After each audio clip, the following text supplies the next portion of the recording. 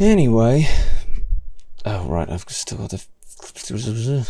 I want to make an edit of this meme where I replace all of the green, just swap green and red, because it's literally that.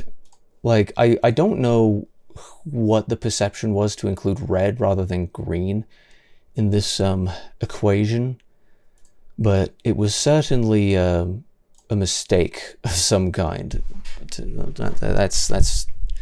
That's for true. Welcome once more, Draconian Discourse.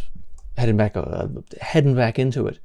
So this one's going to be, obviously, as the title would suggest, it's going to be on comments. It's going to be looking at some comments. So clearly we're gonna have a bit of an uphill battle here. It's the comments. You know how comments are. People are passionate and they forget to treat people as I don't know, created in the image of God. Some may say human, so others may say. Though obviously in context, when we're talking about furries, this is going to be a bit of a complicated issue. Because it's hard to say, yeah, you gotta remember I'm a human, and then be like, well, but are you though? Sus.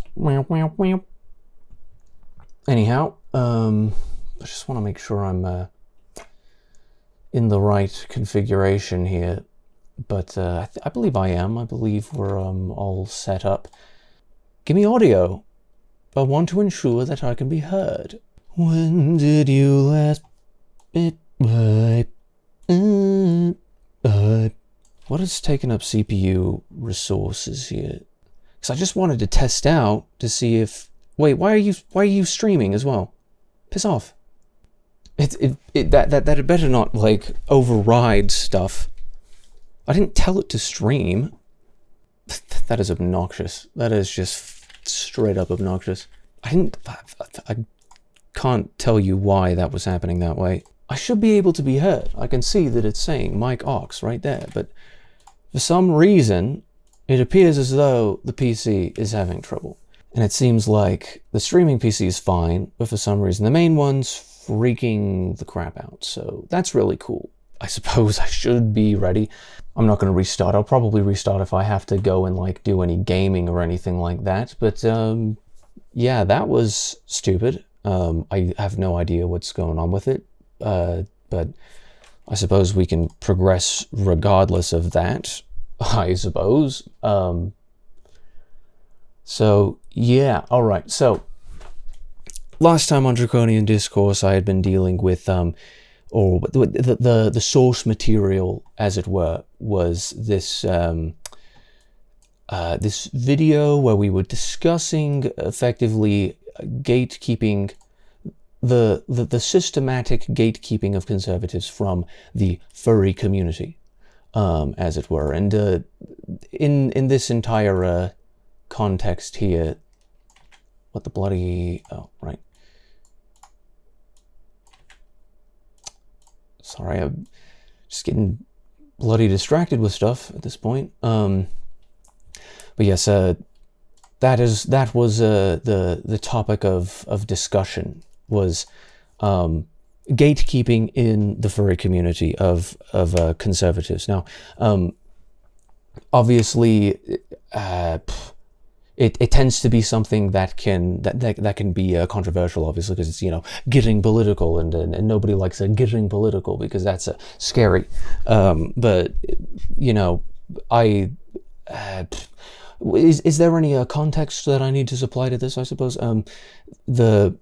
for whatever reason, the part 2 had received, as you could see, about 414 views and counting here, which currently puts it... I don't know why YouTube statistics looks like this. As you can clearly see, things are not properly displayed here. I think it's something to do with analytics being delayed by a day. I don't know. This type of stuff didn't used to happen.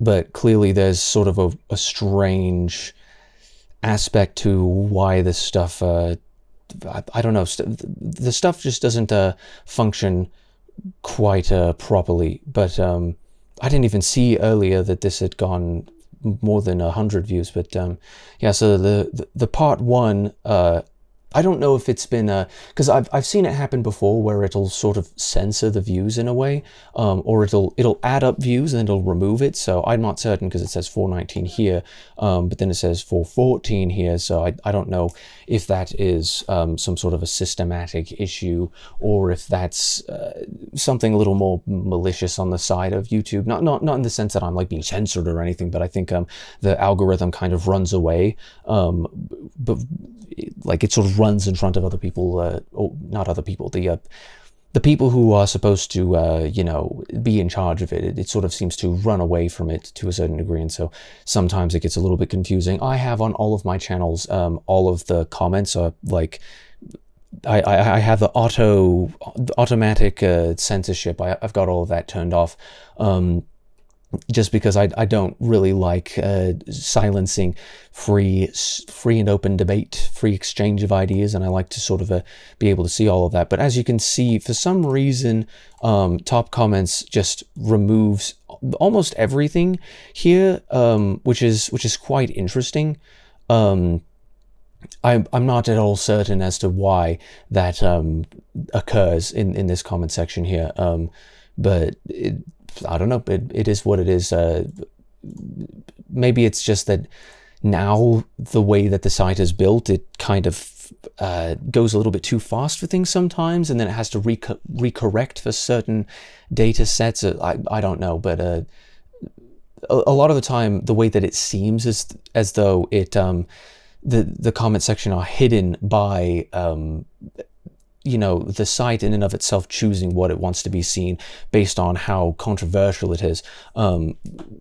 Sort of maybe just the idea that the algorithm doesn't want to reward controversy, and I don't think that that's the purview of the platform to choose what controversy is seen and what controversy is not seen. So I don't know. It's obviously a pretty complicated and highly misunderstood you know, situation. So it's not like I'm about to sort of castigate the entire system as corrupt. It just is interesting, to say the least, that that things tend to land the way that they appear to land. So I saw it by newest first, and so now I can actually see everything. And so yeah, wait, I swear that there were replies. Maybe I didn't reply to that one, but earlier this morning or whenever.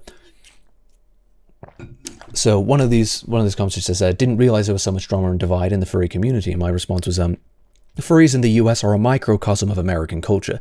The divide affects all of us everywhere. I wish we were above it, but we're not. And then Blitzkrieg Wolf says, there are good actors and artists on all sides, but they are drowned out by the louder dissidents across social media and the community itself. I would certainly say that is an accurate read on sort of a cultural and political, socio-political forums and debates, and sort of the cultural vernacular and the what people are talking about is that most people somewhere in the middle, where they don't really mind or care one way or the other, and then you've got like a good, maybe it's like 1/3 of people are sort of just don't care. Another third, I think I've discussed this before, another third is super hard on one side and the other third is super hard on the other side, and there's variation to a degree where there's a little closer to the middle on one of those 1/3, but obviously it's this big sort of spectrum, and you can decide to view that in sort of a obviously a political compass sort of situation, as you can see right behind me, where it's like, you know, left, right, and that can also be a flawed model, to be sure, but definitely that there are people who are bad actors and good actors and artists, bad actors and artists on all sides. You know, it's certainly true that the vocal minorities of every sort of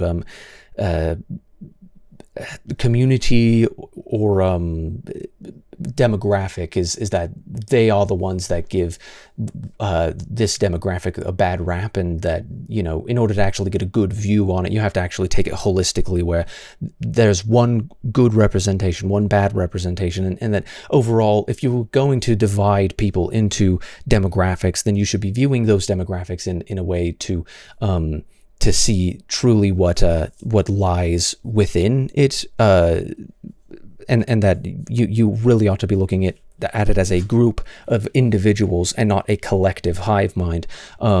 However,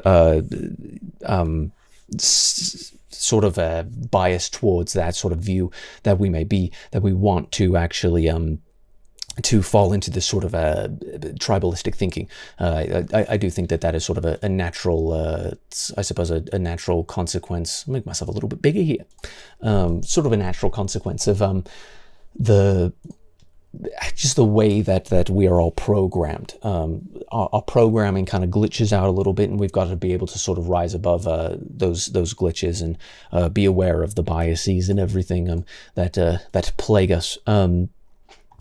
So I wasn't quite certain where I had wanted to give a go. I believe this was where I wanted to give a go, where it's like, you know, basically just agreed with everything that Blitzkrieg Wolf had said here, and effectively this entire discussion that has played out here has, you know, it's just the entire deal is nothing but dogmatic. It's just, I think that that conservatives are bad, and that they lead to bad things, and that these are just consequences for their bad behavior. And my entire sort of request in interacting here was that, well, I need you to define your terms and actually, you know, be objective about this, and to give some sort of a rationalization and a reason behind why you come to these conclusions. That I you know, it's actually an intellectual pursuit that we want to actually figure out what we're talking about in this in this situation. I want to understand your argumentation for making that case, because you made a claim, and now the burden of proof is on you. That was my entire intentions with that, and this individual, Ben, I suppose, I don't, yes, RB, no, you know, I just couldn't get an answer out of him, and I find interesting that it's like, you know, there's just a smidgen of reason, but it's so dogmatic and, you know, inserted into personal views that all that I get out of it is more dogmatism and projection. So obviously that was not going to be a very good, a very fruitful debate.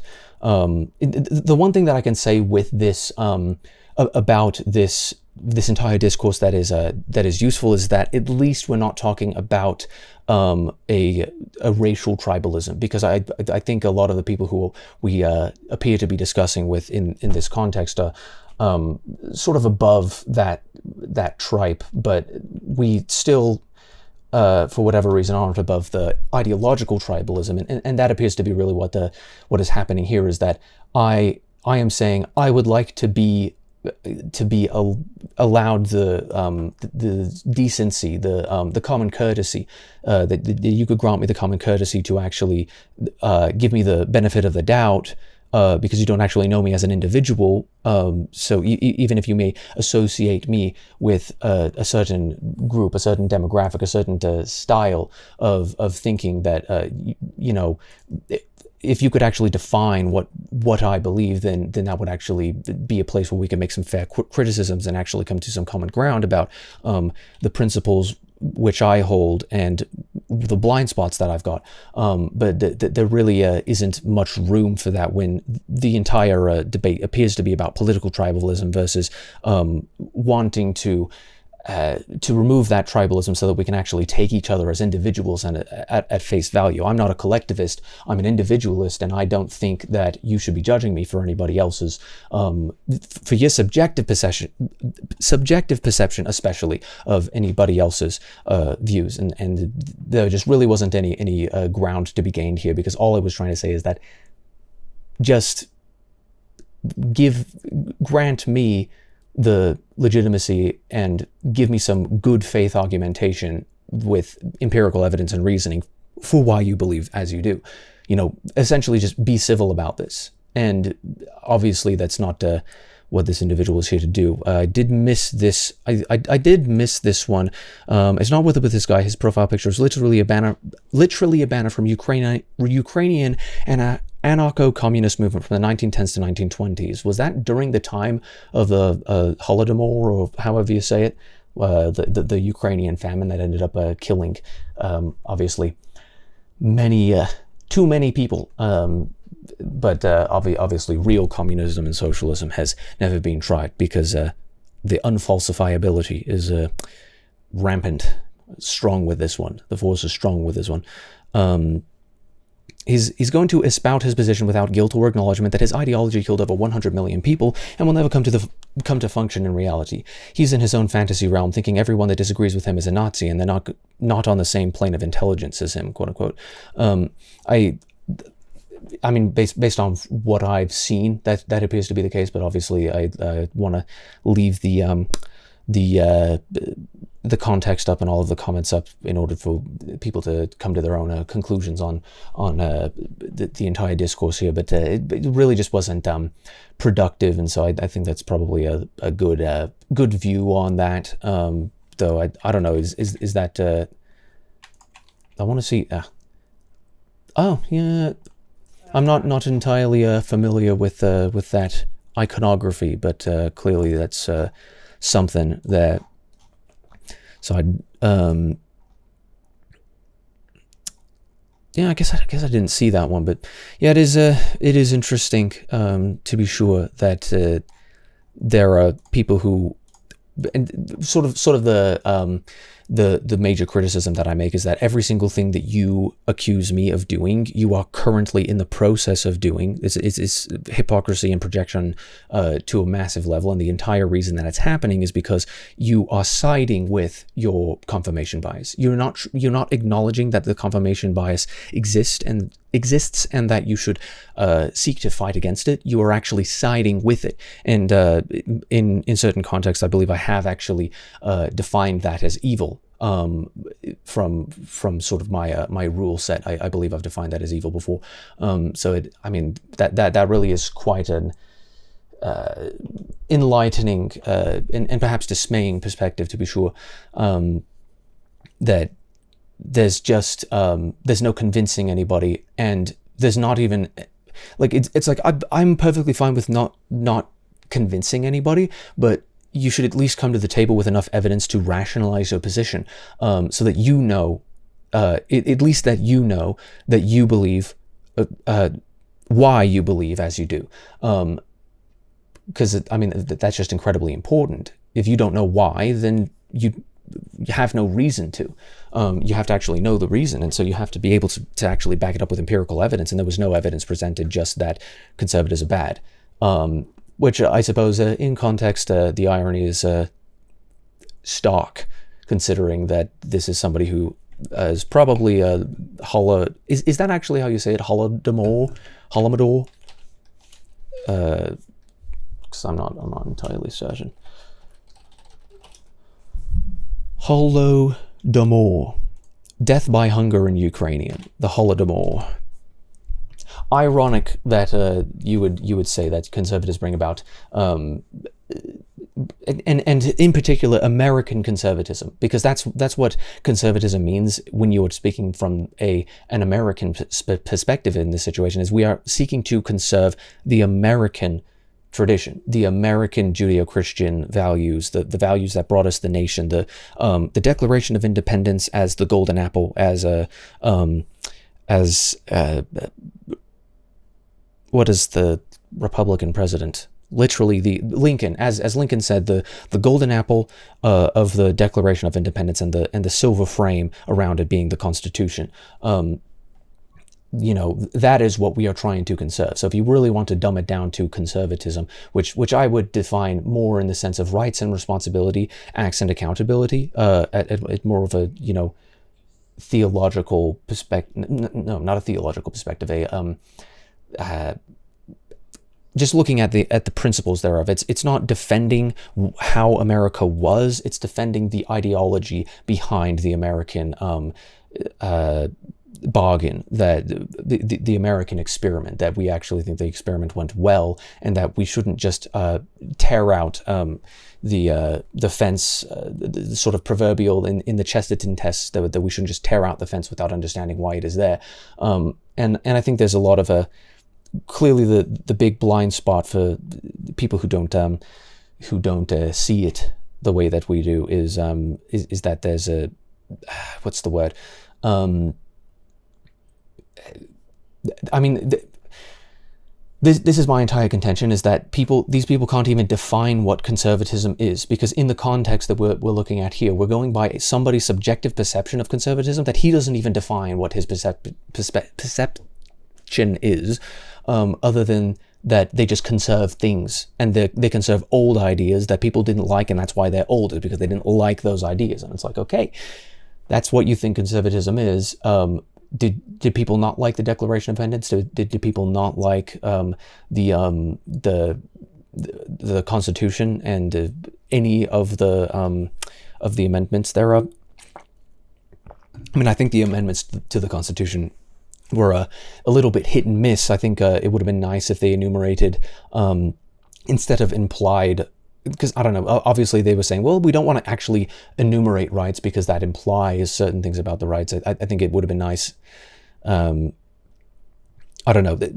There were people throughout history who have despised and just been like, we can just throw this away because, it's not like it's based on anything. It's just the government gave gave these rights to people. It's like, no, it recognized those rights, and that they those rights pre-existed government, and that the government actually exists to protect them, rather than that the government exists to do big things, as sort of the entire progressive ideology tends to be. And so I don't know. It's interesting that this individual discusses leftism, but really discusses more from the perception of a progressive rather than actually. I don't know. It seems interesting now understanding that there is some iconography there that goes back to Ukrainian communism that resulted in some horrific consequences. That those that it's taken from this perspective of progressivism, but also being like, oh yeah, I'm going to be real starry-eyed about that historical event while also being kind of ignorant to the actual goings on with it, and especially of the context with the ideological situation. As Hayek said, nobody would be a socialist or a communist if they understood economics.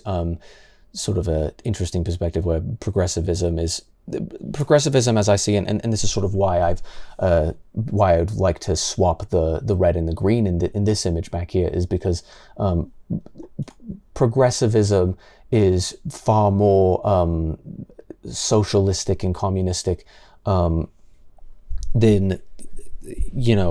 obviously liberalism, sort of the American left.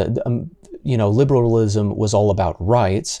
What you do when you push rights without responsibility too far is that you inevitably end up pushing so hard that you go towards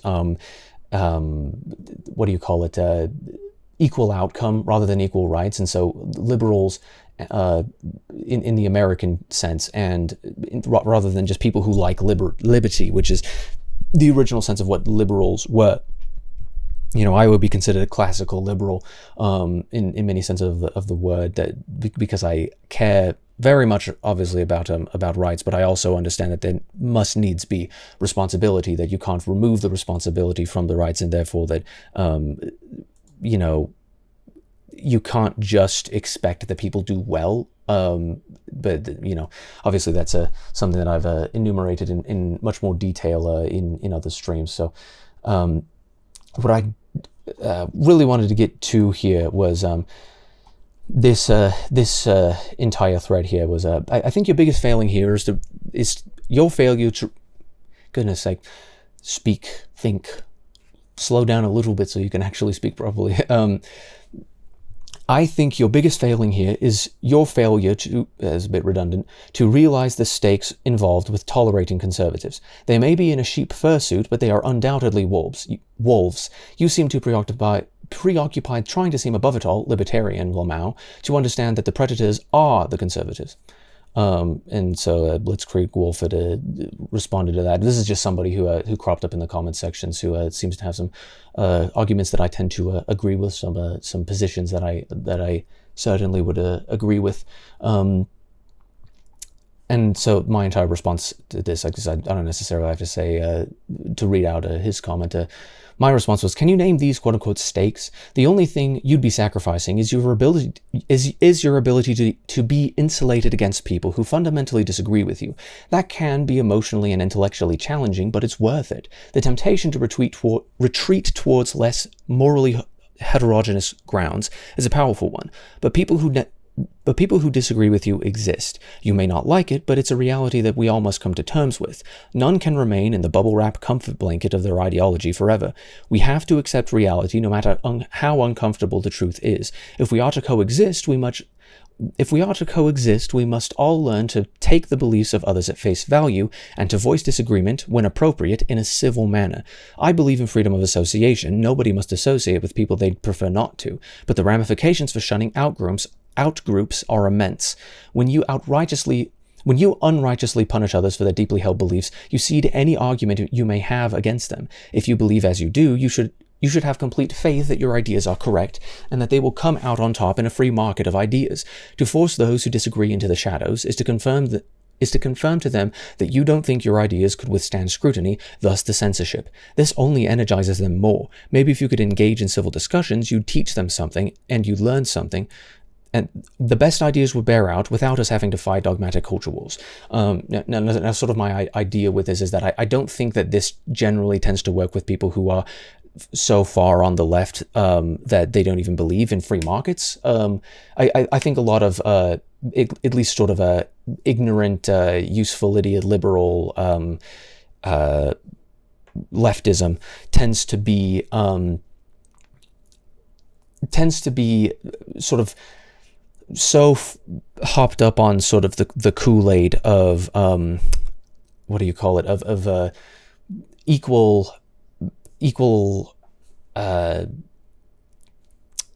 outcome, meaning effectively the same thing as equal rights or equal opportunity, that they posit that equal opportunity automatically would guarantee equal outcome, and the fact that we don't see equal outcome is exactly why there isn't equal opportunity. But if you look both anthropologically and biologically, historically, there are natural hierarchies that occur in the existence of just life. Just in life, those natural hierarchies will bear out, where the moment that anybody is actually creating a meritocracy, there are people who are going to be performing better than other people. Now, this obviously isn't to say that there is sort of a might makes right. It's to say that there are some people who are best at one thing than anybody else is, and they should do that thing, the concept of comparative advantage, rather than doing something that they are not as good at. And generally, the thing that you are the best at is also the thing that you are the most passionate in. And so you actually get better at it because of the amount of passion that you have. You absorb more information on it, you train yourself on it, and it very quickly becomes something that you can actually monetize by making that of value to somebody else, so that somebody can actually pay you for your work, and that you can make a living off of it. I think both in a biological sense, and I think you see this on sort of the classical useful idiot left, sort of 70s environmentalism, where they think that, you know, it's a terrible, horrible, no good, very bad, sad, heartbreaking thing that that certain species go extinct, rather than seeing that as sort of the invisible hand, that there is this natural consequence to behavior and situations, and sometimes that certain species will not bear out in that sense. And I like to think of this as a sort of a particle equilibrium sort of situation, rather than seeing I suppose you could say, individual nodes, where there's an individual in each species, and each species in and of itself is also its own sort of an individual, as you will, its own sort of element, and that all of these elements interact with each other and create this equilibrium, and that when the environment changes, when the container sort of changes, when it gets hotter or colder, then the way that they interact with each other tends to change significantly. And I think that this is actually demonstrated pretty well by this little, I don't know if you could even call this a meme necessarily. I think this appears to be a Facebook post, but it says, if you collect 100 black ants and 100 fire ants and put them in a glass jar, nothing will happen. But if you take the jar, shake it violently, and leave it on the table, the ants will start killing each other, is what it should say. Red believes that black is the enemy, while black believes that red is the enemy, while the real enemy is the person who shook the jar. The same is true in society. Men versus women, black versus white, faith versus science, young versus old, etc. Before we fight each other, we must ask ourselves, who shook the jar? Now, I think this is sort of an important, poignant thought experiment that should obviously be given consideration.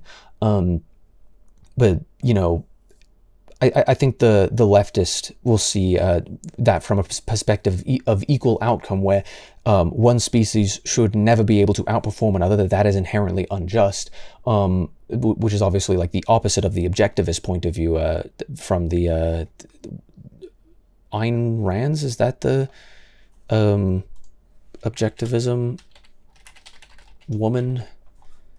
Ayn Rand is a name. It's just sort of this exact opposite of the objectivist point of view, where the objectivist is like, anything that is good for me is good for everybody, effectively. So that if I'm working as hard as I possibly can in order to survive, then that actually does the best for everybody else in the long run. Obviously the counter argument to that would be, well, you're just being selfish, that you actually don't care about any other people. And it's like, well, if I actually care about myself, then from a utilitarian perspective, I think objectivism is sort of an logical conclusion, sort of a enumeration, a complication of utilitarianism, where it's like, well, actually from a utilitarian perspective, there is no utility in treating other people poorly, because they also should be thinking of themselves from the perspective of doing what is best for me. And so if I do something against them that is not the best, that causes them to have to make a decision when it comes to what is best for them, then that actually might create a consequence on myself that is undesirable. And so therefore, if I'm actually wanting to look out for myself properly, then I'm going to be very wise about the way that I interact with other people, so that when I'm in the state of nature, I can obviously put myself first at any point in time, but also that the consequences of my actions need to be understood, especially when I exit the state of nature by interacting with my fellow man, as you will.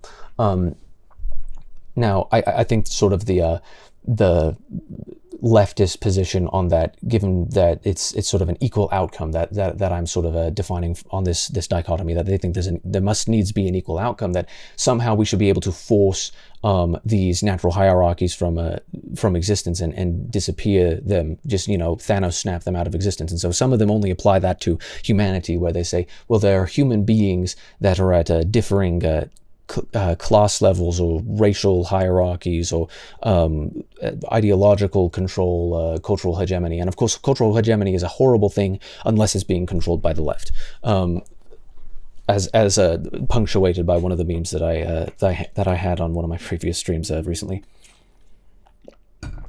Whereas I think the opposite perspective on that would obviously be that, there is a natural consequence to for every action. There's an equal opposite reaction. That is a statement of scientific fact, and it is a metaphysical statement. It is not just to do with science in the terms of like just physics. It is actually a metaphysical element that every single action creates a consequence, and that consequence from a being that has free will, or at least the illusion of free will, if you don't believe that free will can possibly exist, which is a very epic what do you call it, a metaphysical situation to, or argument, I should say,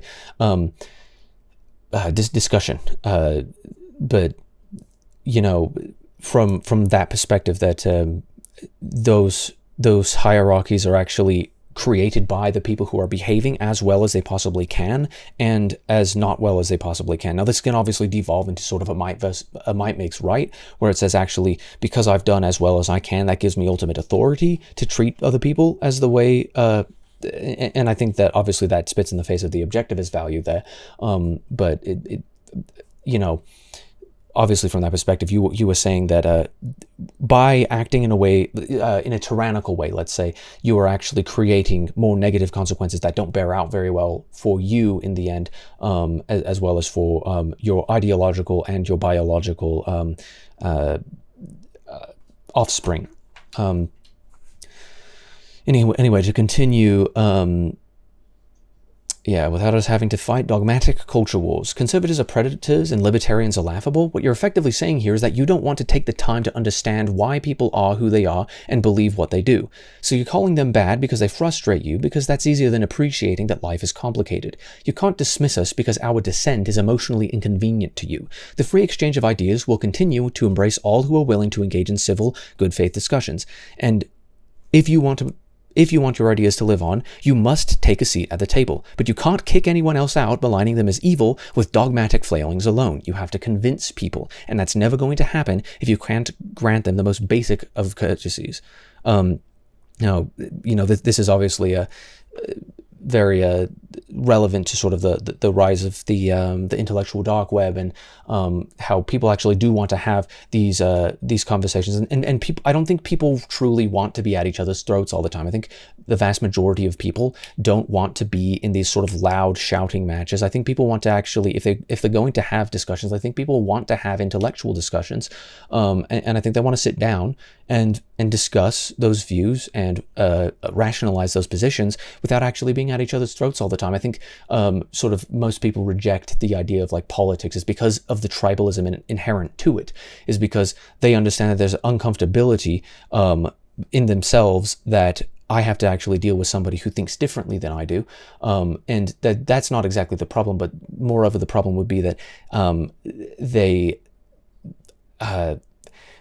the uncomfortability from both sides can be so overpowering that nobody is actually listening to each other anymore, that they're just speaking over each other, and there's nothing actually to be gained of having these discussions, which I really think that is a sort of a tragedy of intellectualism, of I suppose you could call it human progress, that people aren't willing to listen to each other when it comes to even the most controversial of issues, that we can't just sit down and talk about this from a perspective of we're going to put feelings aside and we're going to look at only reason and empirical evidence, that we can only look at being objective about this rather than being dogmatic about this and saying, well, this is what I believe and I don't like that you disagree, which obviously nobody really wants to think that outright. Nobody's really willing to admit that outright, that that's the way that they feel about it. But I think sort of the candor in people want to make it sound plausible, not because they need to make it sound plausible to other people, though that's part of it. I think people, because inherently we are allergic to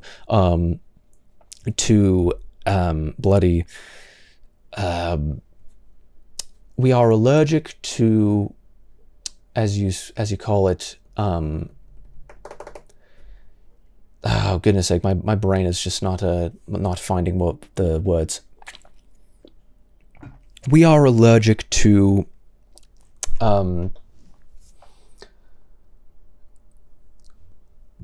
cognitive dissonance. That's it. If what I believe is true, why can't other people think the same way? That is an inherent aspect of cognitive dissonance that actually supremely bothers each of us. And obviously for someone like me who is neurodivergent and has OCD, then that's going to be exceptionally, distressing at times, that, there's an obsession that creates a compulsion. And the compulsion is that I, will sit here and rant for hours on end, enumerating and rationalizing my position on things because I I really want to sort out the cognitive dissonance in my own mind. Obviously, we are allergic to cognitive dissonance, and we must find a way to rationalize that so we can sleep at night. Because if we, because it's not possible for us to have two logical conclusions exist at the same time that fundamentally don't exist, or one cannot exist without the other, that are mutually exclusive. Inherently, that is something that our brain sees as we cannot actually have that be possible. So we have to grasp at straws in a way to what's the word? Let me unrestrict this. I just saw I went through so much BS today. I broke one of my nails. I'm sorry to hear that. How do I permit? Is that how I do this? My nails. Rip bozo. I want to make sure that I'm unrestricting you because it says likely ban evader, but I don't. Are you permitted? I just want to make sure that you are able to chat. Stop restricting. There we go. That's what I wanted to do. Yeah. Hopefully you can show up. My message got destroyed. Yeah. No. I took care of it. Now it's good. Sorry. I don't know why exactly it wanted to do that. It might just be because it might be because your account was created today and something like that. I don't know. Hope your nail's okay. I'd imagine that would hurt significantly. I'm on multiple proxies. Perhaps that would make sense. Yeah. No. It automatically detected that you're a ban evader. So, or that's what it thinks. It thinks you're a ban evader, but I doubt it. And regardless, I'm over it.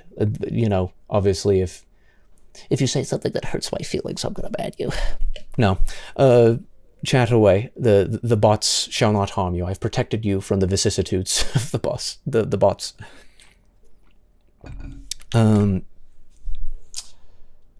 I mean, that's basically as much as I've got to say on that topic so far. So I said, I'm not above it all. Obviously, that's me responding to you seem to be too preoccupied trying to seem above it all. I say, I'm not above it all. I'm as susceptible to error as anyone is. But the right continues to grow in strength because the principles of the left quash individualism and dissent. We accept the free exchange of ideas, which breeds far more success, tolerance, happiness, and social fabric than insular thinking. Many fail to live up to these principles with reactionary, provocative tendencies. I wish they didn't. It exacerbates the issue.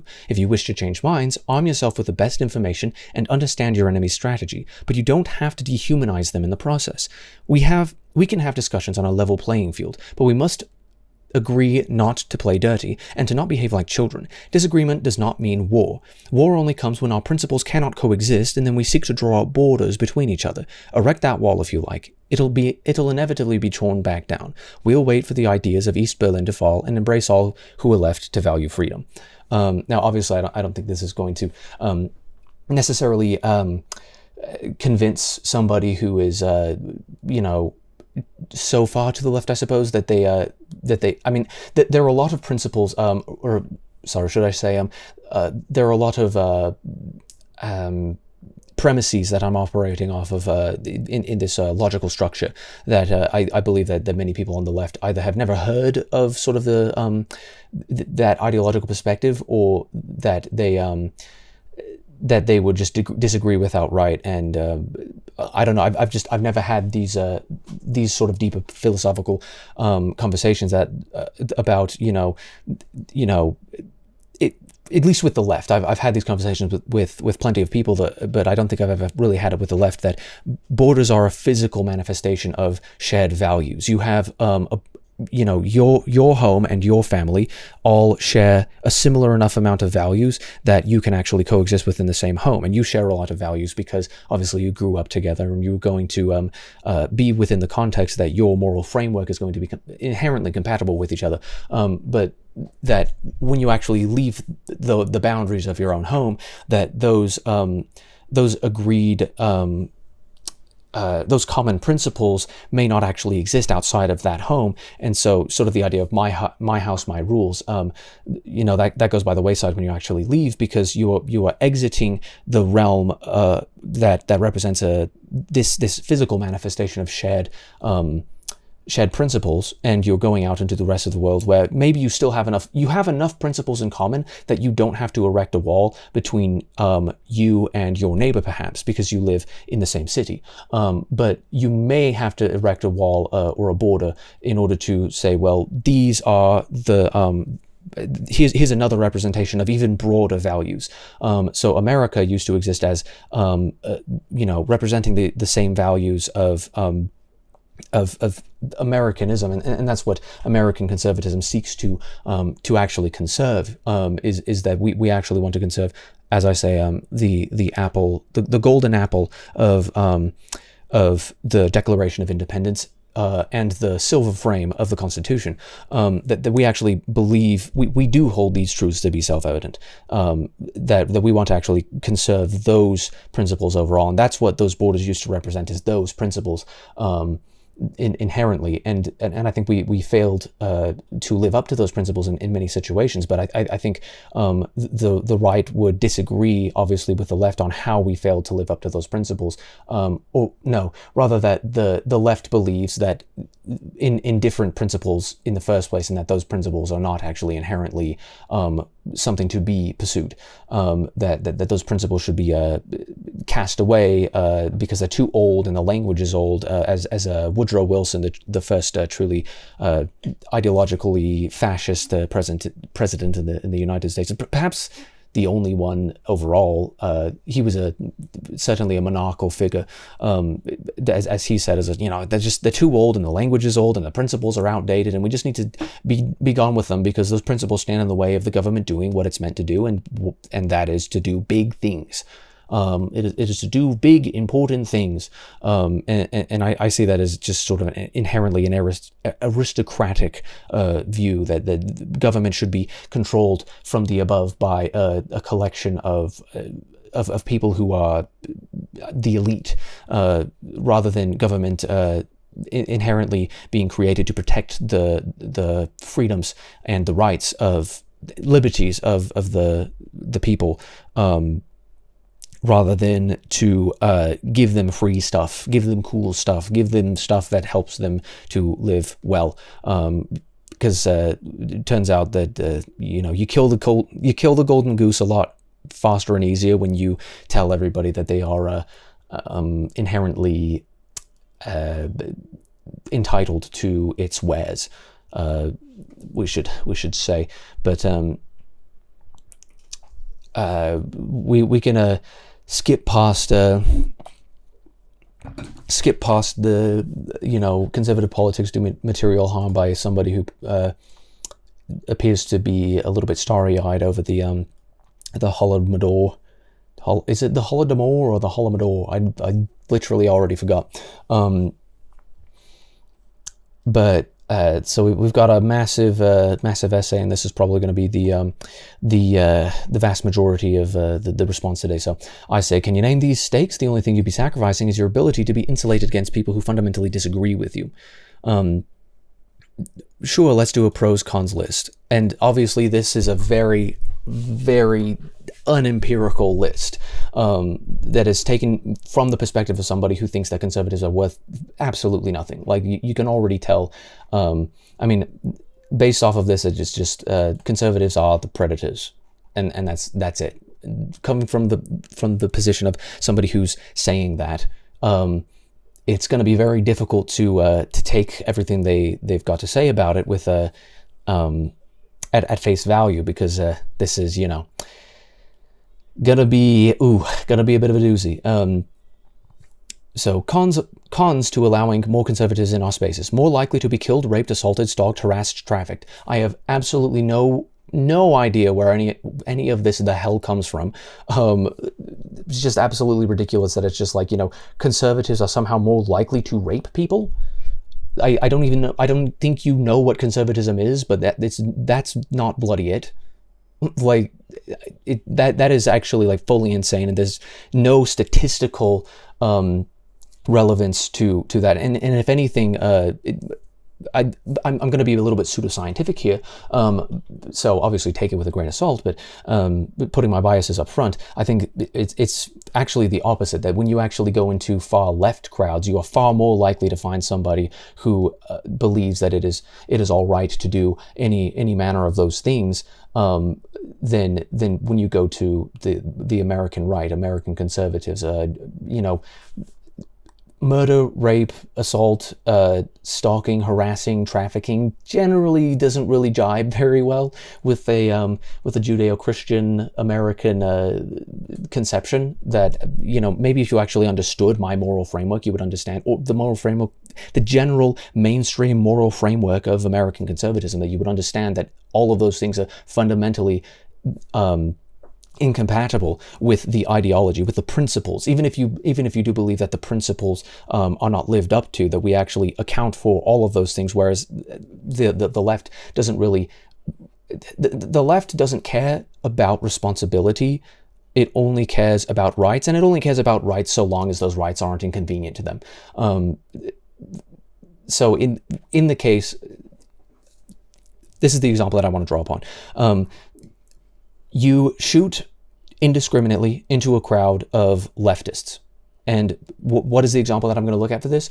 Kyle Rittenhouse. Kyle Rittenhouse shoots 3 people who are currently attempting to murder him. It's absolutely undisputable that he was about to be murdered. And if that doesn't match the definition of murder, then I don't know what does. And if it doesn't match the definition of what do you call it, of self-defense, then I don't know what does. You've got somebody who's about to hit you in the head with a skateboard, somebody who's about to actually kill you execution style with the sideways pistol, and you've got somebody who was whipping around a chain who had approached you. If you do not have the right to use lethal force against those people, when whipping around a chain from a tall, burly man, from what I recall, I don't even remember the name of that guy, who was also yelling racial epithets earlier in the night and swinging that chain around the entire time. Clearly not a progressive person, or at least not very PC, as it were. But he had actually been administered medical care by Rittenhouse earlier in the day, and he came around swinging that chain at the person who had actually given him that care, and rapidly approached him, and he defended himself. That person was a predator. That person, I believe, was a convicted rapist. I don't exactly remember the variation between the 3 of them. I suppose I could have pulled something up. But the other 2, Joseph Rosenbaum, I believe, and the one who actually had a gun and had the most likely chance to be able to actually execute Kyle was the one who actually survived, and he was only shot in the arm. And obviously that all of these people were criminals. I believe it was just one of them. I suppose I should pull it up at this juncture, because would help out to actually see.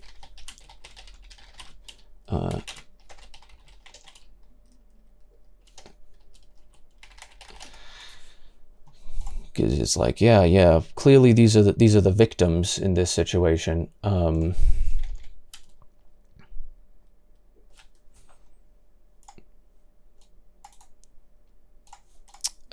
Wow, that is an exceptionally small. I swear I've got a larger version. Look at how small that is. I swear I've got a larger version of this, but yeah, Joseph D. Rosenbaum, convicted felon, sex offender, level 3 offender, failure to maintain registered status, attempted assault and battery, killed by victim. Anthony Huber, convicted felon, assault and battery, domestic abuse, false imprisonment with an illegal weapon. This is that all 3 of these convicted felons. This is immense. Like, anybody who thinks that these are just like good people. Now, obviously, being a bad person does not mean that you deserve to be executed. Everybody still has the right to due process. But clearly in this case, these were not good people, and they were currently in the act of aggressing somebody.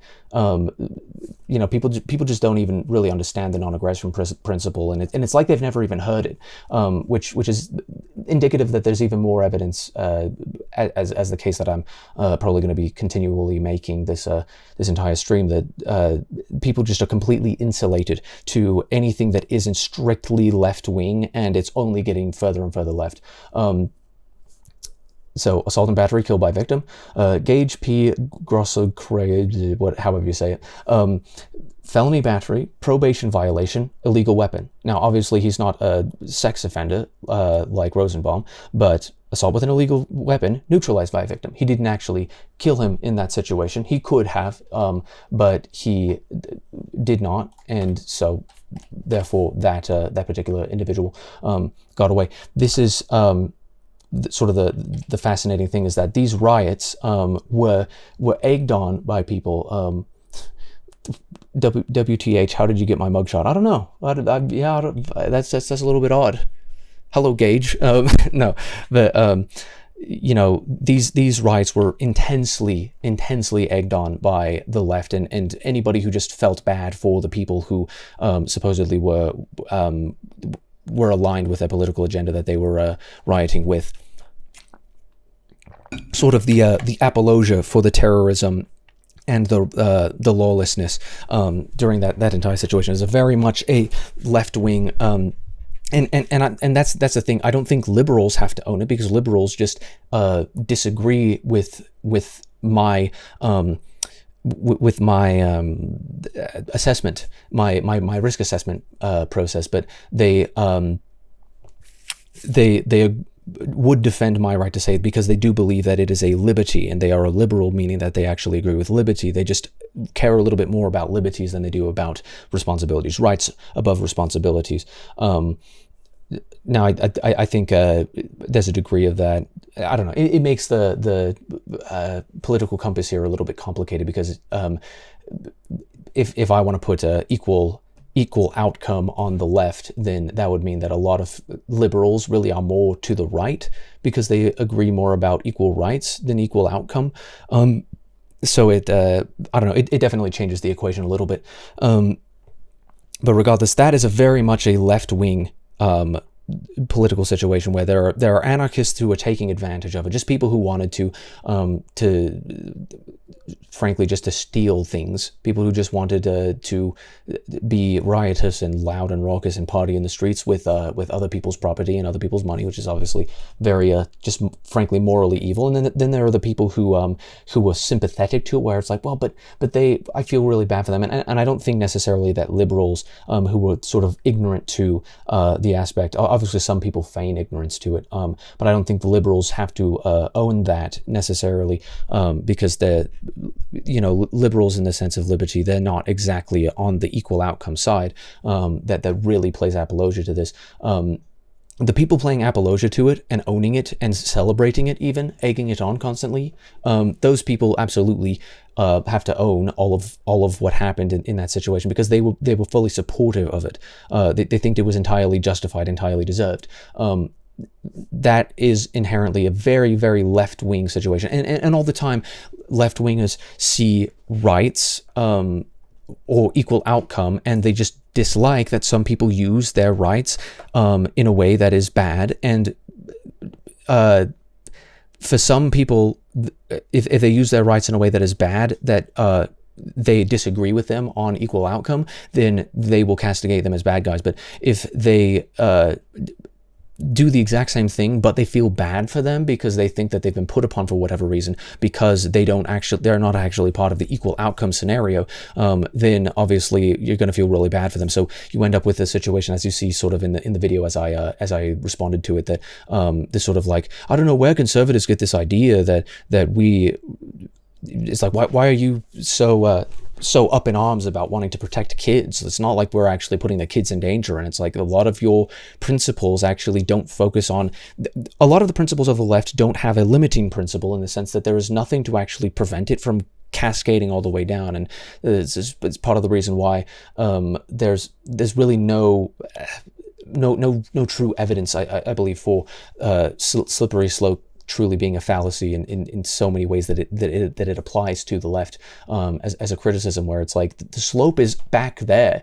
We have people actively trying to jam pedophilia into the sort of the gay pride spectrum, and people just shrug their shoulders at it, or they pretend that it doesn't happen, or they say that I just don't even want to hear about it. La la la. I don't see no evil, speak no evil, hear no evil. It's just cowardice because it doesn't actually support their agenda, and it's pretty despicable. Now, sort of the reason why I go off on that tangent is because when you just so happen to get in an altercation where you shoot indiscriminately into a crowd of leftists, you shoot 3 convicted felons, one of them a child predator, 2 of them sex offenders, one of them a level 3 sex offender, which effectively I believe means a child predator, a child rapist. One of them is false imprisonment, domestic battery. This is obviously a wife beater. What you could possibly term it as a sexist, or at least as a wife, woman beater, an abuser. Perhaps a stalker, a harasser, a trafficker, to a certain degree. And then the third guy is just a career criminal, also a convicted felon. You hit 3 convicted felons, 2 of them who haven't been convicted of sex crimes, one of them of violent crimes, about to commit another one on a child, and then you fire indiscriminately into a crowd of Trump supporters. Shoot right behind Trump, as retardy Oswald recently did. And what do? You hit a father who's protecting his daughters from the projectiles, and he's a fireman. And that's who you end up killing when you fire indiscriminately into that. And then, morally, complete moral reprobates like Destiny are going to go and celebrate that because he was a swing state vote who votes to the opposite party of him, which was obviously despicable. We should be celebrating the life of a good man being snuffed out by an evil man just because you disagree with him politically. That is evil, and it's just never something that any good person in good faith and good conscience should ever be doing, and obviously demonstrates a significant moral failure of the left, where it's all just political convenience, and I really hope that people remember that, and remember all of the random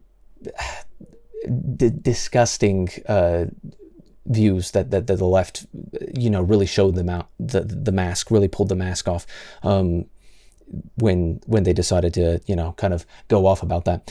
But that's who you hit. When you hit a leftist riot, you hit career criminals, child rapists, sexists, woman abusers, stalkers, harassers, assaulters, rapists. That's what you hit.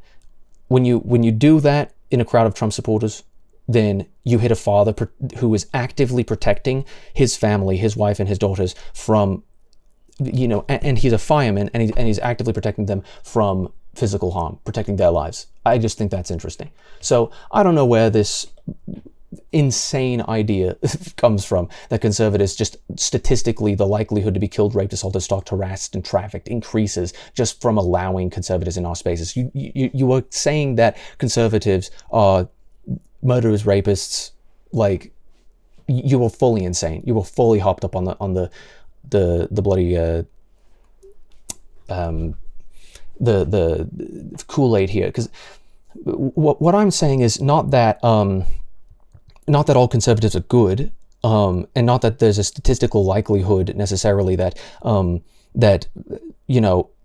if you did the exact same thing in a different space where it was a political space, where there was, I don't know, like a Clinton rally or a Biden rally or a Kamala rally, that you would end up hitting somebody who is a rapist, killer, murderer, stalker, harasser, trafficker. Like, I don't think that's as likely due to the situation that it's in.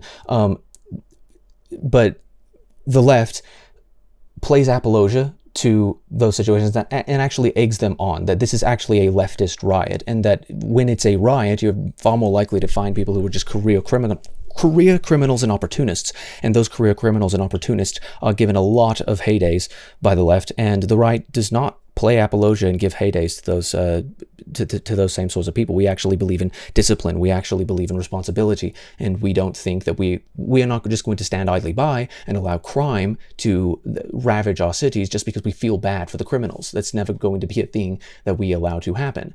Whereas every single major Democrat city, and really most cities tend to become more democratic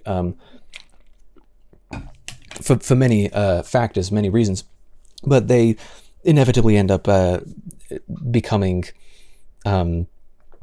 just covered in crime, covered in, the amount of tough on crime Democrats is significantly decreased over the years. And it's really interesting that you would think that conservatives either are the murderers, rapists, etc., or that we want to, don't want, conservatives are so hardcore for the death penalty for all of the people in what you said, except for perhaps stalkers, where, stalking somebody is a bit less of a higher, I mean, you haven't attempted to murder somebody, and you haven't actually murdered somebody yet, so that, there's a gradation to that where absolutely there should be discipline for that, not necessarily the death penalty. But most leftists don't believe in the death penalty at all. It's kind of interesting that it's like, hey, vast majority of conservatives are pro-death penalty for almost all of the people who exist in the categories that you listed, and yet you think that conservatives would simultaneously say that all of these categories should absolutely be, I absolutely believe that rapists should be castrated and killed. And vast majority of, at least what I see on TikTok, I suppose, that Gen Z agrees with me in that sense. A medieval punishment for a medieval crime, as they say. I absolutely believe in that, but you would think that I would advocate for that and also be a rapist at the same time. That's weird. Why would I do that? The cognitive dissonance that there would be theoretically insane. Do you really think that is something that I am insane enough to believe? And are you so deluded that people could possibly exist in a plurality so that they make up about 50% of the voting populace in the United States, that those people would actually make such a delusional risk assessment? Make it make sense. But I just, obviously there's no statistical data to really back that up. And I got a little bit pseudoscientific from a sort of a allegorical, not allegorical, but I don't know, just from a anecdotal perspective, but I really don't see how that could ever possibly be the case of somebody, other than that they're going to be like, oh, the Catholic. It's like, okay, buddy, the Catholic, the Pope many years ago said on priest on young boy abuse, quote, "Who am I to judge?" People really don't like Pope Francis, on the right in particular. People on the right really don't like Pope Francis and his sort of a sort of the low balls that he kind of grants to the left. People don't really appreciate a lot of that, and he thinks that, where the slippery slope is behind us at this point. He thinks that he can't even judge child rapists who are in his own church, in his own clergy, that he actively could have condemned, that he actively could have rooted out of the structure of the church and actually could have created change. That he's just like, just got to shrug about that, because it's like, but they've got these temptations, and those temptations, I don't know, who am I to judge? It's like, you are the leader of a church, right? So if you really want to talk about the Catholic Church being far more likely to abuse children in a sexual manner, check out the elites at the top of that and what they actually say, and what those elites say that you may or may not agree with, and realize that it doesn't actually align with very many conservatives. So I don't know where any of that reasoning truly comes from there. More likely to be discriminated against for race, religion, gender, sexual orientation, etc. Where does this come from? Where does this come from? What is this idea that conservatives want to discriminate on the principle of any of those things? If anything, once more, that actually comes from the left, where the left actually is the one who is telling. There's a hard prejudice against white people because they're just evil. They're just they have privilege. They're benefiting from the system, and the system TM is always something that we must tear down. That's a hard prejudice that says we believe that you must be punished for the sins of your ancestry. That you must be held accountable for something that you never choose. That literally an immutable characteristic. That's a hard bigotry. And then they have the soft bigotry of low expectations towards minorities, where they're just like, it's utterly paternalistic. It's this actual white savior complex of the idea that it's like, oh, we have to feel. I feel so bad for the black people and the Hispanics and the Asians and all of them, even though the Asians actually get discriminated against due to affirmative action because there are too many of them who are going into Ivy League schools. We actually have to reject them because we have too many smart Asians around. So we actually have to increase the standard for Asians because they're too smart, and then we actually have to decrease the standard for black people because just economical situations. And obviously, I truly don't actually believe in intelligence inherently, and I'm going to get into that a little bit later because there's going to be some ad hominem sort of name calling that goes on later on. Obviously not from my end, but these that sort of the idea is that, well, the black people are underprivileged, and therefore we actually have to expect less of them. And it's like, well, no, you should have a high standard for everybody, and then if everybody reaches that standard, people will succeed who actually take it upon themselves to succeed, and the people who won't succeed are the people who don't do that. That, simple as. And so that's actually far more egalitarian, believe it or not, than somebody who says merely on the on the principle that you are disadvantaged, that I actually have to treat you like you are different. I have to be aware of your race. Sort of being like, I'm colorblind. I just treat people as individuals. Apparently, that's racist. That you actually do have to see me from a collectivist perspective. This is utter tosh. And it's like saying you go into a situation with a bunch of individualists, and they're far more likely to actually dislike you for immutable characteristics. It's like, well, no, they're actually more likely to dislike you for individual characteristics and not collective characteristics. You are saying that the collectivist situation, a collectivist setting is less likely to see you for what you are rather than who you are? Make it make sense. There's no possible way for that to actually make for both of those things to be true at the same time. There is no individualistic sense in a progressive left-wing leftist structure setting, I suppose I should say.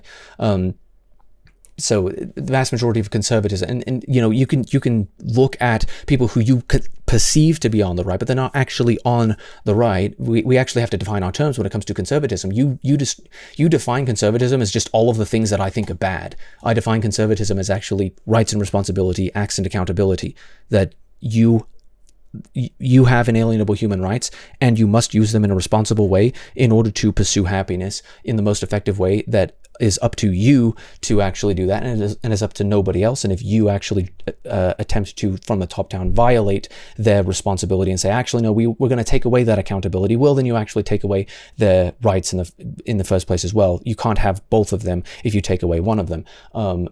That is sort of the most basest sort of ideological sense of it. If you want to look at it, it's a simplistic sense. Once more, it's that American conservatism seeks to conserve the American founding ideology. And if you actually understand the American founding ideology as actually spoken by the founding fathers, Frederick Douglass as certainly a second founding father, that the principles of Americanism did not only apply to one version of human being. It actually applied to all human beings, and that we've actually failed to live up to that principle, that all of those rights pre-exist government, and whether or not the government recognizes those rights is not the responsibility of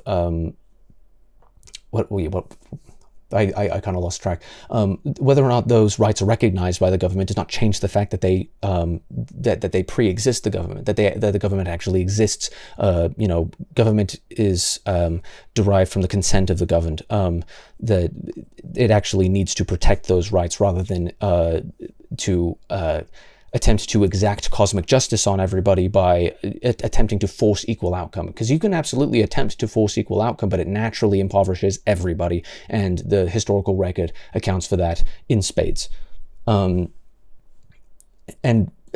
if you look at racism as conservative, I don't know, maybe in some places, if you look at a certain aspect of sort of conservatism in a lot of European countries has to do with, well, what used to be at this country's founding was a racial solidarity, an ethno-state. We had an ethno-state, and that's what we seek to conserve. In American conservatism, we seek to conserve the principles of our founding, and the principles of our founding are not racial principles. If you actually look into the historical record of everybody, even the slaveholders who were founding fathers, that they actually did believe that that it should that all of these rights should actually apply to the people who were currently enslaved. It was just that they could not win the war if they did not ally with the South, and the South would refuse to ally and be under the American system unless they could actually be on board with that. And so it ended up taking a long time to finally live up to that promise, that promissory note, as Frederick Douglass said, as Martin Luther King Jr. said, that was a promissory note, that you may not have these rights recognized and protected as they are, or as they should be today, but one day you will make it there. That actually, I believe every single one of the founding fathers was on board with the idea that, principally speaking, this sort of might makes right when it comes to slavery, that you can define certain peoples out of their rights, out of their common humanity, out of the idea that they are created from the same, sort of children of the same God. I believe would be a lot of the way that many of the founding fathers thought about it, and most of the founding fathers were truly not deists. The closest one to a deist would have been Benjamin Franklin, but he wasn't truly a deist in that sense. So regardless, you actually see that egalitarianism, judging people not by the color of their skin, as Martin Luther King Jr. famously and influentially said. Judging people by the content of their character is actually the exact opposite of discriminating against people for race, religion, gender, sexual orientation, etc. That people on the right, and this is coming from somebody who is bisexual, and I see plenty of people, you can just go on Twitter, I can see plenty of people within the furry community who are plenty of shades of gay, who don't agree with the agenda that is being force-fed in every single cultural institution, in both in the United States and within the community itself. So this entire idea is entirely based off of your own bigotry, is what I say to that, and that you actually don't have any statistical evidence, and any evidence that I believe you would be able to use to support that claim would be not allegorical. I keep forgetting the word. It's an A word. It means, I don't know. It would just be subjective at best. Did you say plenty of shades of gay? Yes, I did. You did not mishear me. Lends legitimacy to a dangerous, harmful, bad, or unhealthy ideas. Again, this is operating off of the principle that literally premise one, if you put this into logical form within the philosophical framework, you put this into logical form. Premise number one is conservatism equals dangerous, harmful, bad, unhealthy ideas. That is not, nobody has intentionally, like, it's such bad faith where it's positing entirely that people who disagree with me sort of, I suppose whether by intention or otherwise, they just believe dangerous, harmful, bad, or unhealthy ideas. Well, of course, anybody who believes that they are correct is going to also believe that people who disagree have potentially dangerously harmful, bad, unhealthy ideas. Obviously, that is going to be the case. But you also have to assume that they don't believe that those ideas are that. The vast majority of human beings don't intentionally do things that they think to be evil. A lot of the way that we think of evil is inherently cartoonish and sadistic, and really only applies to a certain minimal percentage, just single-digit cases of people who are sort of in the dark triad sort of family of mental illnesses, and those are incredibly rare. What does that even mean? I said plenty of shades of gay, meaning like whatever labels they prefer to identify as, like, whether that be like bisexual, trans, lesbian, pan, whatever it may be. But that there's plenty of people, all of the the shades of gay. Like I don't know. It's just colorful wording for a colorful topic. As I say, there's a very colorful flag involved with that, right? Lends legitimacy to dangerous, harmful, bad, or unhealthy ideas. Obviously, first of all, premise one is that conservatism equals bad ideas. Premise number two is that bad ideas must be silenced, because bad ideas, or I suppose premise two would be bad ideas lead to bad outcomes, and then premise three from 1 and 2 would be that therefore all bad ideas should be therefore all bad ideas should be censored, should be kept out of the view of people, because they can potentially lead to those bad outcomes, and therefore conservatism should be gatekept. This obviously inherently posits that that conservatism is wrong, and that premise number one is the thing that I have not been able to be convinced on. Because this is the hilarious thing, is that if I said this about, like, let's say I wanted to ban all of the LGBTQ, which I absolutely don't want to do.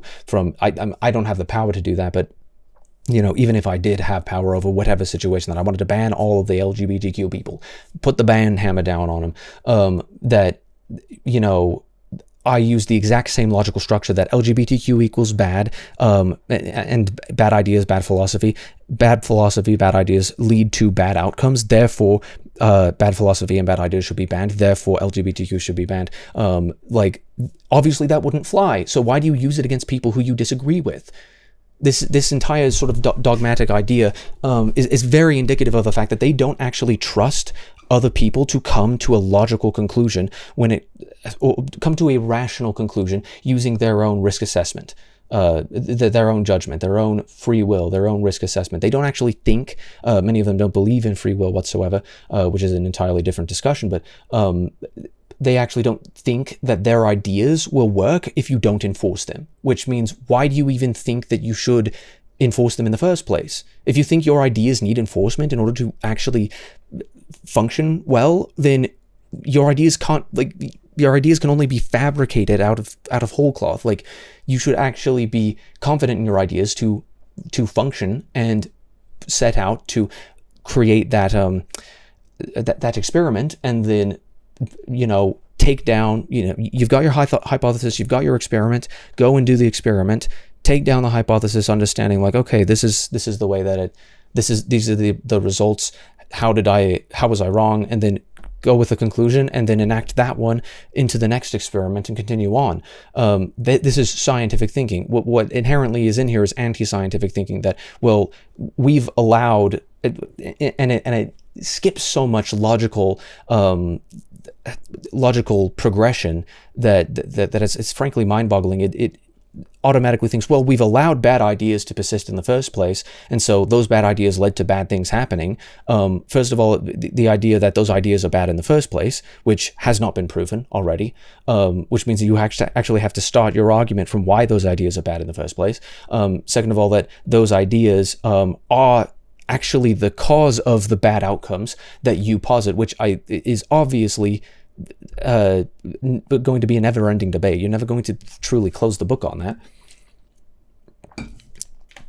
And also that the negative consequences, quote unquote, are necessarily negative in the first place. Now, obviously, I think we can agree on an example of a negative consequence, such as, I don't know, stuff like this, that obviously this is not the ideal. We don't want those consequences to happen. We can agree that those consequences should not happen, but there's plenty of things that the left would also posit is a bad outcome, meaning unequal outcome is inherently a bad outcome. I say that's inherently a just outcome, that things are unequal, because that means that people who work harder actually achieve more for themselves and they actually earn more, and the people who don't work as hard achieve the exact, you reap what you sow, essentially.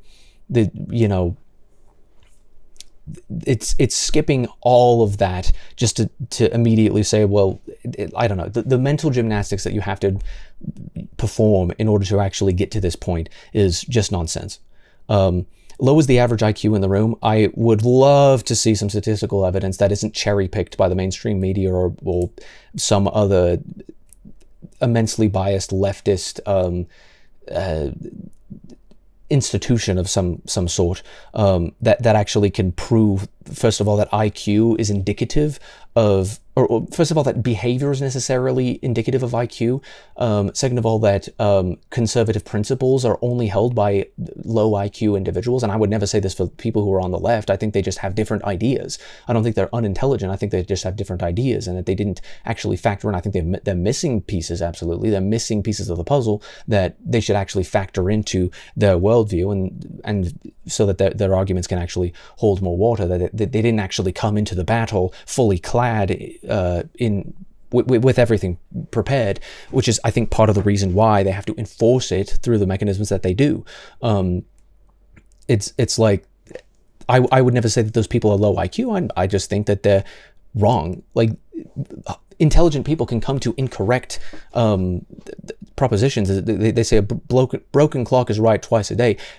People who you disagree with on plenty of things will say something that you can agree with, once in a blue moon, because eventually, if you go into the granular, eventually you'll be able to find something that, because obviously then otherwise people who disagree with each other would only fall upon two lines: people who believe all of these things and people who believe all of these things, whereas actually the world is a lot more nuanced than that, and that people who disagree, the right is constantly infighting. People disagree massively on the right, the American right, the British right.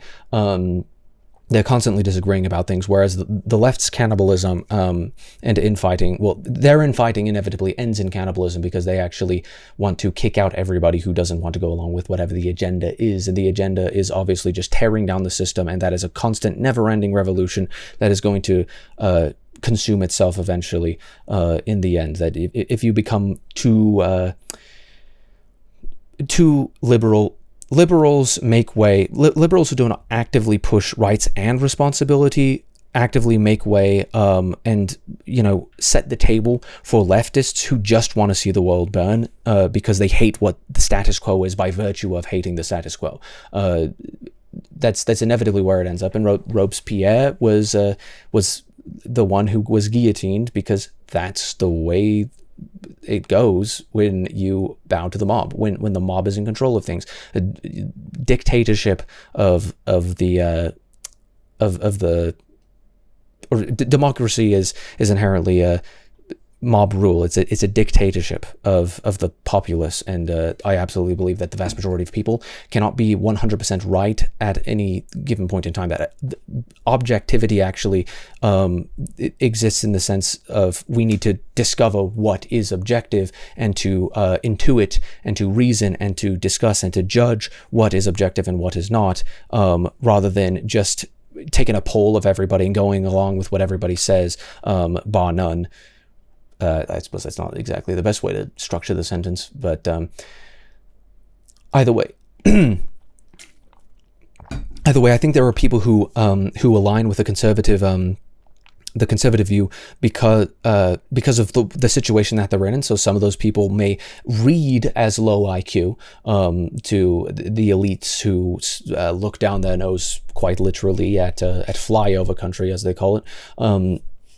I think I think there's scanty at best evidence to suggest that conservatives, or people who align with your subjective definition of subjective perception, I should say, of conservatism, are on average a lower IQ. I think IQ is, or I suppose intelligence, or how well versed somebody is, how well cultured somebody is. Those are things that tend to be pretty perceivable, and if you spend enough time actually paying attention to the things that somebody believes, then you will actually discover enough about them to tell that, okay, you are intelligent, you just have a different, goodness sake, you just have a different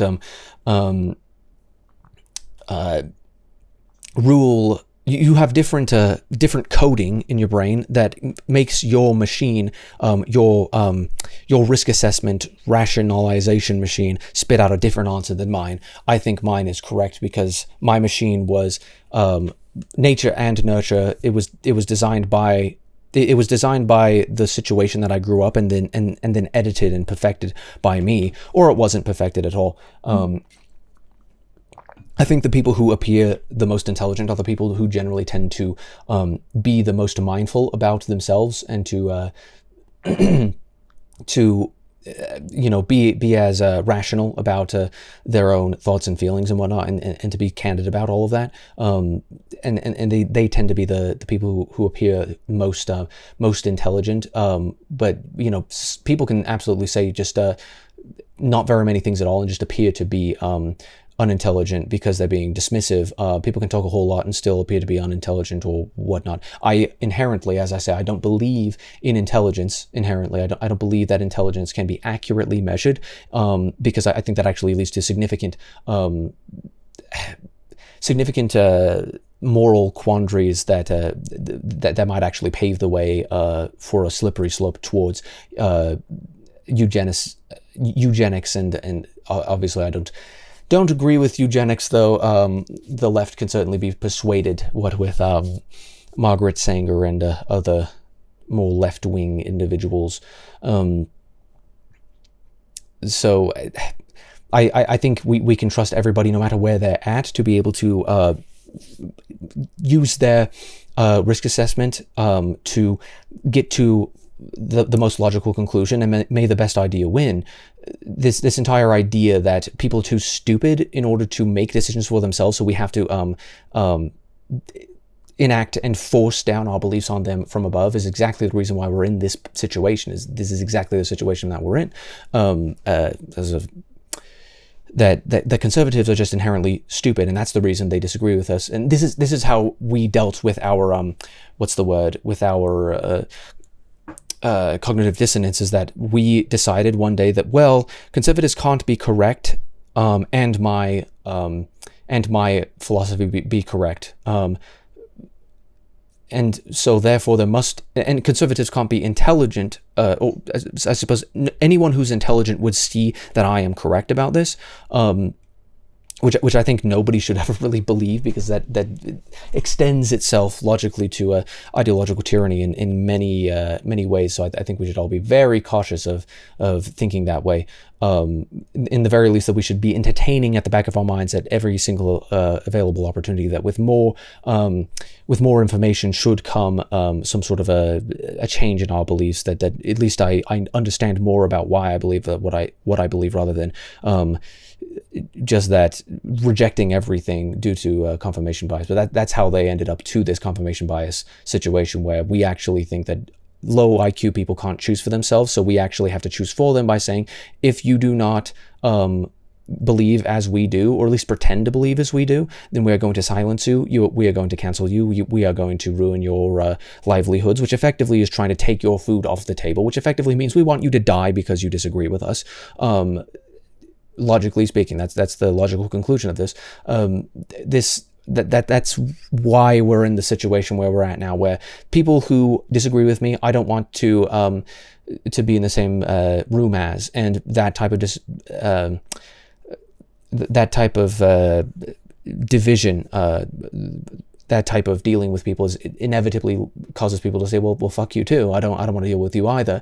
And then we're going to end up in a politically tribalistic, politically segregated culture, where conservatives only go to conservative businesses, and leftists and liberals only go to left businesses, and they do the same thing with states. Now, I believe that the conservatives will be happier in their state until the leftists realize that that their ideas didn't play out properly, and they need to actually find someone to blame, because obviously the ideas work perfectly fine. They just don't work when there are right-wing people who live next door, so we have to go over and lynch them.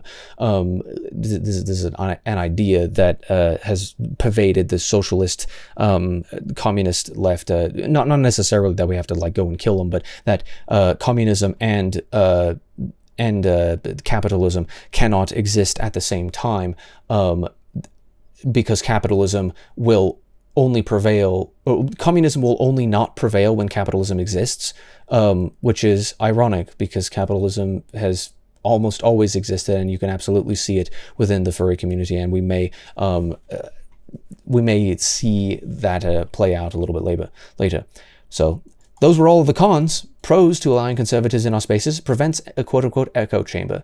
That is far from the only pro, because this is the funny thing. This is the remarkably ironic thing, is that I could list off a million reasons why I think that free thought from the like I could talk to conservatives and say, okay, you don't like the leftists because you disagree with them, because they make you uncomfortable, because they're nasty, or because you think they're nasty, you perceive them as nasty, or you think they lead to bad consequences, or whatever the situation may be. But here are the reasons why it might be a good idea to at least have discussions with them so that we can actually coexist.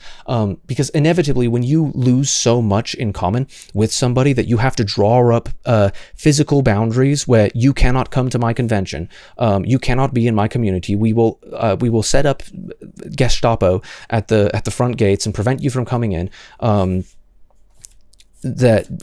And inevitably what ends up happening is that they actually have to prevent people from coming out, because it turns out nobody actually wants the human spirit to be crushed under the boot of authoritarian collectivism, that everybody is an individual, and the moment they stop being treated as a collective, then they don't like it. People only like being treated as a collective when it benefits them. When they can, what's the word? When they can virtue signal about it, when they can, grift off of it, when whatever the case may be.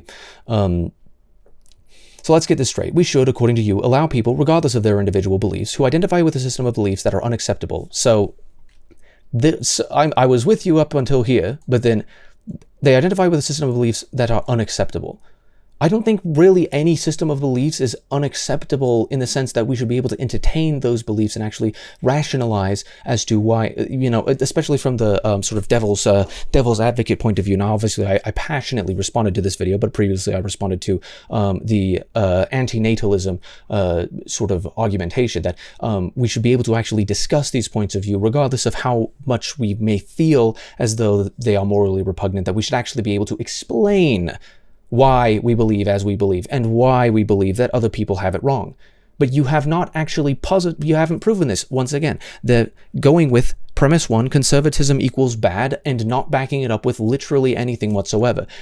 The only way that I could possibly understand and to agree with anything that is being said here is if I agreed with that. We can't start out from a premise that I don't agree with. We have to actually agree on the definitions. If you say conservatism equals bad, rather than conservatism equals rights and responsibilities, acts and accountability, and particularly in American conservatism, that we seek to preserve the original American bargain from the principles of the founding of America. That if we can actually agree on that definition, that obviously we can't agree on what the founding of America was about until we can actually have a reasonable debate about those. That's an entirely different debate. But agreeing with what conservatism is in the first place, defining your terms in the first place, is very important. And if you start from a flawed premise, the entire argument is going to be moot for somebody who does not agree with that premise.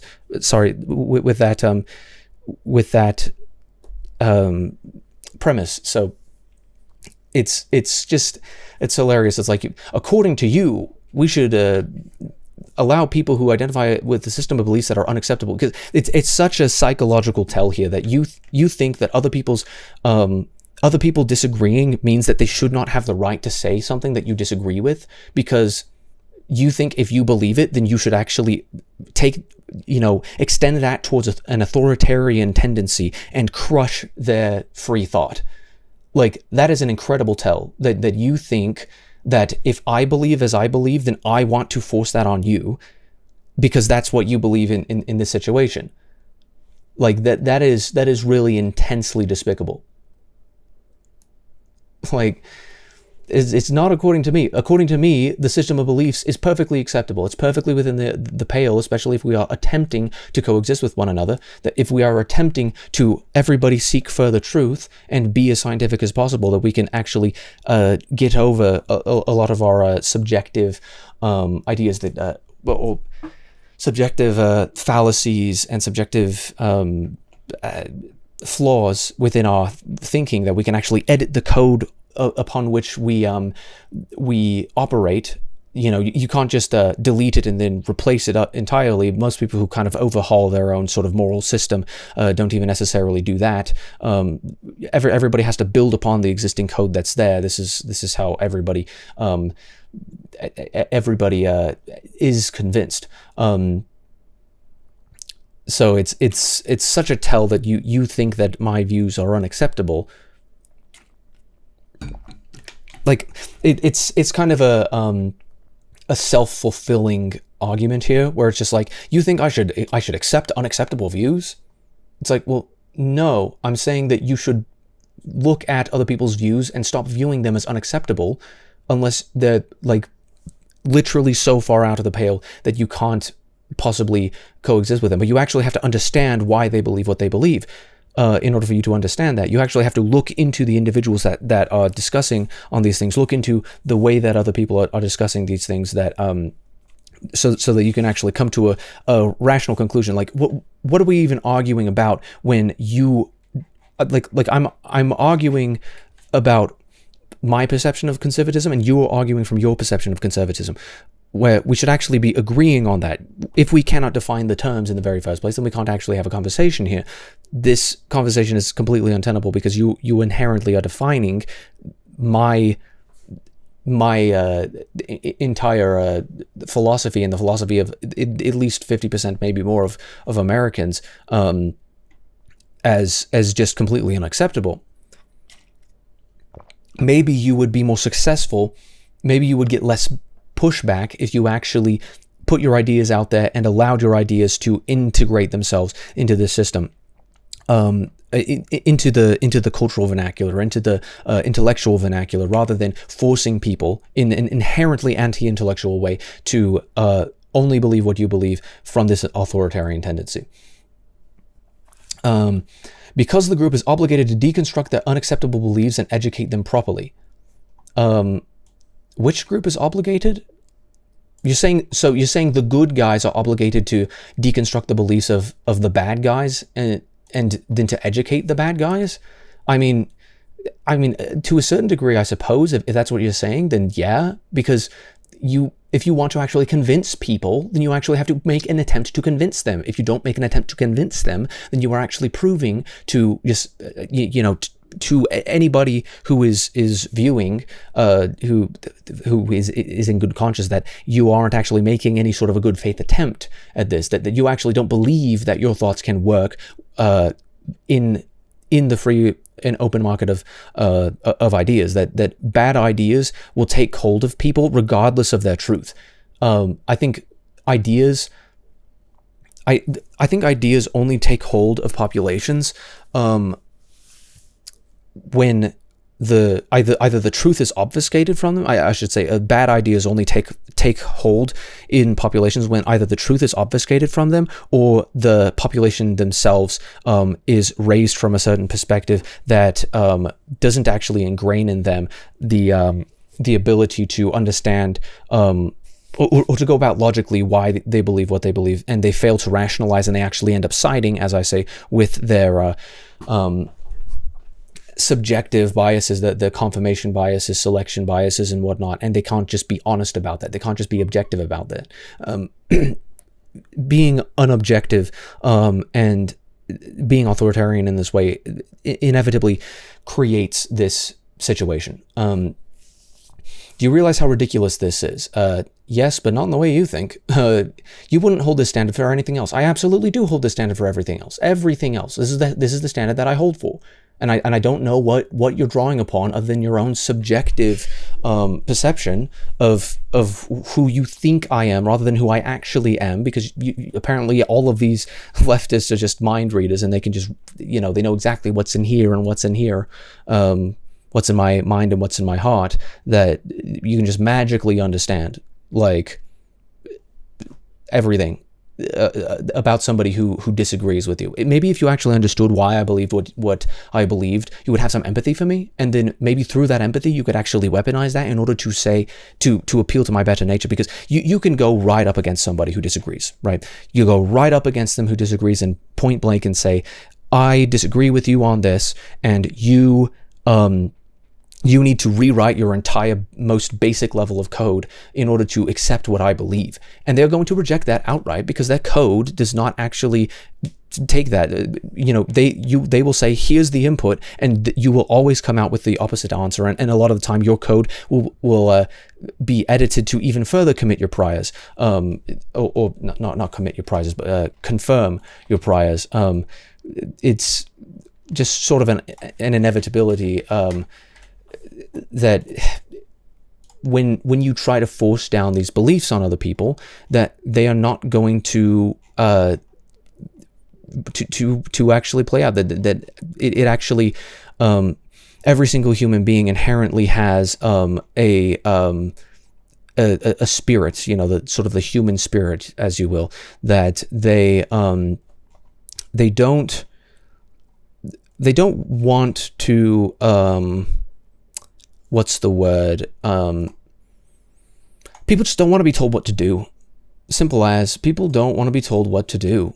And the more you tell them what to do, the more it'll all slide through your fingers, as they say. I swear I saw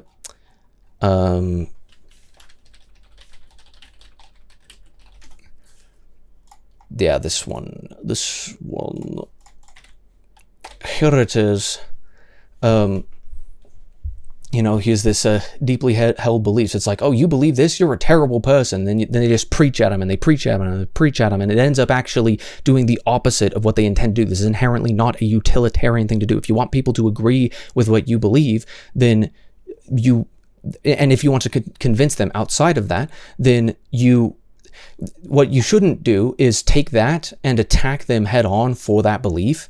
What you should do is take this belief and then take it from the perspective of this deeply held belief, and then explain how this deeply held belief cannot exist in congruence or at the same time, that these two beliefs are inherently incompatible. That actually you can only have this belief if you they can't exist at the same time, mutually exclusive. But it ends up being like, this person agreed with you and didn't even believe in this belief that this person had, but then you're preaching at them, and your anger at them, and your self-righteousness, and your your demands for them to change actually convinced both them and the person and the onlooker into believing that you're the bad guy, because you are actually behaving like a bad guy. So, from the utilitarian perspective, if you want people to believe as you do, you cannot attempt to force them to do that, because and maybe I've waffled on a bit much about this point, but you what is the term I'm looking for? Everybody's got a certain amount of pathological demand avoidance, and obviously some people are going to be a little bit heavier than other people. I think males, at least anecdotally, males tend to be a little more susceptible to this pathological demand avoidance. Autistic people tend to be a little more susceptible to that, or to the degree that it becomes a oppositional defiant disorder, where they just but on principle of other people telling you what to do, you don't want to do them. It's common in neurodivergence, but it's also just a basic aspect of human psychology, is that if you are using force against me, you have inherently, you are demonstrating that you don't think that your ideas will hold water. So rather than telling people you have to edit the code that is intrinsic to you in order to fit my view of the world, what you should say is, well, you believe this thing, therefore, and I think everybody sort of naturally tries to appeal to everybody's sort of most inherent, deeply held beliefs and tendencies. Obviously, there's no progress being made when you simply just castigate everybody in their label as bad because you perceive them to be bad.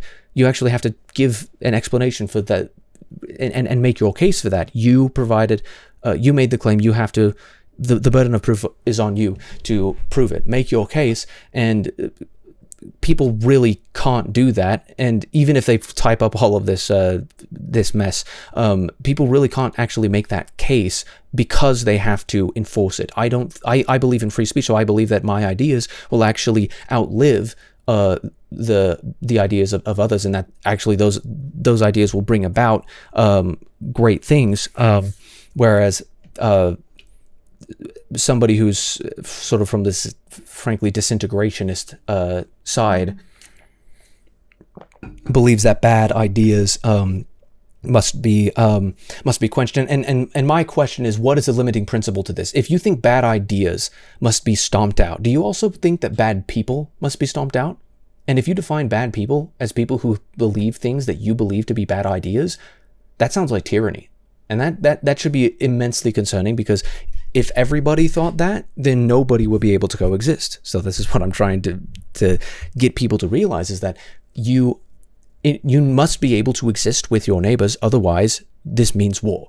Because the moment that you have to set up additional barriers to separate you from your ideological others, then there could be some, I mean, you know, the time where you cannot coexist anymore, there's going to be a significant amount of clashing over this. And what is constantly happening on the side of the left is this constant gaslighting that says, well, and victim blaming, frankly, that says, well, it's always your fault, conservatives. It's this unfalsifiability, this fallacy that always crops up, that it's your fault, conservatives, because you believe bad things, because you do bad things, because you're bad. You're the bad guy here. You're the bad one here. And if you can't understand that, then that's again evident, indicative of you being the bad person. It's like, who is the reason why we can't coexist? The person who is saying, hey, let's try to coexist. Let's try to understand each other a little bit more, so that I can talk to you and you can talk to me, and we don't have to actually be at our throats all the time. Who is being more, more destructive to our ability to coexist? The person who's actively saying we should be able to coexist, or the person who's saying, no, because I don't like you, I don't want to be near you? Curious.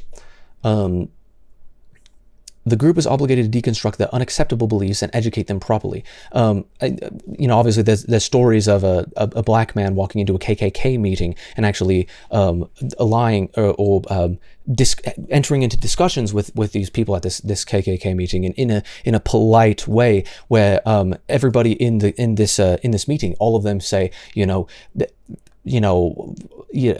race is the primary determinant in success in morality. Race is indicative of God's mark on evil people, and everybody who looks this way is therefore an evil person, and we shouldn't accept them, we shouldn't tolerate them, and we should whatever.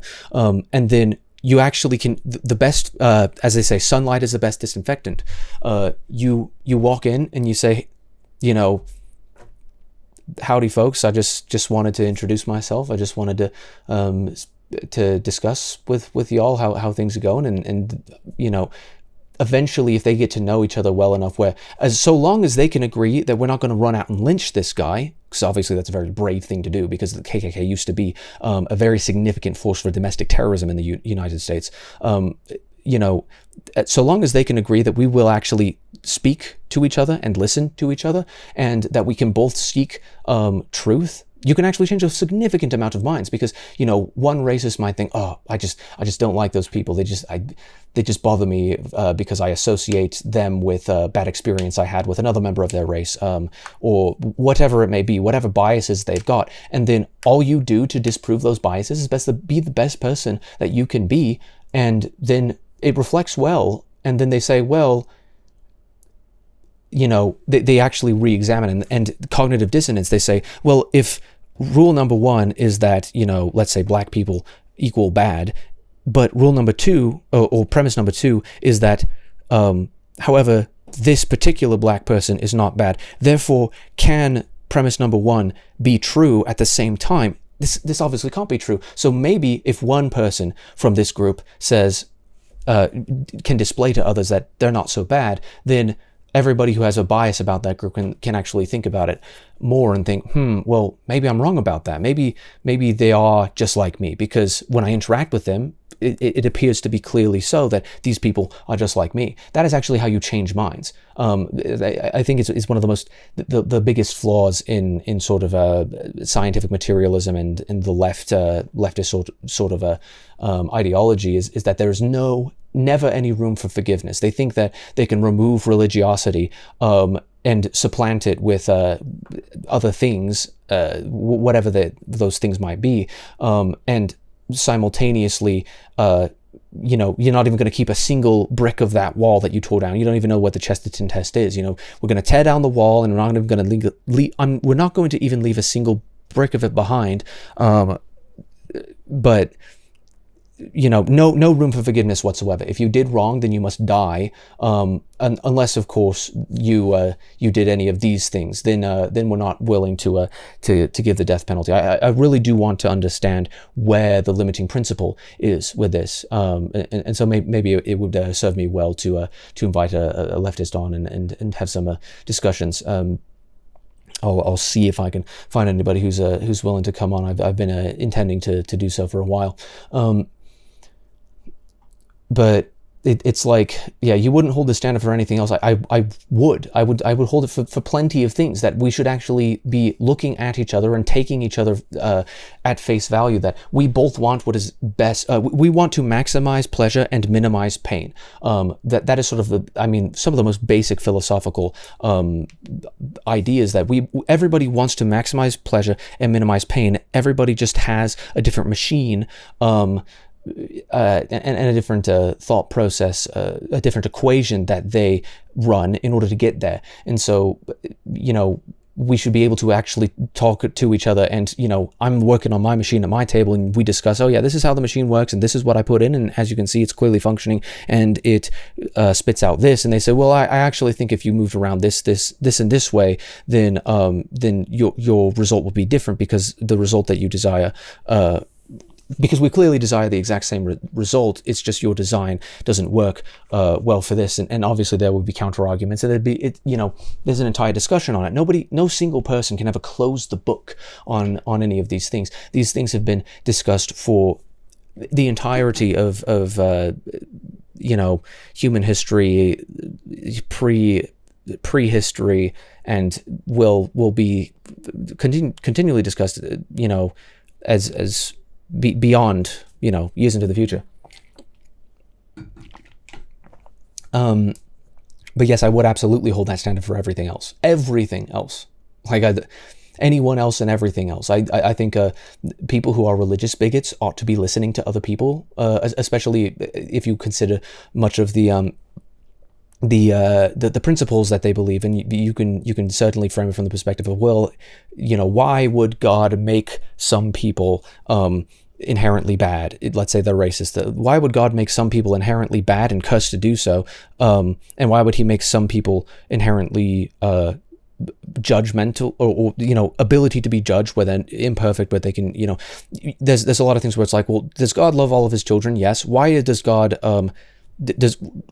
consider these people not his children? There's plenty of discussions to be had about this, that I think if they understand their principles well enough, then they will actually come around to the most logical point of view, the most objective, the most factual point of view. And if we're all seeking truth together, then altogether we're going to make it to a pretty good place. And so that actually requires all of us to be as objective as possible in defending our values. That you can actually change a lot about what you believe without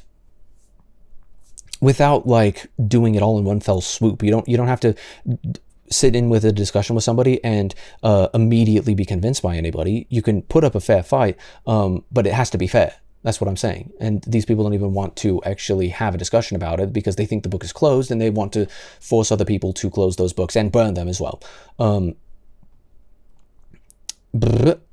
Change comes from within, and it certainly doesn't come from strangers on the internet or people trying to stay safe and simply have a good time at a con. Well, change certainly comes from within. The only way that anybody can change is if they are convinced to change. And most of the time, I think the vast majority of the time, people who are convinced to change will do so because they're sick of themselves, and they say, well, I can't keep on living like this. So if there's a belief that I have that doesn't hold up or doesn't seem to hold up, then they decide, well, I'd better reevaluate and figure out what I believe about this, because this doesn't make sense to me. I can't live with the cognitive dissonance, so I must know what I believe and be able to rationalize it. So they begin to have discussions, they begin to seek the truth, they begin to seek answers, and then eventually they make it to a determination.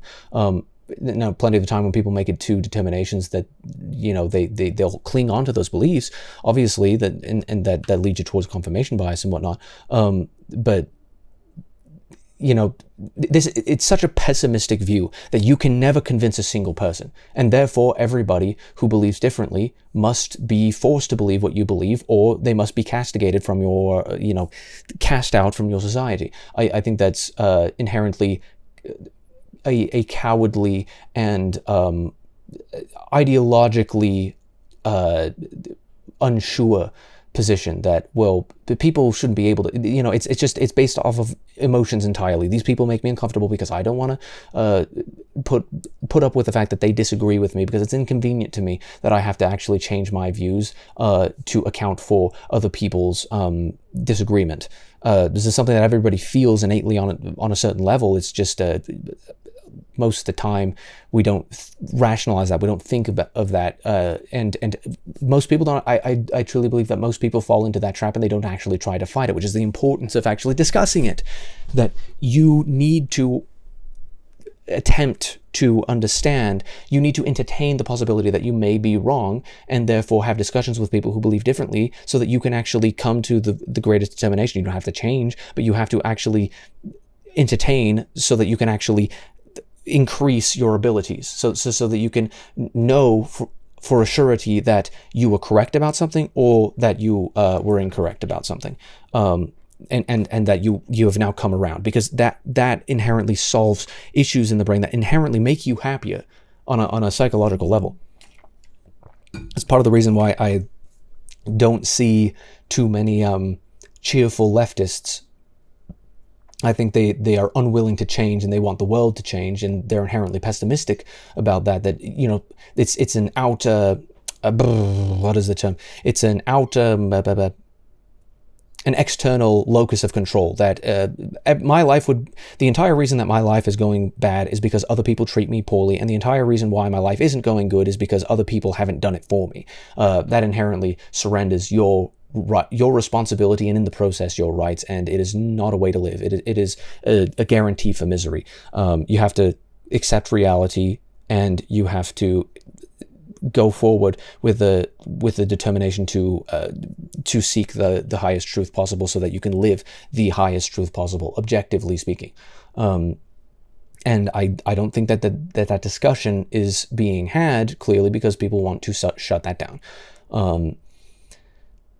And they want to shut it down because they're pessimistic, clearly. It certainly doesn't come from strangers on the internet. People trying to, it's like, yeah, I don't think strangers on the internet move the needle for each other most of the time. I think if I actually sat down with plenty of these people and had a conversation, then they would become more versed in the way that I believe, and they would think, well, okay, well, maybe they're not all just evil people.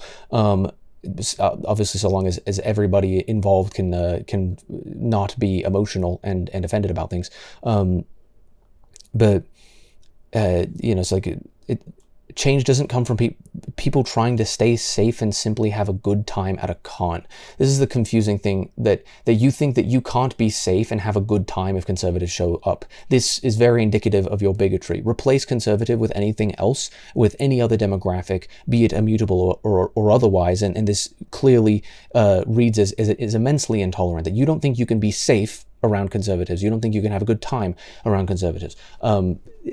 Clearly that can't be the case, because conservatives can be safe, and they actually do keep themselves safe to a pretty robust degree, because we actually believe in the Second Amendment, and we can have a good time, because it turns out all of the things that were created that helps us to have a good time were created by us accepting the truth about reality, living that truth to the highest possible degree, and deriving our risk assessment for the pursuit of happiness out of those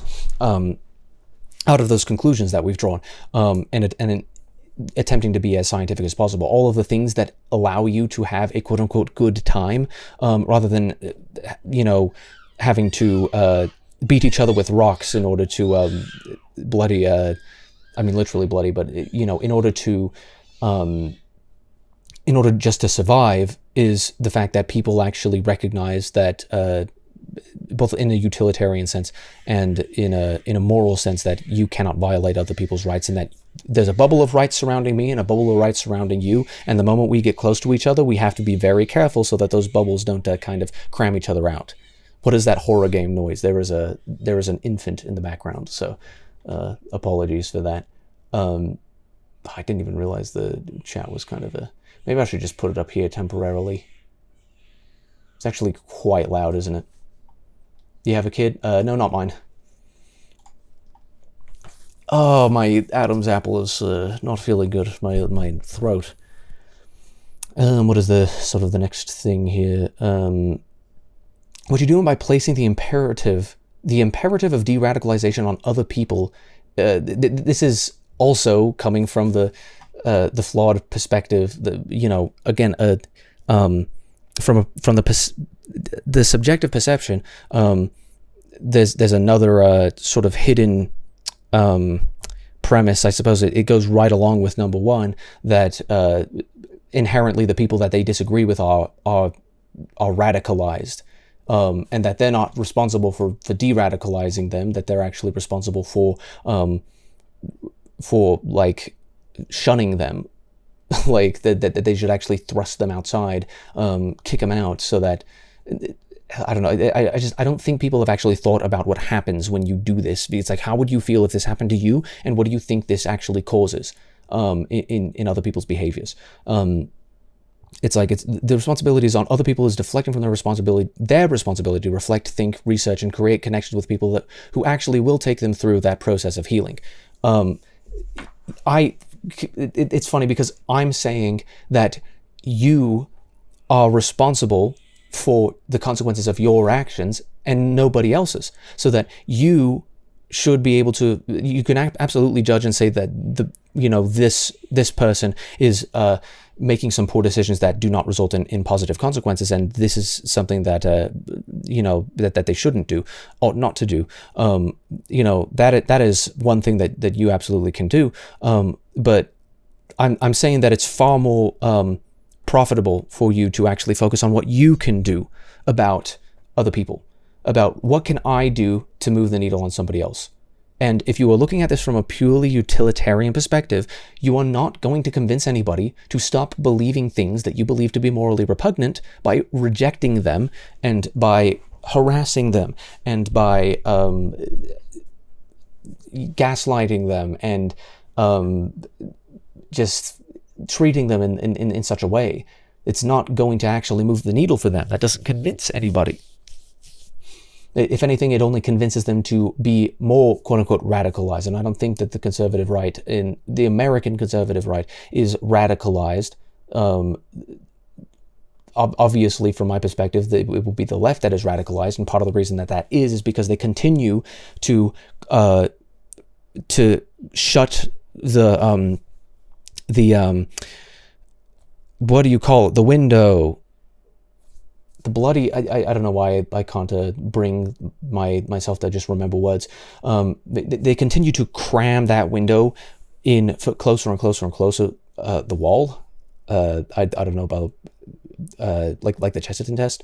No, I'm talking about the Overton window. They continue to cram the Overton window into a smaller and smaller and smaller. And obviously, this is the purpose of this. If you could switch red and green here, that we're just going to compress the Overton window to only you can only believe this belief and nothing else. And the moment that you actually flee to somewhere where you can have free speech, we are going to immediately seek to destroy that as well, because we don't want you to exist due to your ideology. We would rather you die out completely, rather than us actually having to deal with the inconvenient fact that you disagree, and that there may be something that either we have to consider or that we may have to attempt to convince you if we want to respect your rights. Or you could just disrespect their rights entirely, disregard their rights entirely, and just ban them, execute them, exile them, as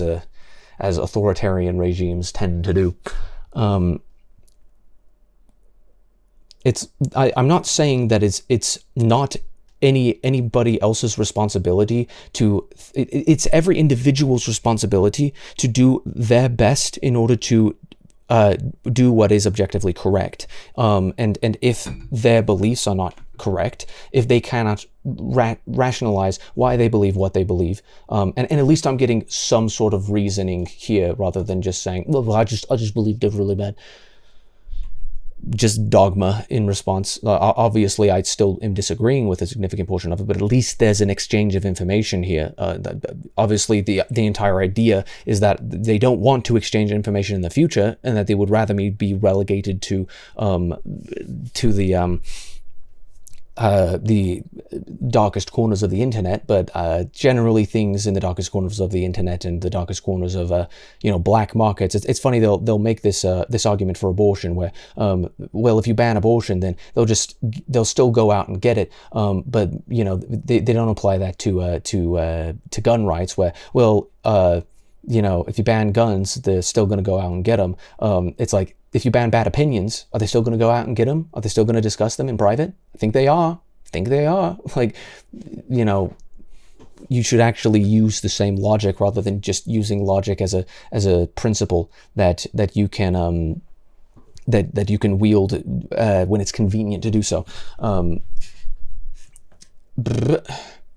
Because I'm not placing the imperative on anybody. I believe that everybody's responsible for themselves, and if their opinions are incorrect, then they obviously have a responsibility to discuss those opinions with somebody else, and to amend them when there is contradictory evidence that disproves what they believe, or that they need to adjust, and they will, that inevitably they will attempt to rationalize their own position in a way to make it make sense in the context of an argument that they haven't considered yet.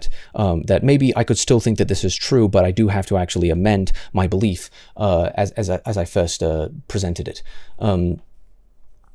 It's like, it is the responsibility of every individual to do that. But if you also want to assist them in doing that, you have to actually have conversations with them. So you have to say, well, and again, it's very intellectually lazy to say, well, it's your responsibility to believe in what is objectively correct, and so you should just figure that out on your own, and eventually you'll come around to understanding me. Has that ever worked? How's that working out for you, right? Because there's still people who disagree with you, and you actively are saying that you don't make any attempts to actually discuss things with them, that you actually want to reject them entirely, and clearly you don't understand the way that they think, because you can't actually name a single thing that conservatives believe, because your entire definition is just everything that I think is bad equals conservative. It's very, very lazy, and you're just not even trying. You're right, you're not above it all, because what you're doing is playing defense for dangerous thoughts. Thoughts inherently are not dangerous. This is a fundamental ideological belief, thoughts cannot be dangerous inherently. Thoughts are things that exist in your mind that actually you can't even necessarily prove that thoughts objectively exist. Like, there's no scientific way that we can view a thought that somebody has, which is why it actually is dangerous to try and equate wrongthink, to Minority Report people, that we're going to predict whether or not these people are going to commit some sort of a crime based off of the thoughts that they have. It turns out that actions are the only thing that actually create negative or positive consequences, and that cognitive behavioral therapy, thinking about, why am I thinking this way, where does this thought come from, and is this thought correct or incorrect, and should I perhaps stop this, or should I perhaps encourage this thought? Is this a correct thought, or is this an incorrect thought? This is the way that everybody really ought to be thinking if they want to exist, or if they want to have a moral framework that is conducive towards the happiness of themselves and others. It's just it's fascinating that it's like I'm playing defense for dangerous thoughts. Dangerous thoughts don't exist. Dangerous actions exist, and those dangerous actions are born of thoughts that are unmitigated, that are not thought about, that you are choosing to be acted upon, rather than to act, that you want to be acted upon, which means that you're just allowing things to just happen to you, just drifting along, and at the same time just being like, well, I'm not responsible for anything. It is inherently a decision to decide to be acted upon. And if you just take every single thought that enters into your head and do it, then if everybody functioned in that way, then we would never have made it to this point. Everybody would have been dead, like, however thousands of years ago. Like, people can't actually survive if they just do every single thing that they think of, which is why it's important to actually use some sort of an objective, logical, moral framework to actually process the thoughts and think, why is it that I'm thinking this thing in my subconscious, and where does it come from, and is it all right to be thinking this, and is it okay to want, because right now I really just want to shout at somebody or whatever, but is it okay to do that? Would I be justified in doing that? Would it not be better in a utilitarian sense, in a whatever sense, whatever moral framework you're using, would it be better to would it not be better to actually to mitigate this sort of idea from exiting my mind and turning into an action? Actions are the only things that are actually objectively provable, because there's evidence of actions existing. There's not necessarily evidence of thoughts existing, other than speaking, and speaking inherently is not dangerous either. Like, the only way that words can do harm is indirectly, and that is by saying to other people, that thought that you have in the back of your mind that says it's okay to kill people, let's use it on these people who, for whatever reason, where you are actually actively convincing people to, as it's called, an incitement to violence. You're actually actively convincing people to commit acts of violence. Then you are actually morally and legally culpable for what you have encouraged other people to do. Thoughts are not inherently destructive or dangerous. You cannot destroy or create danger out of thoughts alone. Those thoughts must actually go into actions, and inherently those actions need to be assessed from the basis of the actions, rather than trying to figure out what the pathology of those actions was from, so that we can predict whether or not people will come to certain actions, regardless of whether or not those actions are good or bad. And that in and of itself is debatable. So if you want to actually go off of stuff that's empirically provable, you should probably start from things that are provable rather than things that you just simply perceive. Because I know that nobody can read my mind, and I don't want anybody to be deciding for me what is not okay for me to think, and therefore punishing me due to what they subjectively perceive my way of thinking to be. That is a recipe for disaster, and inevitably that principle comes to bite you in the arse. It's incredibly dangerous, and I suppose when I say dangerous, I'm not referring to the idea itself. I'm referring to the logical, and I suppose that's sort of the perspective that could, like, if I were to steel man his or her argument, then I would say that what's the word, that that they're not saying that the thoughts are inherently bad. They're saying that disseminating the information that is behind those thoughts will lead to negative consequences, and I think that that's absolutely debatable as well. So, you know, there's obviously a bit of an impasse here where it's like, well, I think your thoughts actually create bad consequences, because if you lead your thoughts to the logical extent of your if you go to the logical result of your ideology, then it ends up at no freedom for anybody, and we can't even have this conversation.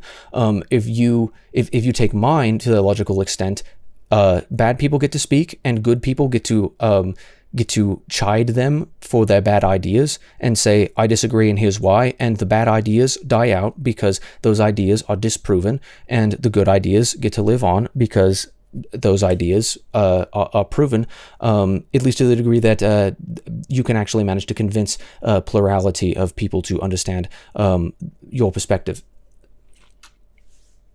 What I'm wondering, once again, is where is the limiting principle of this? Because if you think that conservative thought is dangerous, and if you think that you can't convince conservatives to not be conservative anymore and to believe what you believe to be correct, then you think that conservatives are inherently dangerous.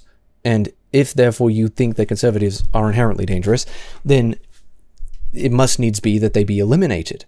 So what is the limiting principle of this? Do you actually want to kill all of the conservatives, or do you want to convince them? Because you can't simultaneously say they can't be convinced and they're dangerous, and given that they're dangerous, that means that we should remove them from our society so that they can go and die out, or whatever, or whatever it is, or that, like, I don't know what it is. What are you gulping down? Water. Very healthy. Very good for you. You're not above it all because what you're doing is playing defense for dangerous thoughts, which inherently don't exist. Dangerous people, which I think you have yet to prove that conservatives are inherently dangerous, who can't be converted by people they don't trust or aren't willing to listen to. I think nobody is possible. It's not possible to convince anybody who's not willing to listen to you, but it is absolutely possible to convince people who are willing to listen to you. And I'm willing to listen to you because I'm reading this out right now. I am systematically debunking and presenting my perspective in difference, but I am listening. So I'm willing to listen to you, but you still think that even though I'm willing to listen to you, that I can't be converted by you. Does that mean that it is my fault for being bad that I can't be convinced? Or does that mean it is your fault for not presenting convincing enough arguments or being creative enough to actually appeal to my principles, to actually attempt to leverage my principles against my belief, some of my conclusions, so that my conclusions can change using my principles against me? That is actually something that creative people can do to, you know, I suppose some people might see that as a manipulative, but is that what you mean? Yeah, I suppose I mean water. I forgot my Pepsi. I'm mad about it. I drink too much soda anyway. It's too much aspartame. You hold in one hand individuals who hold unacceptable beliefs. Again, you have yet to prove that. Being gatekept from social spaces. Yep. And in the other, you hold the complete erasure of the entire body of science at the hand of conservatives, really.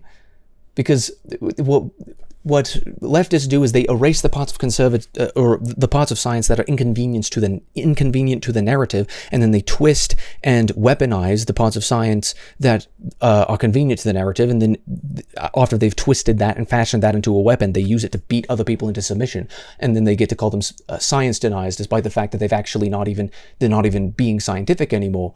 They're just trying to use quote unquote science as their method and their weapon, their tool for to use the phrase that somebody else was projecting, that to browbeat others into believing as they do. Convert to sparkling water. I really don't like sparkling water. It's ugh, don't really enjoy it. I need a little more kick than that. The autism doesn't like. I like the feeling in the mouth. I don't like the lack of taste or sort of the bad taste that comes from the carbon. Just I mean, I'll have it when it's there, but I don't prefer it. Erasure of the entire body of science, research, political theory, polling, data analysis, sociology. It's kind of funny because I don't have to erase anything from any of those categories in order to still believe as I do. Like, I'm not erasing anything.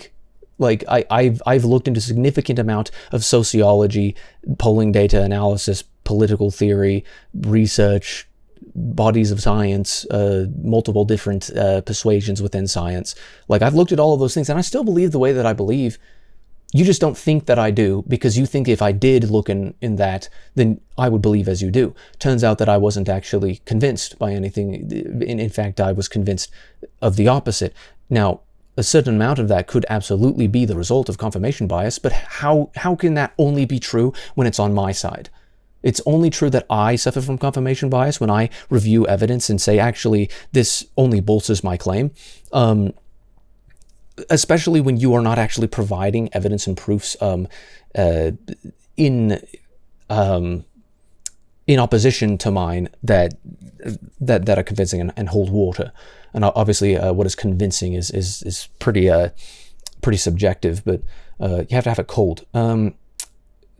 I normally have it cold. I just don't really like the taste. Is all. There's not enough taste to drown out the carbon taste, and it's like. And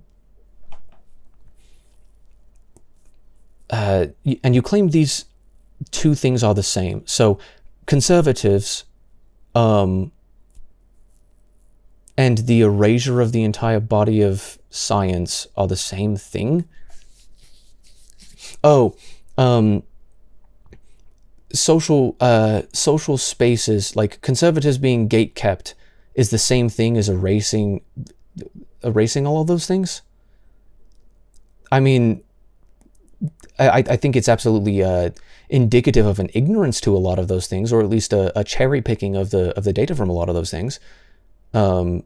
So I don't know exactly. I don't know exactly what the point that is being made here. We are not gatekeeping them from learning or from growing or from rehabilitation, but you are actually putting the onus on them to do it.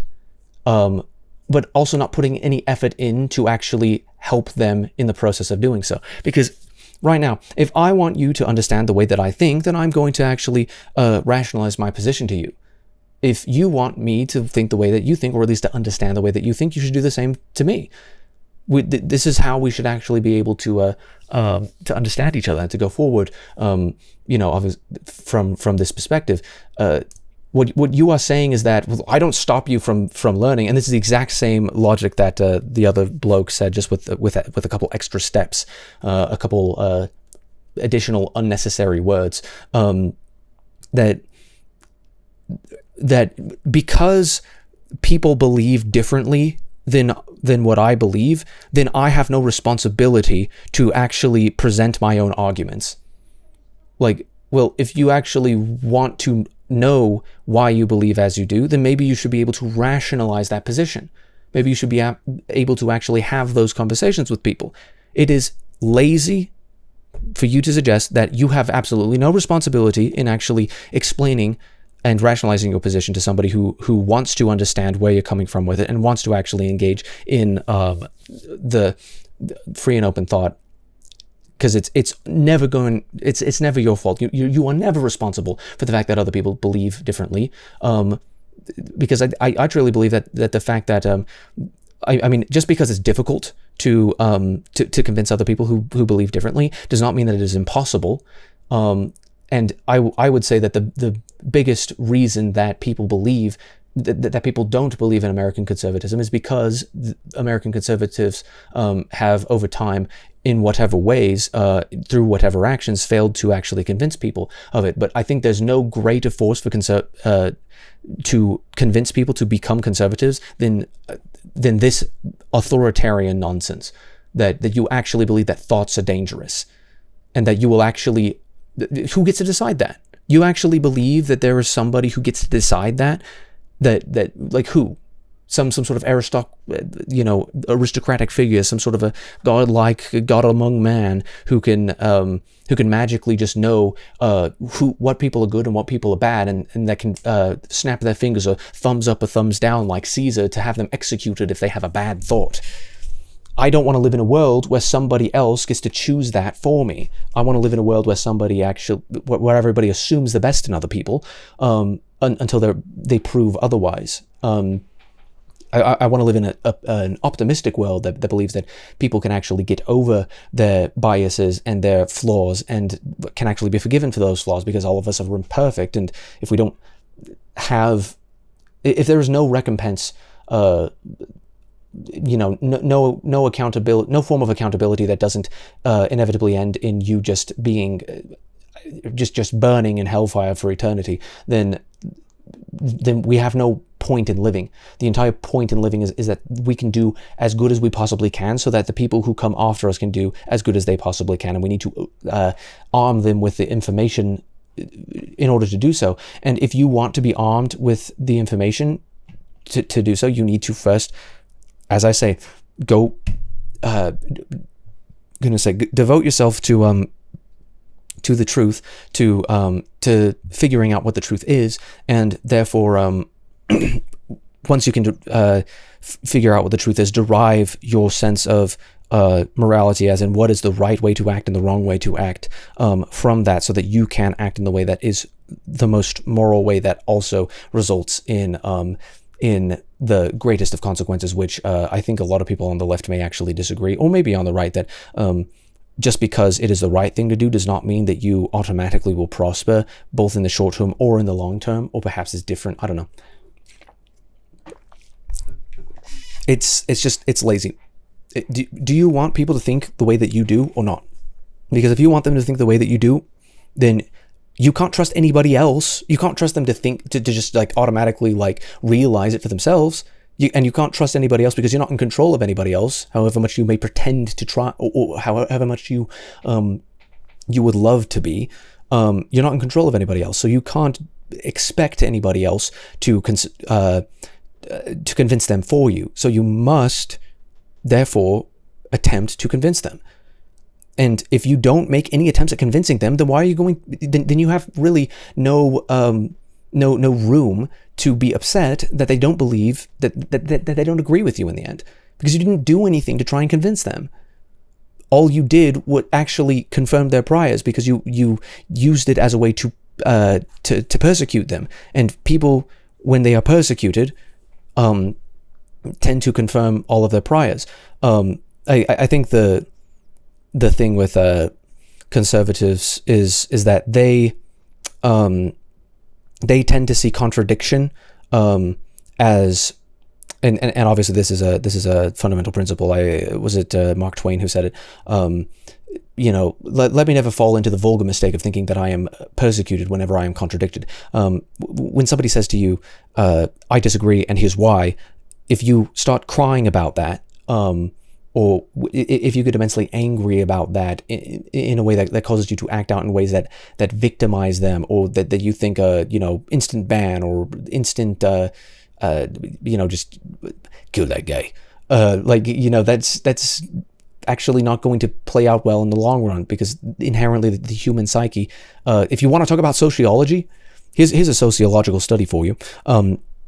Sociology, there was a study where they had whatever the game was. I don't exactly remember the mechanics thereof, but effectively you chose to go around the circle, and every single person got like five units of currency or whatever, so $5 or whatever, let's say. So every single person got $5. Now one person could actually choose to rig the deck in their favor, that they actually could get double their proportion, so they could get 10 by subtracting from everybody else, and they're reappropriating everything that everybody else has and keeping it for themselves, so they get double and everybody else gets -1. Obviously the proportion at the table would have to be equivalent to so that there would have to be 11 people. Oh, sorry, that'd have to be 6 people, I suppose. But you know, nobody knew when they decided. It's effectively that you can choose. You press this button to say, "Give me 5." You press this button to say, "Steal 10," or steal an additional 5 from everybody else collectively. The moment that anybody looked around, you know, and realized I got 4, everybody else got 4, and they're going to be starting to look around for the person who's deceiving them, because if everybody else got 4 and everybody's saying they got 4, somebody's lying because somebody else got 10. So clearly there's something unfair going on. So the sociological, the results of this study were that when somebody sees that one person is being selfish, they were willing to effectively, they press a third button where they say, I will spend my own money. I will spend all 5 of my dollars to kick that person out of the game. And, you know, when everybody agrees, okay, I'm going to take, you know, the 5, then they're fine. When somebody starts to say, well, I'm going to take the 10, then everybody says, who the hell did that? And everybody seeks to actually impoverish themselves. They will actually put in value of their own. Obviously, in this case, the value that they have is not earned; it's just sort of distributed from the ether. But that's not really the point. They will seek to actually do damage to themselves. They will be okay in damaging themselves in the process if it means that they can actually get recompense. You know, see the person who did them wrong collectively get a comeuppance. They will actually gang up on somebody who's doing something wrong. So, sociologically speaking, when you have one person in the group, or I suppose you could say the one person represents a plurality of people who believes that conservatives are no good, very bad, and that they should be banned. And as I say, you want a seat at the table. One of those people comes up and says, I think that the conservatives are bad. And they say, well, okay, I disagree with the conservatives, but I think that that we can still have conversations, and that they can still be good people and believe as they do, because I've actually had conversations with them. And they say, nope, I don't want to have conversations. I don't want to actually listen to anything they've got to say, because I know that they're bad, and I'm not willing to actually entertain the possibility that I'm wrong about it. So they need to go. And what everybody else at the table is going to say is they're going to say, fuck you. I don't want to be in a world where this is the case. So what happens with that individual is that they have to play from the shadows to the degree that they, because they were the ones not willing to actually interact with people. They assume that, oh, they're just wrong about it. And so they have to play sort of from the shadows and slowly creep in and slowly try to indoctrinate other people and infect other people with the way that they believe, so that eventually we can move the Overton window and squeeze it in so hard that only people on the far left are acceptable within the realm of cultural discourse, and eventually, once you get that far, your country will collapse into some sort of a war of some sort, and eventually they will come back around to those values, or they will be continually silenced, imprisoned, and oppressed by the regime from above. So I don't know. It's interesting, because that is exactly why communism, for example, doesn't work. Is because if everybody in the community says, okay, we're all going to go into the blue collar workplace, and we're all going to press the button, and that button means that we're all putting in an equal amount of effort, and all of that effort that goes into the situation can be repaid equally because we're all putting in the exact same amount. Theoretically, sounds pretty good, right? But then what happens when and you see this in sociological studies, like this is pretty clear with the science, that in every single situation there's a natural hierarchy that plays out. Some people are born with a higher muscle density. Some people are born short. Some people are born tall. Some people are born with certain genetic predispositions towards anger and rage, and some people are born with other vices, and or they're born into certain situations that are unequal. And there's the entire conceit, the folly from the left, is that if you just change the system, then the man will change forthwith. And it's been shown time and time again that human nature cannot be magically influenced from the outside.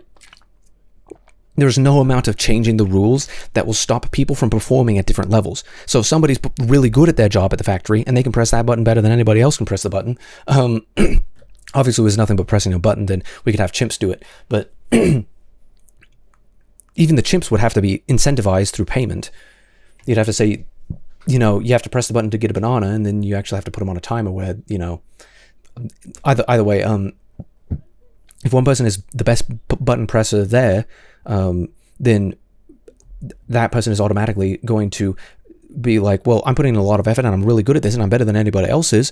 And people look up to me for how good I am at it, and they want to actually learn from me. And they ask to learn from me, and I actually have ideas on how we could do this better. But the regime says I can't, and the people below aren't even working as hard. So what does that actually incentivize people to do? It incentivizes them to not work as hard.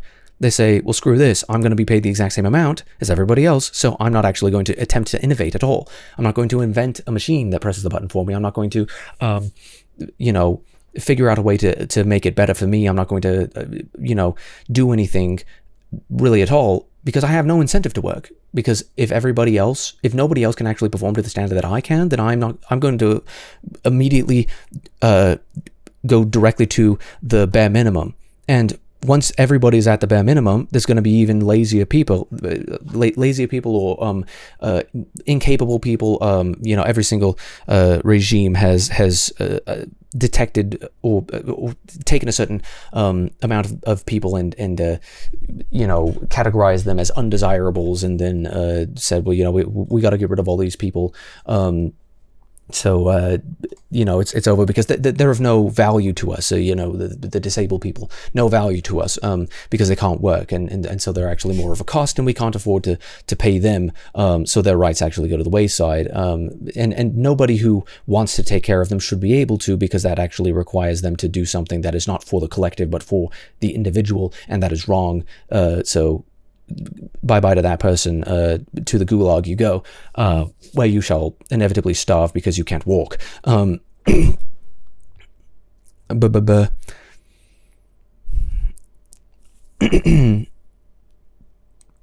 is sort of the next thing? You're essentially arguing that if everyone lost the knowledge that people thought the world was flat, we would lose something of value. Well, I don't think it's possible necessarily to lose that knowledge, because that is a false conclusion that people come to, based off of the perception that surrounds them that is not holistic, that they actually haven't reviewed enough evidence to understand why that isn't the case anymore, and they haven't actually installed the little plug-in of Hanlon's razor and Occam's razor to be able to actually shave that off and be like, oh yeah, and that doesn't actually work. That is a logical, that's logically nonsensical. There's nothing there. What I think is that people are going to think the world is flat as an inevitability, because there is an aspect of entropy within, that is inherent to life, to the world, to the universe, I suppose, that is going to cause people to think in certain ways, and that those ways are not going to just stop happening the more information that is out there. And actually, perhaps the more information that's out there, the less people are going to, the more of a plurality of perhaps allowed people are going to believe things that are absolutely nonsensical, especially when they believe that there is such a system of control. There were people in Russia who didn't even believe that COVID was real, that it was a hoax created by the Russian government. And can you blame them? Because they were sending tanks in to suburbs, into cities, into people's effectively their homes, so that allegedly to protect them. But when you're in a regime like that, do you really think that you are going to be convinced? So it's like, oh well, they're sending tanks in, so surely that must mean that they're correct. Generally, generally people understand that might does not make right. I think people come around to that the moment that might is used against them and told, well, it's right because I have the might. I think people say, well, it's not right because this sucks for me. It's what I'm saying is that people do, whether we like it or not, people do believe that the earth is flat. I think that people who think that the earth is flat should be able to say exactly why they think think as they do, why they believe as they do, so that other people can consider that point of view, because we cannot, like, I suppose, what's the word? We cannot ontologically know what truth is. We have to deduce it. And we can do so a priori, and we must do so with logic and with empirical evidence. And so if you cannot possibly know what is true, because, clearly if it was true, then everybody would just believe it. Or perhaps that's a leap in logic as well. I don't know. But if you cannot know what is true, and you cannot necessarily convince me without actually understanding how I believe as I do, then you are actually losing something of value, because you are intention, or not necessarily intentionally, but you inevitably cause your you are paving the path for your prefrontal cortex to become a vestigial organ. Like you are advocating that people actually lose the ability to use logic and reason in order to attempt to deduce truth. If you actually want to, once more, I don't want to sound like a broken record after 3 hours. If you actually want to seek higher truth, then you have to be able to confront that, and to be able to actually use your prefrontal cortex to put together something like that, to put together some arguments that may convince people. And there are certain people who are going to cling to them no matter what, and you don't have to feel like you are responsible for them thinking that, because you're not responsible for them thinking that. You're responsible. They're responsible for them thinking that, to whatever degree, I suppose. There's sort of a nuance within that, especially if you don't believe in free will.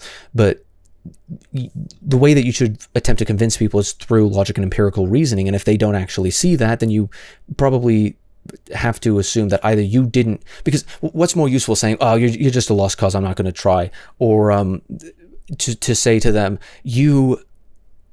I must not have actually put it in terms that you could understand. I must not have actually inserted this into your code in a way that actually makes your code function, in a way that your code doesn't actually reject that and just comment it out, right? If I want to actually modify your code, I have to make sure it's compatible with your code. And I do not have the capability of tearing down all of your code in one fell swoop and replacing it with mine, unless you're, I suppose, my child. In that sense, you're not actually tearing anything down. You start not exactly from a blank slate, because there's still biological code that's there. You are just building on that biological code and helping them understand that. So that's a different thing entirely. Somebody else who's already been raised, you can't tear it down and set it back up. And even if you could, I don't think that would necessarily be the best thing. I wouldn't trust a single human being with that power, because we're not perfect. Like that's, I think, a far more dangerous proposition. What you are saying is that you don't want to debate with people who you believe to be wrong, and that there's nothing of value in debating with people who you believe to be wrong. So it does bring up the question once more that, why are you even here in the first place if you don't think that you can convince me? Why are you trying to create reasoning? Is it because you think that you need, and this can certainly be an aspect of it, that you need to actually know why you believe what you believe? You actually think that you have to put the cognitive dissonance in your mind at rest, so that it can no longer, you have to define something so it doesn't fit in the box that you've drawn around it. Or you have to move the box, and I think the vast majority of leftists are lazy, and they don't want to actually make a new box. They don't want to draw a new box and transfer everything over into it, so that the box actually makes sense in congruity with the fact that previously would have disproven it. It's obviously, if you expect other people to do that, but you can't do it yourself, and you aren't even willing to present stuff that's like, hey, this doesn't fit in your box, mind changing your box so it fits in it. You don't do that. You don't supply that courtesy to anybody else. You don't want to hear anybody else out. So how can you expect anybody else to do it? This is the game that we play, where it's your fault for not believing as I believe, but I don't have any responsibility whatsoever in attempting to convince you. And if you just believe something that I believe to be not true, then I don't actually have a burden of I don't have any sort of a burden to try and convince you. It's like, I mean, obviously you have the right to not want to. Or to not put any effort into convincing. But with that right, obviously, comes a responsibility that you don't actually get to influence my thoughts and beliefs. And if you don't get to influence my thoughts and beliefs, why do you get to complain that I believe otherwise. I think everybody who refuses to have conversations with people who disagree is inevitably responsible for not having their input, for not actually having that seat at the table. If you actually want to be in with other people's decisions and risk assessments, then you should have a seat at the table. And if you say this entire table has to change for me, then you're going about it in the wrong way, and it's never going to happen. And even if you do this thing, even if you play this game where you just say, well, I'm going to redefine the table so that the table no longer suits you and it actually suits me, then people are not going to warm up to that very easily. And there's a reason why when you are narrowing the Overton window, that you don't think you're narrowing the window, that everybody else is an extremist to somebody who's defining everybody else out of existence. What you're not arguing is that if everyone lost the knowledge of people, that people thought the world was flat, and that a lot of those people also believe in an anti-Semitic conspiracy theory that Jews are hiding the fact that the world is flat, we would lose something of value. What are you talking about? What is the logical argument that is saying? I'm arguing that that people should be able to, we lose something of value if free speech and the market of, this is the funny thing, if someone's idea, if you think of it as a market of information, if somebody's idea is of no value and they can't convince anybody that it is of value, then nobody's gonna fucking buy it. Nobody's gonna buy it if you can't actually convince and say, hey, this idea is of value. People only buy ideas that they think are of value. And there's an honest way and a dishonest way to convince people that your ideas are of value. The dishonest way would be to prey upon their sort of the subjective, I don't know, just their feelings and use the language of feelings alone and use no empirical evidence whatsoever, and also to malign anybody who disagrees, who uses logic in order to disagree, as just bad people, and don't listen to them. Like, that's the dishonest way to do it, but the honest way to do it would obviously be, as I say, to use empirical evidence and attempt to convince people, rationalize a position, make your case. And if people can't come around to your case, either you need to try harder to make your case as solid as it can possibly be and come back to that battle better equipped, come back to the market better equipped with a better product, better information, or a better pitch for it, or you need to get a better idea to sell because people aren't going to buy it if it's not good, or if you can't. People will only buy bad ideas if you convince them to, if you trick them to. People will only buy good ideas if you convince them to, is effectively what I'm arguing. But what I'm not arguing is that if people thought the world was flat, because I think there is something of value inherently in having even such an outlandish belief as that, because the thing of value inherently in and of itself is the free expression of thoughts and ideas. It's the free market of ideas. I think the free market of ideas is the thing of value. And I think you trying to redefine it into, no, only a leftist market, which is an oxymoron, obviously, of values should ever be acceptable. What I'm saying is that the free market of values is the only thing that can be acceptable, because that's the only way that good ideas will bubble up to the top, is if people can actually be convinced of their truth and their sincerity. And I don't think that bad ideas, I have a confidence that bad ideas will die out. And so if people believe in such most conspiracy theories, as I say, are completely eliminated by Hanlon's razor and Occam's razor. That Occam's razor, that the simplest explanation is the most likely explanation, and Hanlon's razor as never attribute to malice what you can attribute to incompetence. That people are more often incompetent than they are competent, because we're imperfect people. And do you really believe that the entire world could be sort of magically convinced by the Jews that they live in a dome, and that they control everything, and that you actually, that there's nothing beyond you that exists past Tampa, the city that you live in, or wherever it is. I don't know if that's the capital of the world for conspiracy theories, but wherever it may be, that this is an idea that it's like, you really don't think that someone would have let it slip. And first of, I think it's part of Occam's razor. It's like, for why? For what? To what end? Like, what is the point in putting in all of that effort to hide all of that truth from us? And it was built up from the very beginning, and we could never figure everything out, and it's all just fake. But why? Like, you really think that someone would be willing to put in all of that effort for such a minimal payoff of like, I just get to control people? It's like, does it actually control them? Like, how does this actually work? Those ideas are not convincing to people who, who haven't actually reviewed a significant amount of evidence. If you think the world is flat, you've never been in a plane. You can hop in a plane right now and you can see the curvature of the Earth. The Diogenes, right?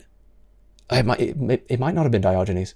Maybe it was. Whoever it was, he measured by walking between 3 cities, and he from that he was able to actually calculate within an incredible specificity. He was able to calculate like his margin of error was like 0.01% or something like that, or 0.09% or something like that. Like, he was incredibly close to calculating the total of the circumference of the Earth, the curvature of the Earth, whatever he had calculated simply through math. And people who have not actually reviewed any of those evidence, any of that evidence, clearly are not, are not going to be able to give enough evidence that is convincing to people who have entertained all of the evidence. So if you have a free exchange of your head is a diamond, yeah, I suppose kind of like a rattlesnake, a diamond. Oh, not a rattlesnake, just snakes in general. Bit of a diamond there. In the free exchange of information, all of the information that is available is out there. It's democratized. Everybody can say what they think about the information that's there, and they can agree or disagree on the facts, or what the facts imply, or what the conclusions are. And the best argument is going to win, because all of the facts are out in the open. And then the moment that we get new facts that disprove and explain and rationalize what we previously understood, that we're going to be like, oh, okay, because back in the day, there was a thing called scientific racism, where it's where the term Caucasian came from. It comes from this antiquated theory that white people came from a region in Eurasia called the Caucasus Mountains. It was completely untrue. Anthropological genetic data does not actually support this fact, and it's long since antiquated. Is this sort of idea that people had, where it's like, well, clearly white people are doing the best, or whatever, from their perspective. That's what they thought, because they were within that culture, and so they thought, well, now I have to find scientific evidence that actually backs up that fact, that sort of predisposition that I've gotten. So they went around and they looked for evidence to try and support that, and they're like, hey, see, clearly the IQ, and see, clearly, like, it's like, it was actually inherently ascientific, and that they were hiding evidence. The guy who invented the lobotomy and ran around in a lobotomobile was falsifying evidence to a significant degree to try and make his to sell his snake oil, to say, look, I've perfectly, now this person who now we understand is like, oh, she was like schizophrenic or whatever. Now she's like a pleasant household pet. She's no longer as angry and and it's like, oh my gosh, man, you zombified her. Like, she's not happy. Like you've zombified all these people. You walk, like, literally drive around in a lobotomobile, butchering people through a simple procedure, severing the cortexes of severing their two, the left and the right brain at the prefrontal cortex, and being like, see, look, I fixed them. And it's like, that's a husk of a person. Like, what the hell is wrong with you? It's like, oh, but the data, the evidence that you falsified, that you actually cherry picked, that was actually completely ascientific. Like, this is something that people have done throughout time, where they decide to confirm their priors by twisting science for their agenda. The right does not do that, and you'll have to point to an example, obviously, but broadly, the left will deny the existence of the Homo sapiens being a sexually dimorphic species, because they feel bad for people who have sort of a different way of identifying or whatever, that they believe that they would rather be what they were not, or what they perceive that the grass is greener on the other side, and that they rather be the opposite sex to what they were born as, and so we're going to sort of twist science and then say, oh, see, it's science, it's fact, it's settled on this. Science is never settled. There's nothing that we can truly know, and therefore we have to actually have a debate about these things. And the people trying to silence debate don't care about truth, they care about agenda. So inherently, I believe that when all the facts are out, that people are going to come to the right conclusion. And so long as we continue to seek higher truth, then we are all going to come to the correct conclusions. And we also have to be able to forgive people who who believe incorrectly, because clearly they couldn't see the light quite yet, and they had to be convinced, or maybe they were never convinced. But we have to be able to forgive them, because there's not necessarily a way that we can fix every single person who believes things that are not true, or at least that we perceive things to be untrue. Like, I believe that people who believe in anti-Semitic conspiracy theories are going to, if you actually put sunlight on that, as it is the best disinfectant, that is not going to persist for very long. It kind of, like a virus, it kind of dies in sunlight and heat, because it's like, and give me your spiel and everything, and they're going to say a bunch of ridiculous things that clearly don't make any sense in context of evidence, and they're going to be laughed out the room. But that. I think not necessarily in the sense that, like, oh, look at this bloody idiot, and you just bring around as sort of a clown, as sort of entertainment. But I don't know. I would rather be looked at as incompetent and as a sort of a clown, as somebody who doesn't who's not very smart, than be looked at as somebody who is evil, because, you know, not knowing everything, and you know, I don't believe in stupidity. I don't believe you know, in sort of objective levels of intelligence. I just sort of believe in functionality and dysfunctionality, and that people who are dysfunctional can potentially be taught how to be functional, and you know, sort of a mind over matter, that there's a lot of evidence to suggest in that direction, but that's besides the point. I think I'd rather people actually take me at my word and be like, yeah, I mean, I think that's totally crazy, but I defend your right to say it. I'd much rather have that than to say you're evil and you should be locked up or kicked out or gate-kept or just murdered because you think that. Like, I would much rather actually have the civilized version of that, right? Where it's like, I mean, I disagree with every word you said, but I'll defend your right to say it to the death, because clearly, you know, you came to a different position, but everybody else, you have to have the faith that the truth actually functions, that the truth will actually bear itself out, that it is actually correct, that there's no you know, enforcement mechanism required for people to believe things that are empirically true. Like, people will come to their best determination, and you have to be able to forgive people who don't agree and don't have the best determination.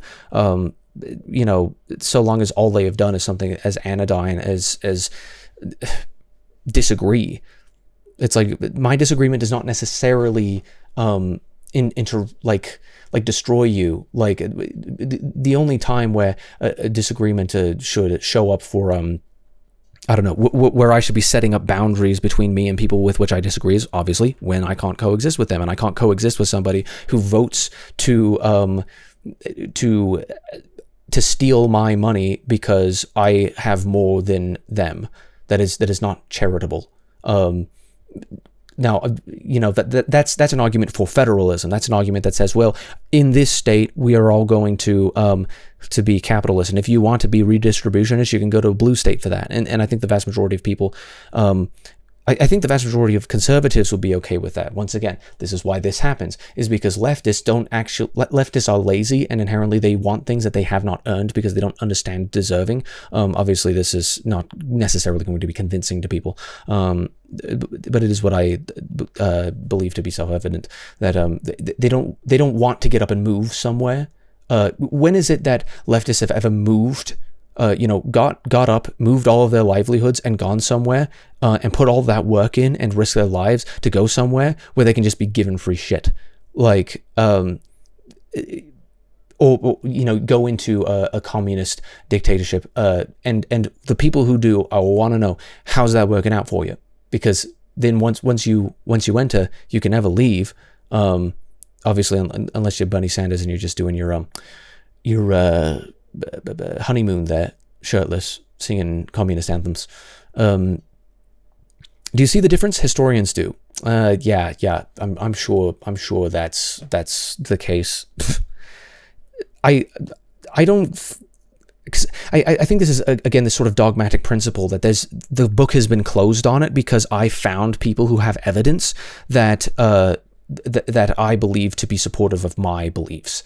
Like, the book is not closed because you have created a narrative or created a case to yourself or drawn conclusions to yourself. The book is not going to be closed until everybody can agree on something. And I don't think that's ever going to be the case. I think it's going to be disagreement, just the same as there's always going to be entropy. I think, in fact, that entropy is what creates disagreement, what creates variation, in that we need it to a certain degree.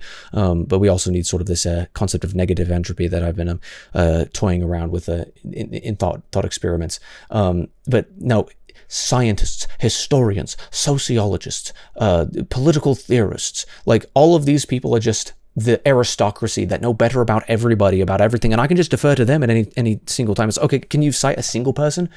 Can you cite a single study?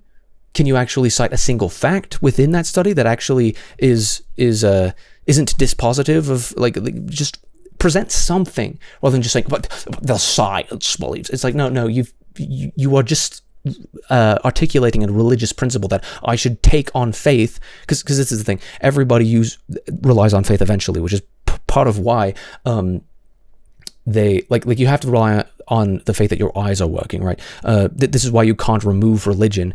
You can remove the man from religion, but you can't remove the religion from the man. It's just not possible. People have to rely on faith because no one single human being can view every single fact at the same time and come to the truth and know it to be true. You have to rely on faith eventually, that somebody was accurate in their findings, or that somebody is being honest in their presentation, that people are actually telling the truth. And so when you say, when somebody says, I believe in God, and that truth stems from God, what they're saying is that I believe in a personification of the truth. And that could be absolutely a dogmatic and definitely a faith-based principle, but it's the idea that truth comes from a source. And I think that idea is actually it holds far more water than the idea of you should just believe mankind. It's like, okay, have you met these people?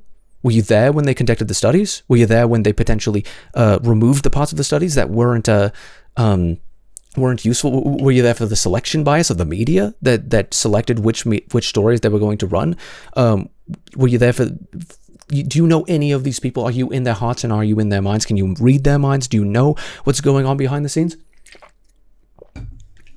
No, you can't do that. No single human being can possibly do that. Only some sort of like an eldritch being can possibly do all of that at the same time. So why is it that I should rely on your faith on other people who I inherently distrust by the fact that people are inherently self-interested, rationally self-interested, that they may do things that are only motivated to assist them in what they want to do.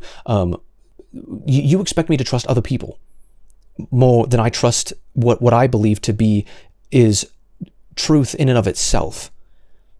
I don't think that that truth is non-objective. And I don't believe that it's necessarily empirically visible at any given point in time. We just have to posit as many facts as we can in order to get a good sense of the world. And so a lot of the conclusions, witchcraft, for example, makes absolutely no sense from our understanding. Loads of these superstitions don't. But to the understanding, to the context that they were in, they didn't have so much of the moral innovations and the scientific innovations and everything, that there were actually people who believed that they may be witches because, logically speaking, there's no way that they couldn't be, given all of the evidence that they have at their disposal. Obviously, if they had the evidence that there are actually rules to the universe, and that all of the scientific endeavors that have proven plenty of things that actually disprove the existence of something like a witch. That if they actually saw that, then that would make sense to them. But they were never presented with that evidence, or perhaps they would deny it outright, because it's like, well, how can that be true when all that I know? Because now you're telling me that the entire room that I have with every single box that I've drawn has to be burnt down because everything I know to be true is not true. That is something that people can't possibly deal with. They don't want to believe that, because that is catastrophic in a psychological sense. That is immensely destructive of the human psyche. So it's like, you hand a caveman a phone, and his brain's going to explode. To a primitive man, technology seems like magic. To a modern man, magic seems like technology. You show it to either of them, and they're going to think it's the opposite thing, because one person thinks he understands everything, and one person thinks he understands not nothing, but enough to understand that there are things that it's like, I don't know how any of this works, and if it works in a way that I can't explain, then it must be magic. That's what I think the supernatural is it's just, we can't explain yet how it functions scientifically, that there is something there, we just can't quite explain it yet. And maybe we'll get there, maybe we won't, but we're never going to get there if we continue this sort of dogmatic authoritarianism. Do you see the difference historians do, Holocaust survivors do? I don't know what this is saying, that if people believe in anti-Semitic conspiracy theories, then that leads rise to the Holocaust. What led to the Holocaust was a group of people of a mixture of motivated people who thought that their ideology was correct, and therefore that they would take anybody who believes differently and stamp them out, and particularly that their ideology had said that these people are the source, this is our scapegoat, this is the source of all the things that's wrong in the world, and we're superior to them, so we should not allow them to shackle us any longer, and that we should do away with them entirely here and in the rest of the world. Like, you're saying that people who believe that, the existence of those people, inevitably means that they're going to convince other people. That means that you think that truth cannot be taught. That you can't actually convince anybody of their evil ways, and you can't convince enough people to understand that one person is evil and is actually motivated to do evil things, that they will actually stand in the way to stop them. Sociologically speaking, this is nonsense. People, if they know that somebody's going to do something evil, then they will stop them, or something that is utilitarian. Something that is not utilitarian for maximizing pleasure and minimizing pain. That this the consequences of this individual's actions is going to result in a net negative for the rest of people. You can see this, for example, in The Quiet Place, not part 3, day 1.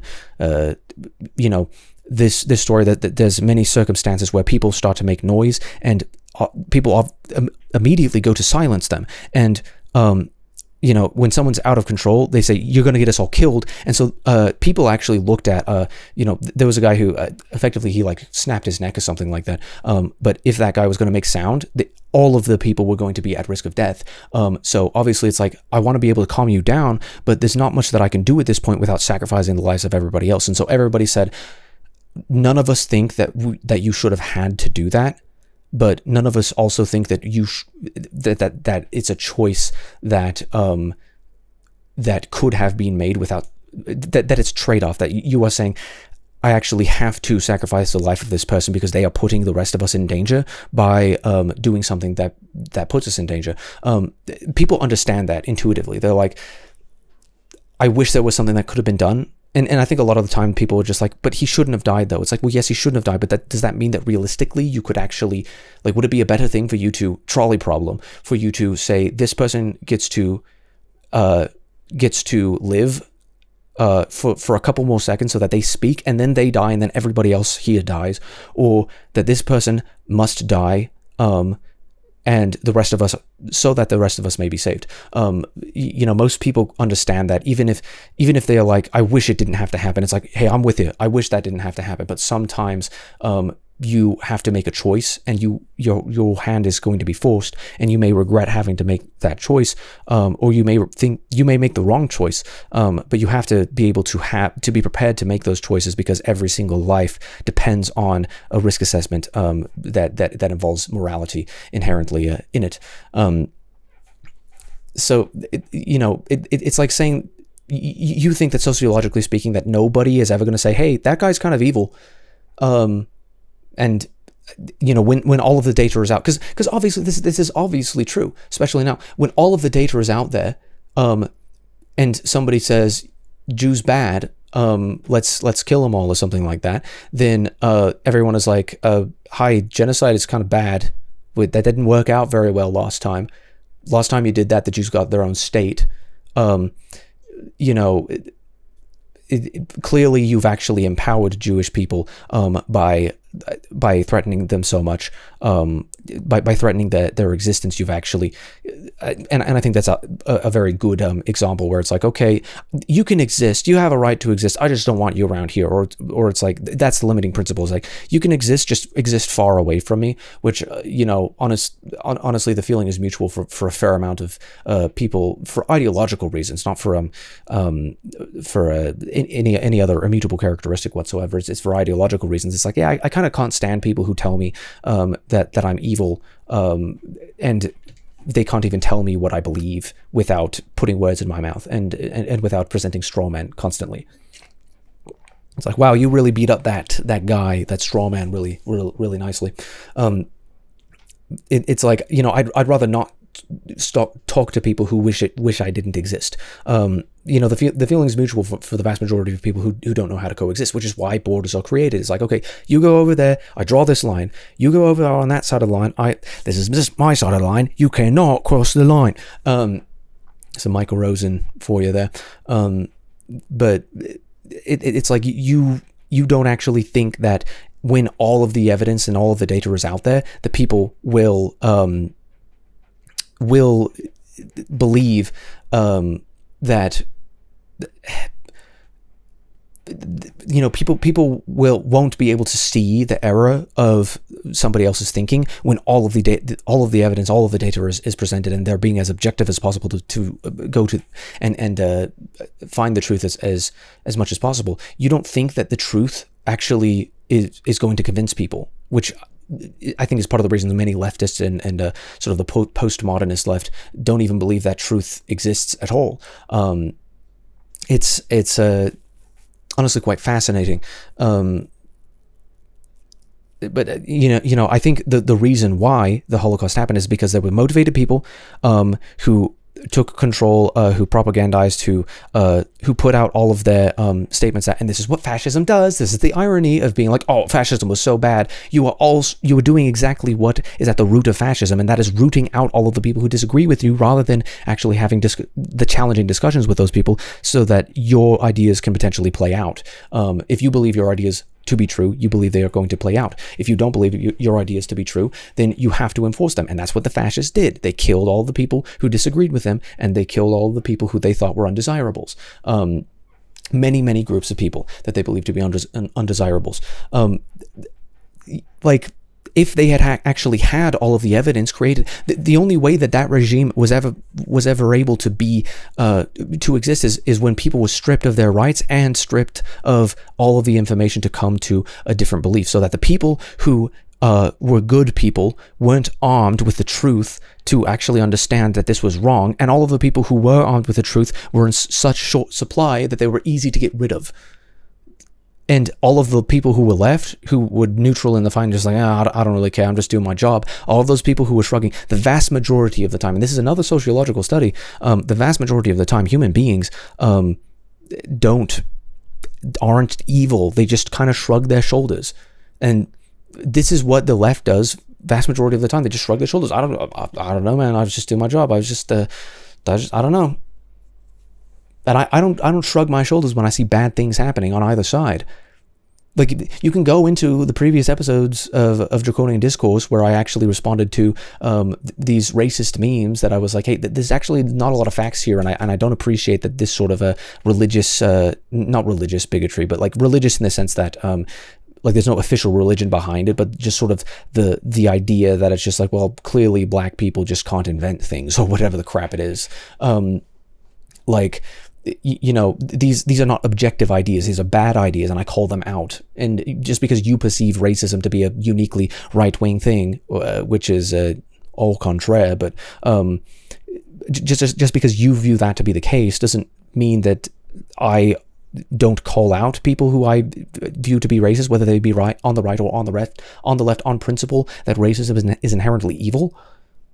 And I don't even know if you've ever talked to a conservative before, because maybe if you did, you would actually realize that the people who are vocal about being a conservative, or I don't know, the people who are vocal who you associate with conservatism actually aren't very principled conservatives. People like Tucker Carlson, he's a common good conservative that he's far more aligned with the left economically in many ways. He's far more aligned with theocracy in many ways than the vast majority of conservatives. Like, there's just no nuance to any of this. Like, where is any of the nuance? This is why I waffle on for hours about this stuff, is because I'm just trying to understand and to make a judgment and process where the nuance is at, and I want to provide more nuance, and I want to actually to think my way towards the truth. I want to actually figure out what is true, but I don't know. There's so much irony in this. It's like, you know, the entire reason why that happened, the people who were just doing their jobs and stuff, when the Nuremberg trials, they brought all of the Nazi officers in, and they're like, you were killing people to such a degree. Like, how could you possibly think that this is okay? And they're just like, I don't know. Like, what was I supposed to do? Like, maybe I knew it was wrong, but everybody else said it was right, and how was I supposed to know any better? Like, does that make it right? Obviously no, but it is important for you to understand that to see in yourself, well, where are your shortcomings? Where do you not know better? Because if you don't know better, you will do wrong. And if you and if other people do not know better, and if you can't help them in a way that obviously does not control them, if you cannot help them to know better, then how can you prevent them from doing things that are wrong as well? If you don't have conversations with these people, they're going to get out of your control, and I'm never going to be supportive of people who just reject anybody on basis of the things that they say, whatever it may be. I just want to confront that. You confront speech with which you disagree with more speech. That's it. If people are misusing their rights to speech, then and that, you know, you want to demonstrate to them that they have a responsibility in the speech that they give, you say, actually, you're not being objective about this, and you counter that with more speech. You don't shut it down. The moment that you shut it down is the moment that it's now the night of the long knives, or whatever it may be, that people are going to begin fleeing the country, and they're going to eventually find a place where they can call home, and maybe they'll do the same thing. Maybe they will, maybe they won't, but I don't know. We can't possibly know, because we don't live in the counterfactual world. We live in the world that we exist in, and I don't think that there's a lot of historical understanding, sociological understanding, for all you might want to bloviate about these things, that actually is indicative of your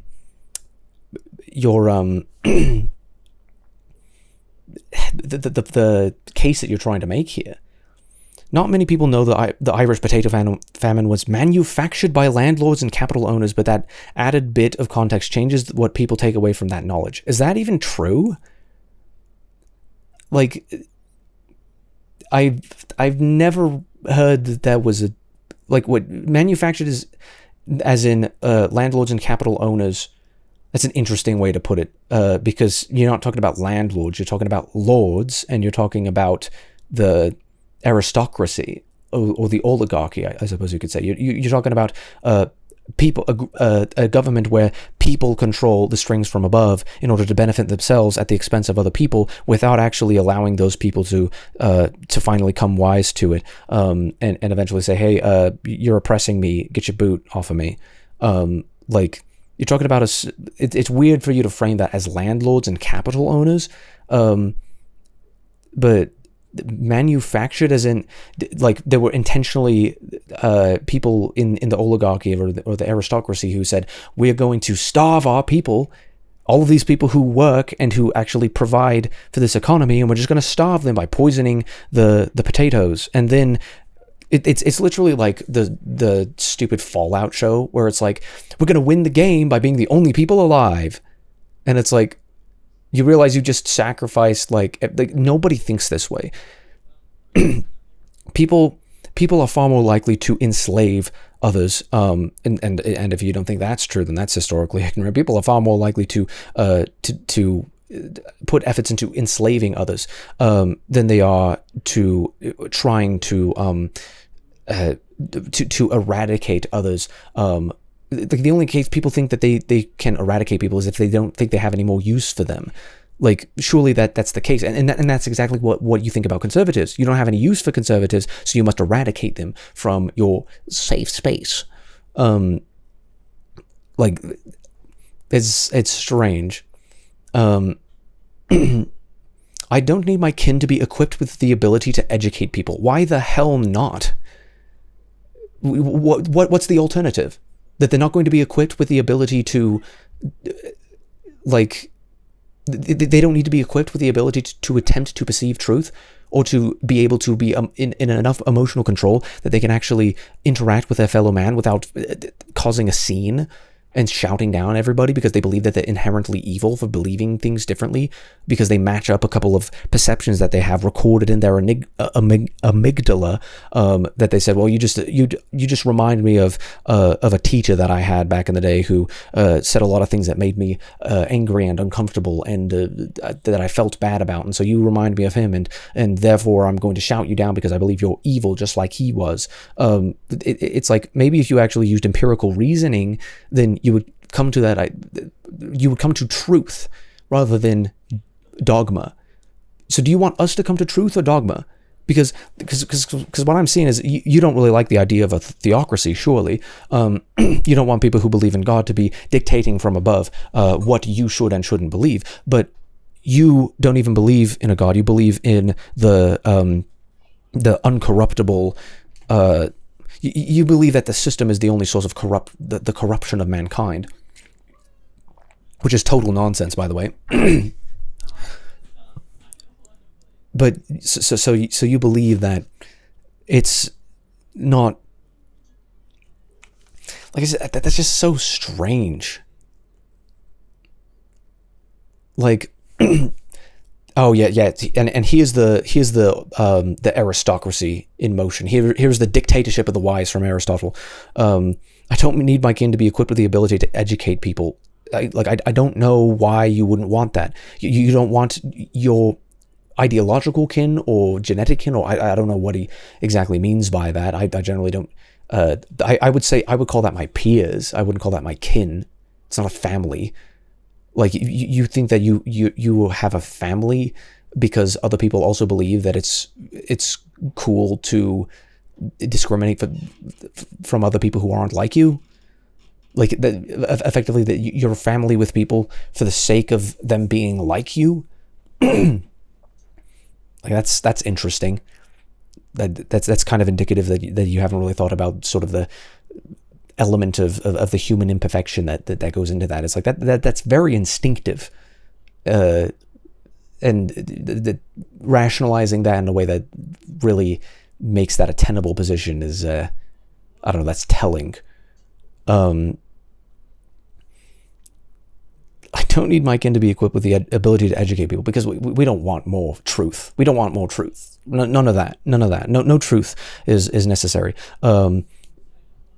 I just need scientists, historians, doctors, and experts to be. But that's the issue, isn't it? Yeah, that is the issue, is because you think that people inherently are incorruptible unless they disagree with you. It's like, no, I believe everybody is corruptible. Like you are perfectly willing to twist facts in order to suit your agenda, but not actually. Thank you for the follow, by the way. Just saw that. Like, I believe in objective truth as it exists in the universe, like as it literally exists, as it is observable. And I do believe that we can have experts, quote unquote, to educate us, quote unquote, on all of these things. I also believe that we need to take them with a grain of salt, because experts can be wrong. All of the experts at one point thought that the earth was flat. They were wrong. Like, you think that there should be a dictatorship of the wise, where you perceive all of these people to just know everything there is to know about these things. Every single person can be wrong, and every single person who's ever lived has been wrong. Like, we're all imperfect. It's not possible for this to be a thing.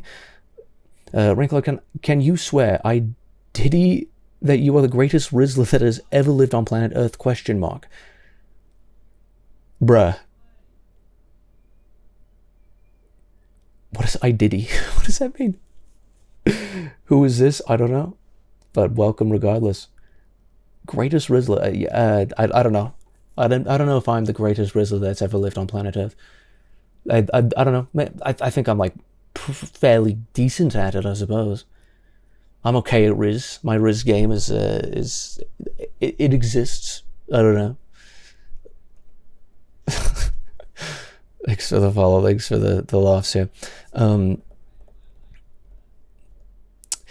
Like, inherently, if everybody is subject to corruptibility, if every single person has the inclination to do good, but the disposition to do evil, then I inherently can't trust anybody without empirical evidence that they are worthy of trust. So why is it that I should dogmatically have my faith in people that I've never met before? That it's just like, well, people say that they know what they're talking about.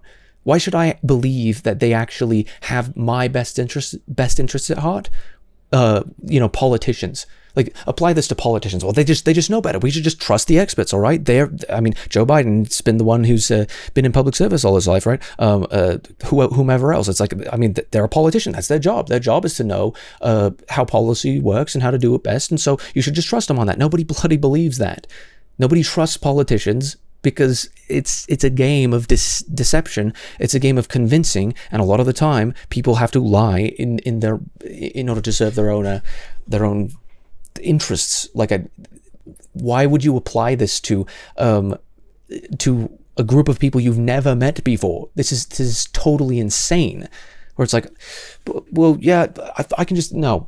You have to believe evidence that is presented to you that within your risk assessment is plausible. You have to believe stuff that actually makes sense. You have to believe, in other words, you have to believe things that are true.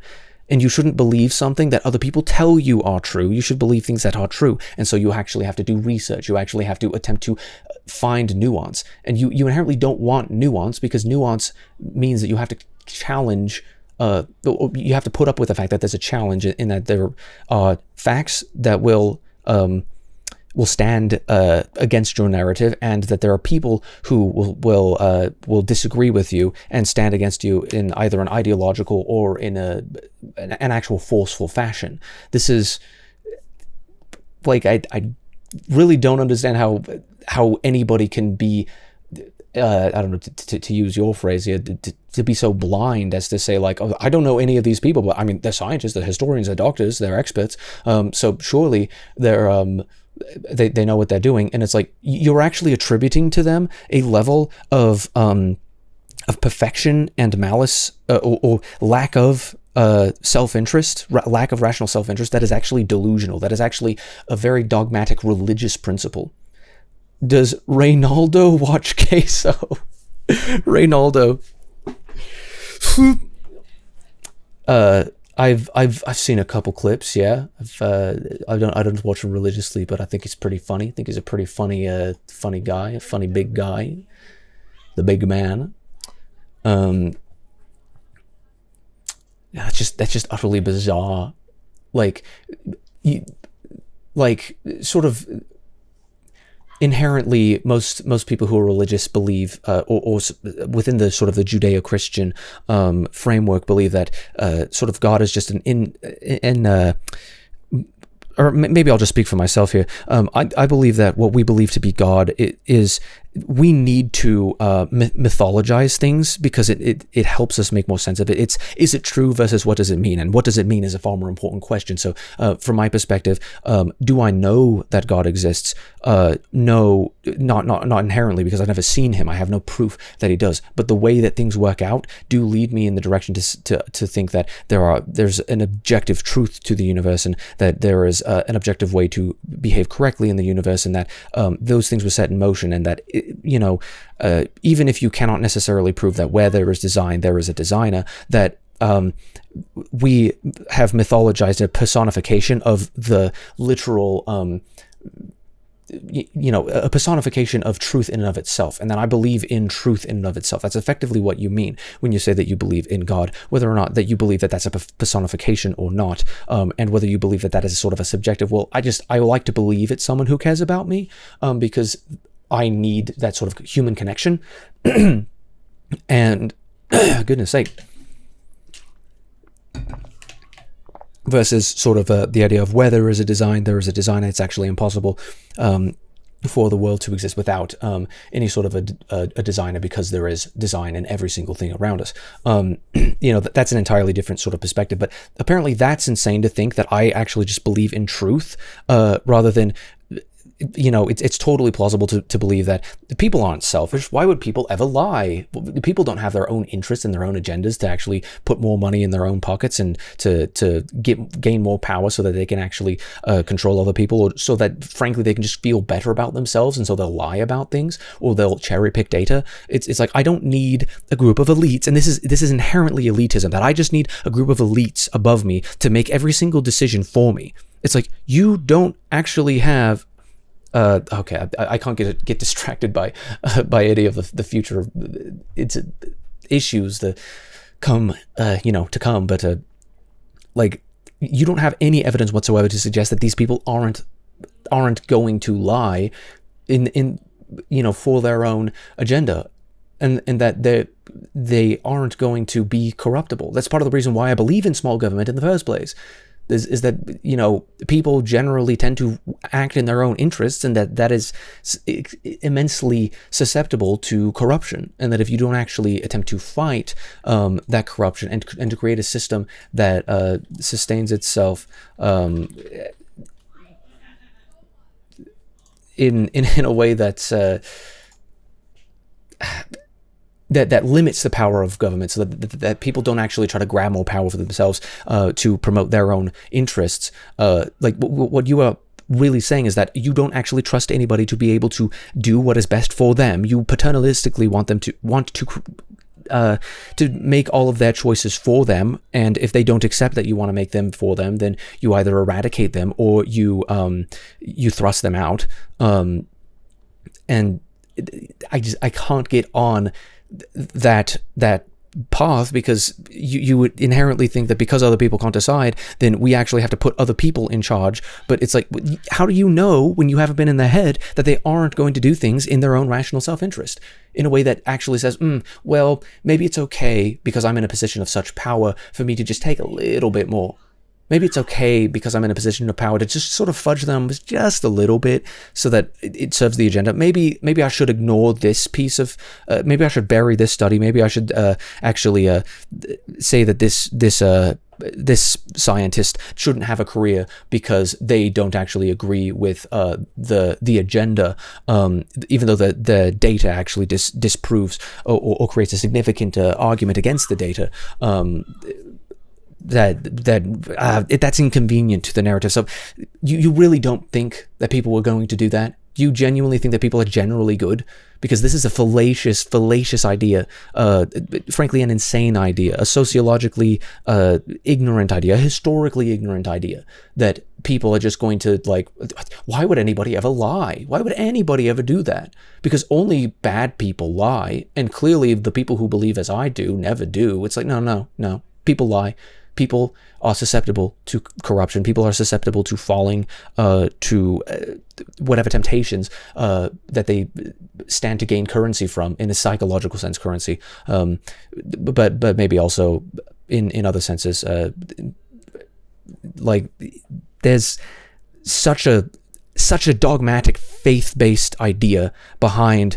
I don't need to actually look into evidence and actually present evidence myself, and I don't need to actually argue with people who disagree, who present a differing conclusion based off of different evidence that they have believed to be more important than my evidence. I don't actually have to talk to them about that. I just need to force everybody to believe as I do and control the flow of information in such a way. If you actually had confidence in what you believed, then you wouldn't have to do that.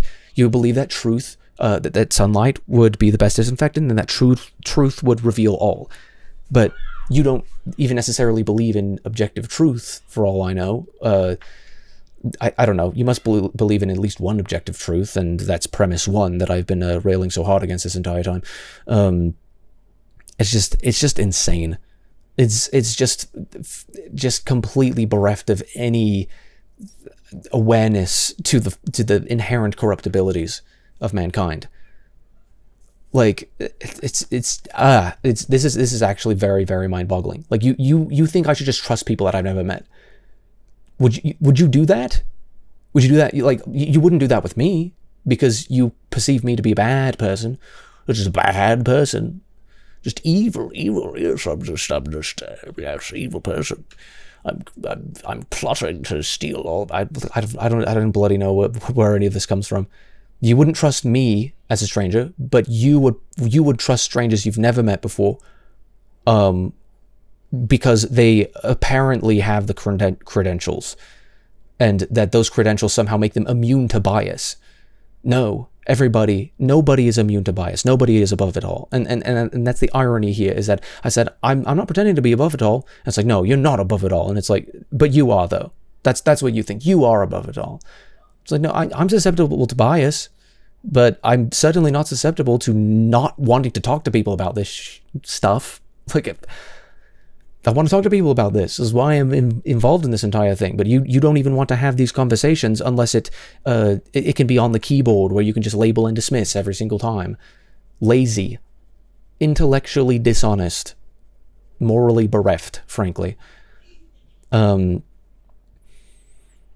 That's the issue, isn't it? You see, it's conservatives who seek to destroy knowledge and understanding. False. We don't seek to destroy anything. We seek to say everything should be out in the open. You are the one seeking to destroy it by saying, no, I want to control the flow of information. I want to control what people see and what people don't, because if they see something that is inconvenient to the narrative, then they're not going to actually believe it anymore.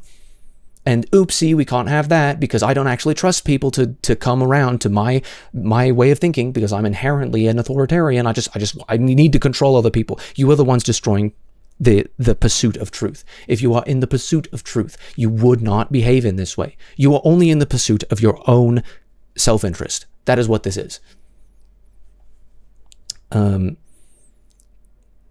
It's conservatives who seek to destroy knowledge and understanding, who want to erase historical knowledge of who committed a genocide against Irish people. I've never.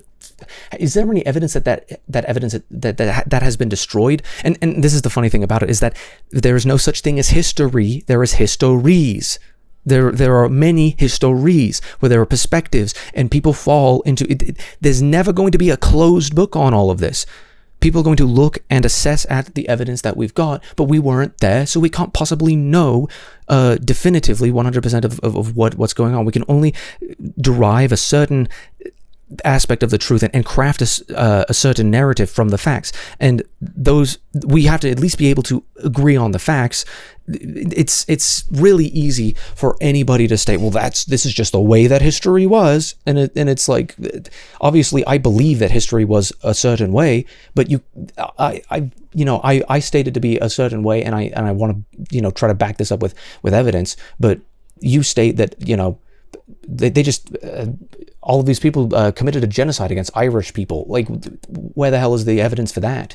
Do you have like a single study, a single link? I'm sure somebody's made the case for it, but it's just so lazy for you to, point at something that most people don't even know about and say, well, see, people just didn't even know about this, and to say that actually proves that, like, see, but this is actually the thing that is true. It's like, well, if I didn't even understand, if I can't even tell you, because I'm not educated on the topic, where, well, I've heard the arguments for the fact that that this was a genocide against Irish people, which is like fascinating to think about. Like, I'm wondering if this, like, what the limiting principle of this is, because I don't know. That's just it's interesting, but it's like people want to erase historical knowledge of who committed a genocide against Irish people. It's like, first of all, I'm not aware of this Irish genocide. I wasn't educated in an immense amount. I know that the Irish potato famine existed. Whether or not it is what people purported it to be is something that obviously is up for debate, certainly. But I don't know one way or another based off of the fact that I haven't actually reviewed the evidence. And you haven't presented any evidence, but you presented it as an example of evidence in the grand scheme that it's like, oh, people tried to cover it up. And you didn't even present any evidence of that. But you see in people you disagree with the propensity to potentially cover things up in order to suit their agenda, but you somehow think that if you put somebody in a high position of power that they're not still going to cover things up to suit their agenda. You really think that those people that, like, they're incorruptible, right? They're just like perfect, okay? Like, of course they wouldn't do that. Why would they do that? That would not be good. And of course they're good because they're so smart. Smart people are inherently good. This is how societies end up destroying themselves. This is how intelligent people get into positions of power and destroy societies, destroy livelihoods, destroy people.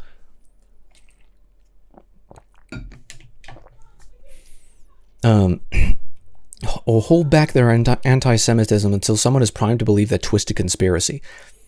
Right-wing conspiracy theories apparently are... like, I don't know, I think the only right-wing conspiracy theory, maybe that's not even a right-wing conspiracy theory necessarily. I believe in like two conspiracies that actually happened, were JFK's assassination, which I don't even know if that was necessarily a right-wing thing to believe, and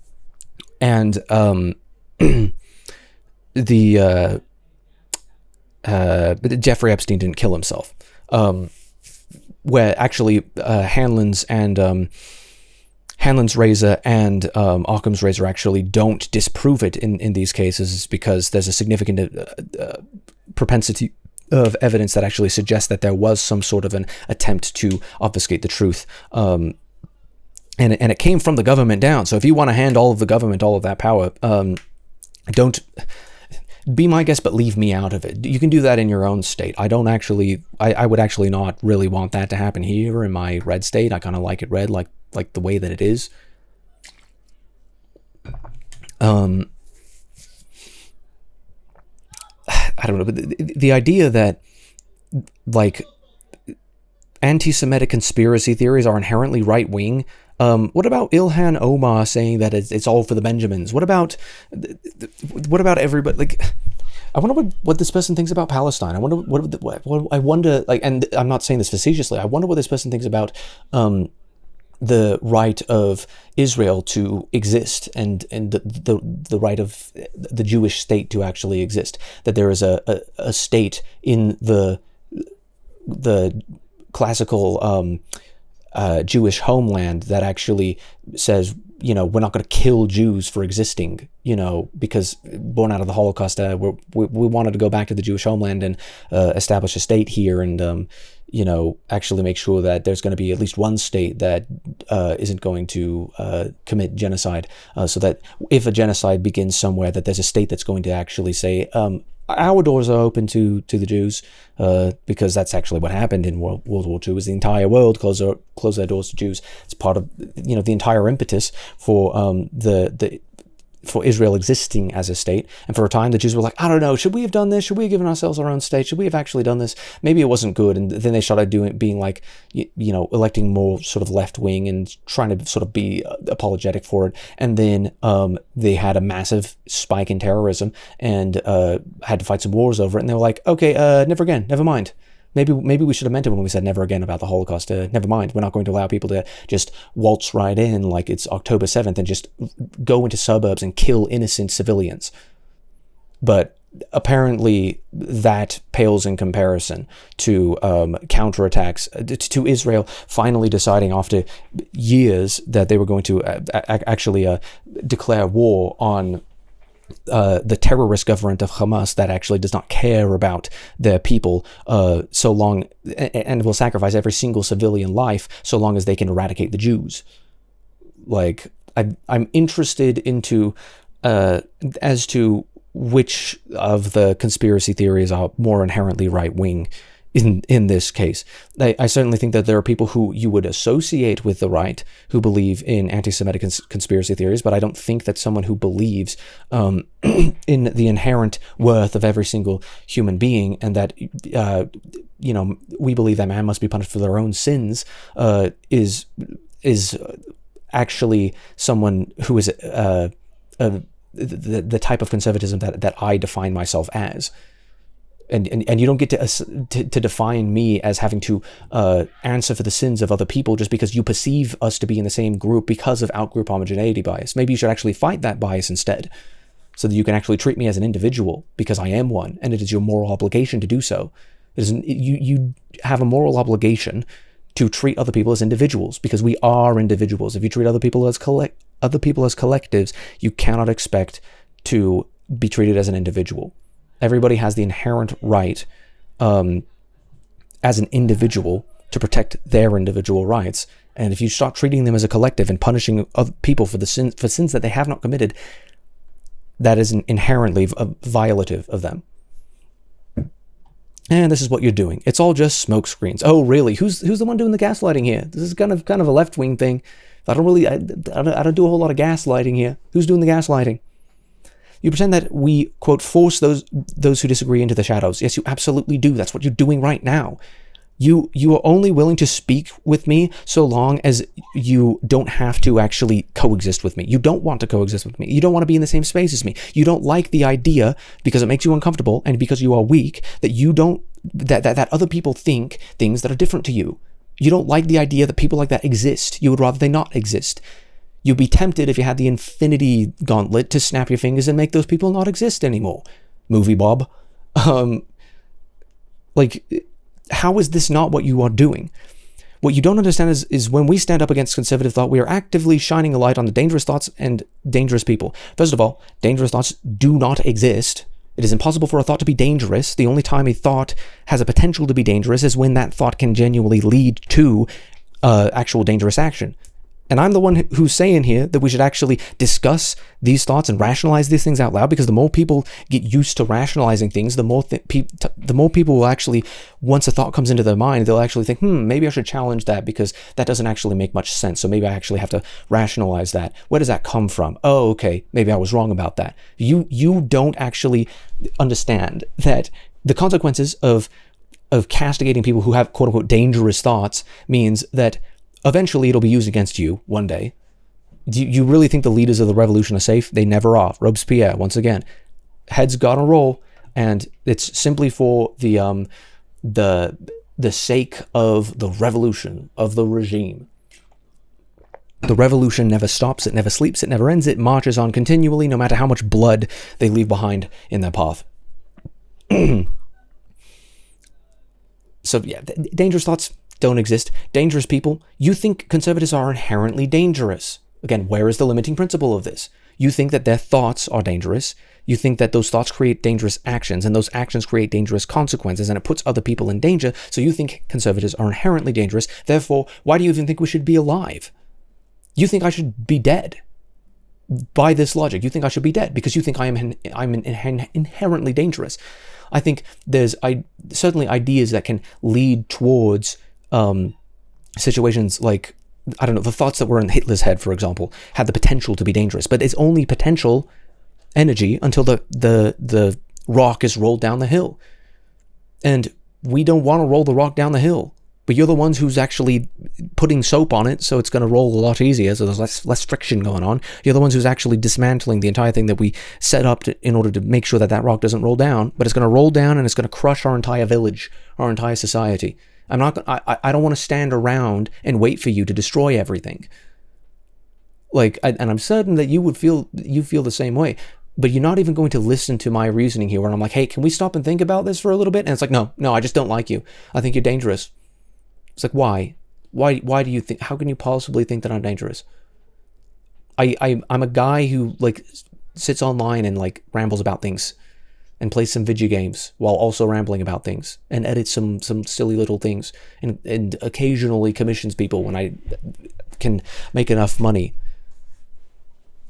When I've got, expendable stuff like that. How is anything that I do dangerous? Well, because I'm going to breed and my ideas are going to continue to propagate through my children, because I'm going to have discussions with people, and that open debate is going to convince people. If that convinces people, then you clearly, once more, are not actually putting enough effort into actually trying to convince other people that I'm wrong about it.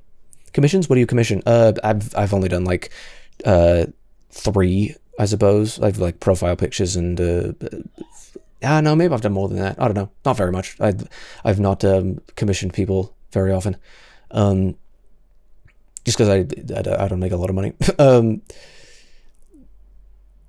It looks dark to you because you've been blinded by the light and refuse to hold yourself accountable. Once again, this is dogmatic stuff that doesn't actually help anybody to be convinced here, because I could just say the exact same thing right back at you. I'm rubber, you're glue.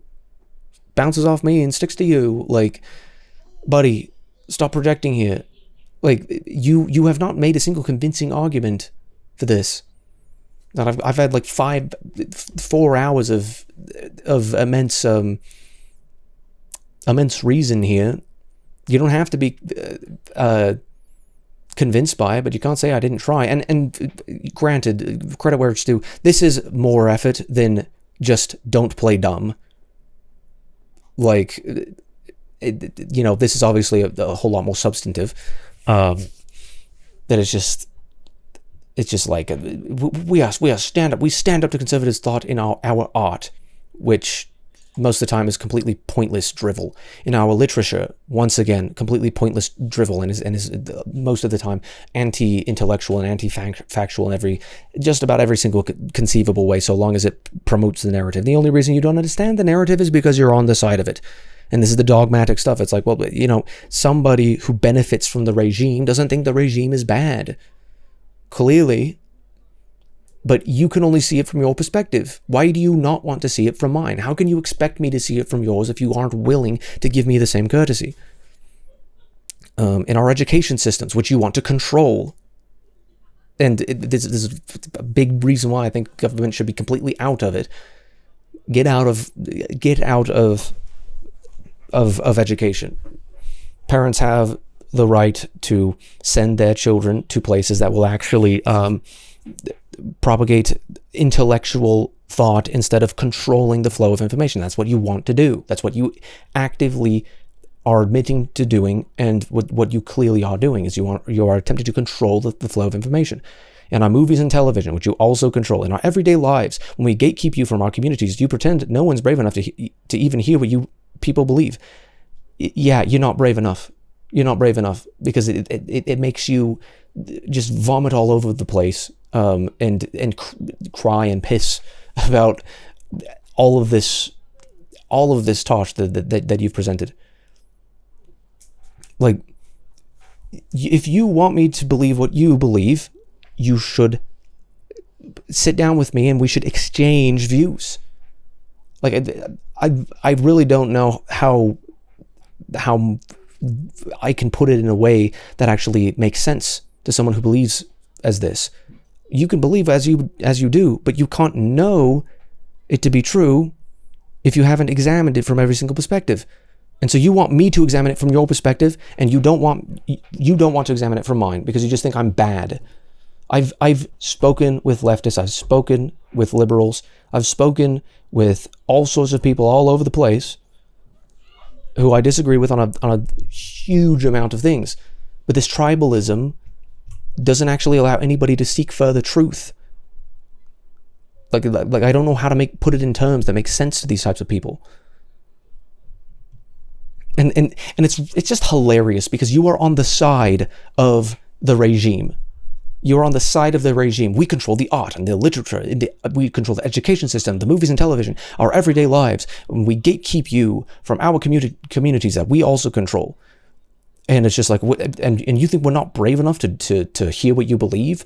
We've already heard it, and that's why we control you. And it's like, okay, this has been happening before you were even born. People have been trying to gatekeep people, and to create political tribalism wherever they are, before you were even born. So maybe you should actually consider a perspective, because maybe you never were presented that perspective in a realistic way, because you don't even believe that I have the goodwill to be genuine about what I believe. You don't think that I'm capable of being a good person at the same time of having the principles that of holding the principles which I do, because you disagree with those principles, or you think you disagree with those principles. How the hell would you know? Because you don't even know what my principles are. You have no idea, and you haven't been able to enumerate to me my principles. Like the only things that you have spoken about are things that are that I absolutely would not say are indicative of my like I am not the person who's saying, oh, I want to like censor people who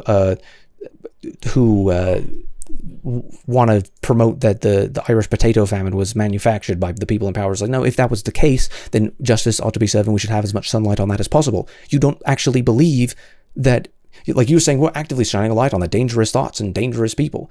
I don't think that dogma actually actively shines a light.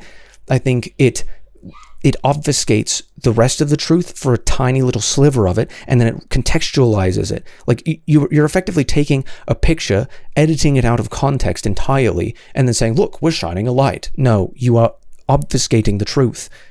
Like you don't believe in the truth. Oh, sorry, Eva. There's no Discord. I have not set up any Discord, so apologies for that. That doesn't change the fact that we do educate people about your beliefs. No, you don't. You don't educate people about my beliefs, because you can't even tell me what my beliefs are in a way that is true. You can't even get a good bearing on it. You can't even get close. You have no idea what my beliefs are. I asked, people in the context of this conversation, there are people who have whatever the subjective definition that they've got was, that they were spreading. It's just like, oh, this is the root of the word, and therefore that's just what it means is just this, and it's like, no, I don't think you've ever spoken to anybody who actually believes this. I don't think you've got a good bearing on it. I don't think what you assess to be representative of my beliefs are actually representative of my beliefs. So maybe you should actually give me the courtesy of understand of the fact that I actually want people to be doing well, and I just have a different way of getting there. My machine just creates a different result. And that's obviously what your machine does as well. It's a different result than mine. We've designed the machines differently. Can we have a conversation and exchange our ideas about how the machine should work and what the results that are spit out actually are? Or are we just going to say, no, it's my machine. You're going to tell me about the machine, and make excuses for the bad results that are spit out of it? Because every single individual human being has a result that gets spit out of the machine that they've got, their risk assessment machine. And sometimes, eventually, inevitably, they're going to have a result that spits out of that machine. It's like, oh, yeah, that didn't work. So clearly I've got to reevaluate this. But you don't want to be objective about this. And you clearly don't educate people about my beliefs, because you can't even tell me what the hell they are. It's like you've not actually spoken in a good faith sense with people who believe opposite to you.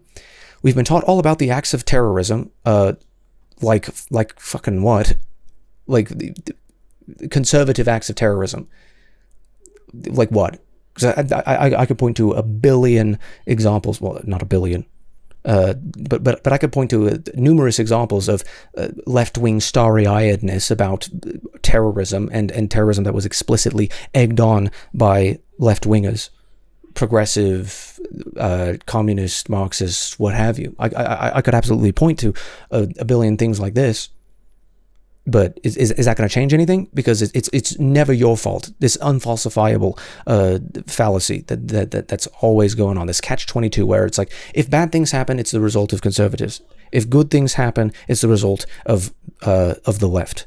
Period. That's what it is. So everything I dislike is conservative, and everything that I like is not. It's like, okay, this is dogmatic. This is simplistic. This is not going to help anybody go anywhere. Acts of terrorism, the fascist coups, as in coups on fascists, because I absolutely think that coups conducted by conservatives have been conducted in order to overthrow fascist, organizations of government. That I don't think that's what you mean. I think you're trying to say that conservatism equals fascism, which is utterly political it's just complete nonsense. Like, fascism and communism are two sides of the same coin, and what you are doing is far more akin to fascism than what I am doing. I'm saying, hey, free speech, free exchange of ideas. Everybody gets to speak, whether or not those ideas make you uncomfortable. And actually, free speech is only valuable when the ideas that are being presented make you uncomfortable, because it forces you to actually confront the most deeply held beliefs that you've got, so that you actually can consider them and then go somewhere with that and understand the flaws, potential flaws or whatever that may be flawed in your way of thinking. It shines a lot of light on that, where I can actually know why I believe what I believe, rather than just deferring to some people I've never met before and saying, well, that's what they said. Like, who's actually being the religious zealot here? Who's wanting to enact the theocracy here? The person who's saying, we kind of can't know truth. I know that I believe that truth exists, but we can't actually know any truth without actually, digging into it, and that there's no end to, you're never going to close the book on things. You're saying, nope, the book is closed. The book has long since been closed, and here are the authorities on the subject, and they're not selfish at all, and human beings can't be selfish because they're in the positions of authority. Of course they wouldn't do things that are selfish. This is nonsense. Fascism is all about silencing opposition. There was no free speech. There was no First or Second Amendment in fascist dictatorships.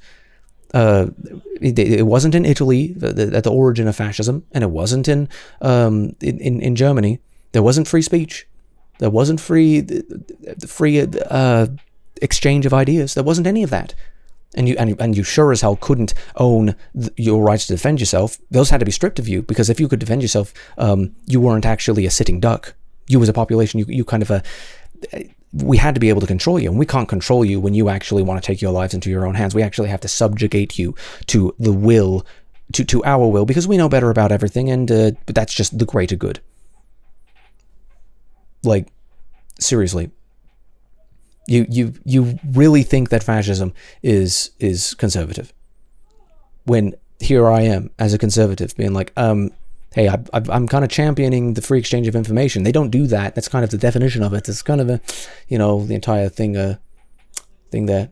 Oh, specs. I should set up a specs. That'd be pretty swell.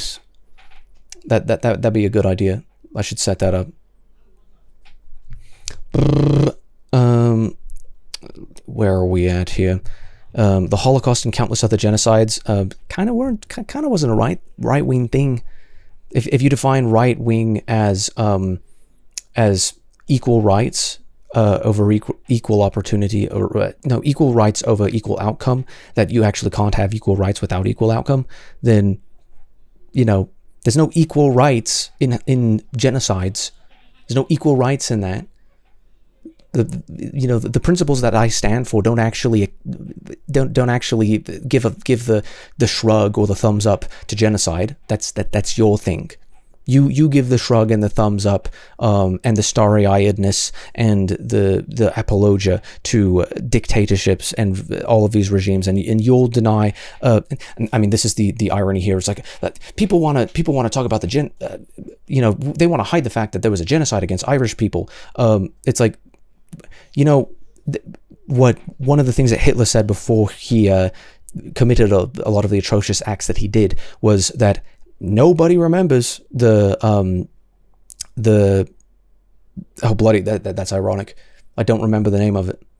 The Armenian genocide. There's not a single person around who actually remembers the Armenian genocide, and he was looking up to the people who committed that genocide as like, hey, we should do that because nobody remembers them, and so maybe we'll be able to do that. Like, there's kind of an irony in this. People on the right don't deny the Armenian genocide. People on the left do that. It's just insane.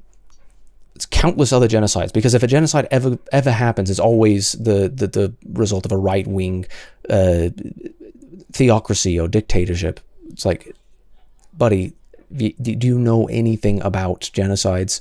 Can you name a single genocide that actually was committed by a right-wing, as in somebody who believes in inalienable human rights? Doesn't happen.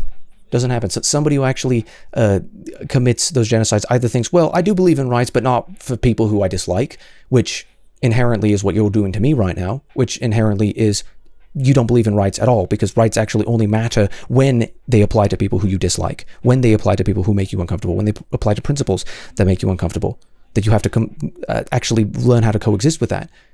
Either you keep to yourself or you confront that head on. And we've proven undeniably, oh yes, the book is closed. The book is closed. You hear that, everybody? There's no room for any differing opinion, ever. The book is closed. We know all of the truth that there is to know. Like, this is just obtuse. We've proven undeniably that it all ties back to conservative thought. You can't even tell me what the hell conservative thought is. And I've defined it a billion ways to Sunday. I could sit here and give you the most, you don't even know what the Chesterton test is. You don't even know what the framers of the Constitution thought. You don't understand any of this. Like, you couldn't enumerate it to me if you tried, if you racked your brains for it. You don't understand the way that I think. If you understood the way that I think, then maybe you would be like, well, okay, now he doesn't want people to die. He doesn't want genocide on people who disagree with him. He just wants freedom. I think he wants freedom a little bit too much, because I actually don't like the consequences of freedom, apparently. But you can disagree with my methods, but it's really dishonest to just say, well, you identify with this label. This is the exact problem with using the labels in the first place. It's just people have this predetermined idea, and they're set in their minds with a determined resolution when it comes to what the definition of that is. There's not going to be any actual intellectual inquiry into any of this. It's just ridiculous. The problem isn't that anyone on the left lacks confidence in their ideas to be able to withstand scrutiny. That's exactly the problem here. You don't think your ideas will be able to withstand scrutiny, because then maybe you'd allow people who disagree to speak. Maybe you would allow people who are scrutinizing your ideas to say, I don't really think that works. I don't think the evidence suggests that. You would actually allow for free speech, but you don't. You don't have that. You can't be confident in your ideas and also think that you need to enforce those ideas in order for them to actually function properly. You don't believe in your ideas. Just admit that you don't believe in your ideas, or at least their ability to withstand scrutiny. You don't believe in anybody else's ability to convince you, because that's why you believe as you do. But you don't believe in your ability to convince others, which means that you don't think that your thoughts are actually convincing. You think you actually have to lie and deceive and to game people in order for your thoughts to actually become a reality. Who's the more dangerous one here? Who's the more dangerous one? I really would like to know. The problem is usually that conservatives are extremely determined to deny reality, pot, meat, kettle. Like, what reality am I denying here? Like, the reality that people, like I haven't seen a single thing here of me denying reality. Like, what have I denied here? I genuinely don't understand. They're determined to deny reality. Who's determined to deny reality? The reality that people lie. People will do things in their own rational self-interest that aren't always good. People lie. That's a reality. But you think that I should trust those people, but because they went to school for 8 years to get a degree that makes them the undeniable, proven authority on the subject, and that I should just listen to them and believe in them 100%, and lying just doesn't exist anymore because they went to school for 8 years and they forgot how to lie. They learned how to not lie. It's like, actually, people tend to get better at lying, I think, the more educated they become, because they start to understand how to manipulate people. But this is why the idea. Have I got this? I don't know if I've got it. But the Teddy Roosevelt quote that is like, to educate a man in mind but not in morals is to create a menace to society. This is what happens, because you can teach someone as much as you want, and they'll probably just figure out how to use that against, in order to get what they want, to manipulate people, to do things, and they don't care that it's wrong because it's in their own rational self-interest. If you actually teach them in morality and say, you can do this, but it's wrong, and here's why it's wrong, and you can actually explain why it's wrong, and go and prove, present proofs, present evidence, all of these things that actually is encouraging of intellectual thought, that you seem to be allergic to. This free exchange of information that you think is bad.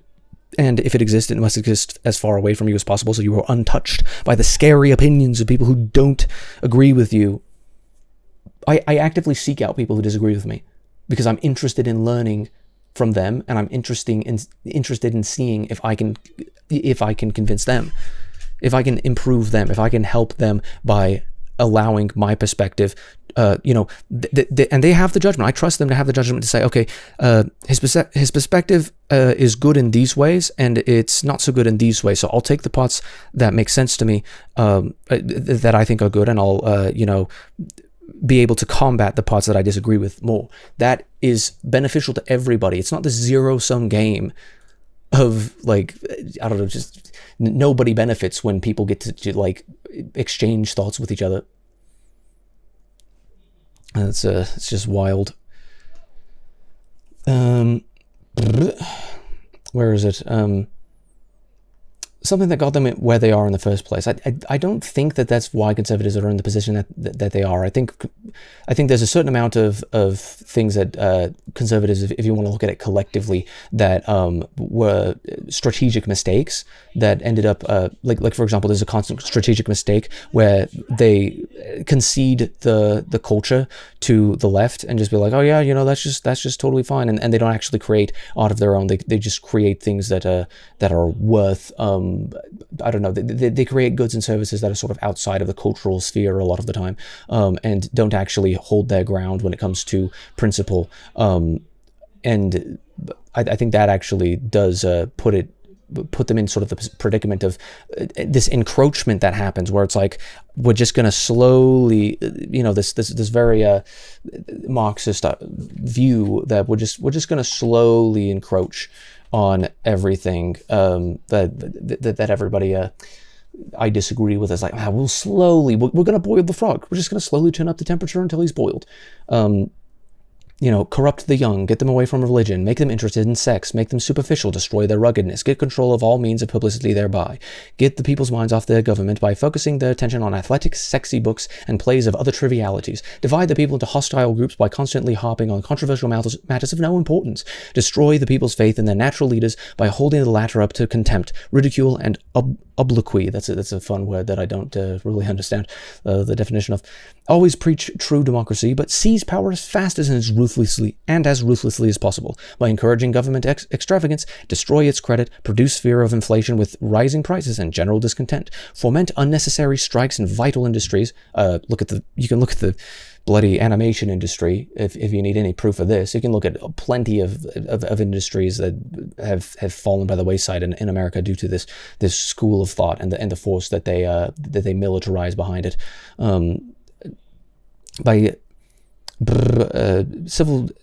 Encourage civil disorders and foster lenient and soft attitude on the part of government towards such disorders. Black Lives Matter. That's all I've got to say on that one. Black Lives Matter.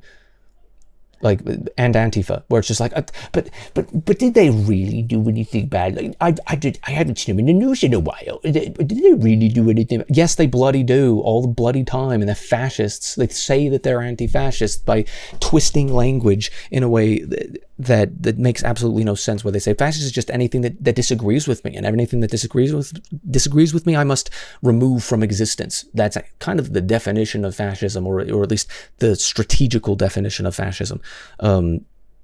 By specious argument, cause the breakdown of the old moral virtues, honesty, sobriety, confidence, faith in the pledged world, ruggedness. Cause the registration of all firearms on some pretext with a view towards confiscating them and leaving the population helpless. And then what is it?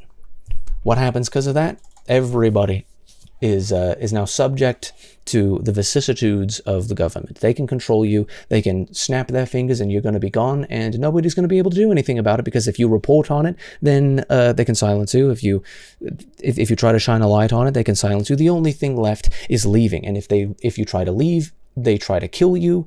This is the way that every single regime functions. And don't try to pretend that you don't see it. Like, I don't know. Obviously, that's a case that must be made, but I think I made a pretty decent case. I've pointed to plenty of examples of this clearly happening. But this is May of 1919 at Dusseldorf, Germany. The Allied forces obtained a copy of the Communist Rules for Revolution. 50 years later, the Reds are still following those rules. This is a copy from 1975. Lest we forget. We're going to keep this copy around. Let's not forget, this is the way that they attempt to control people through cultural hegemony. This is the way that they do it. And we don't want to control culture. We would just like if the culture went in a direction that we appreciated. And I suppose in a good faith sense, I could say that, if I'm going to be 1 billion% good faith to the point of delusion, that is what people on the left would also say, is that we don't want to control culture. We just want to nudge it in the right direction. As Barack Obama famously said, I just want to nudge it. And it's like, I don't think I have the right to nudge things. I think the only way that I have the right, at least through the arm of government, the only way that I have a right to nudge is through my personal individual life and action. And as collectivists, you don't think that that's okay. You don't think that that is something that we should strive for. That as individuals, we should actually attempt to push to be the best person that we can possibly be, and to allow that legacy to ring true. You don't have the faith in that being able to happen. You need to control it.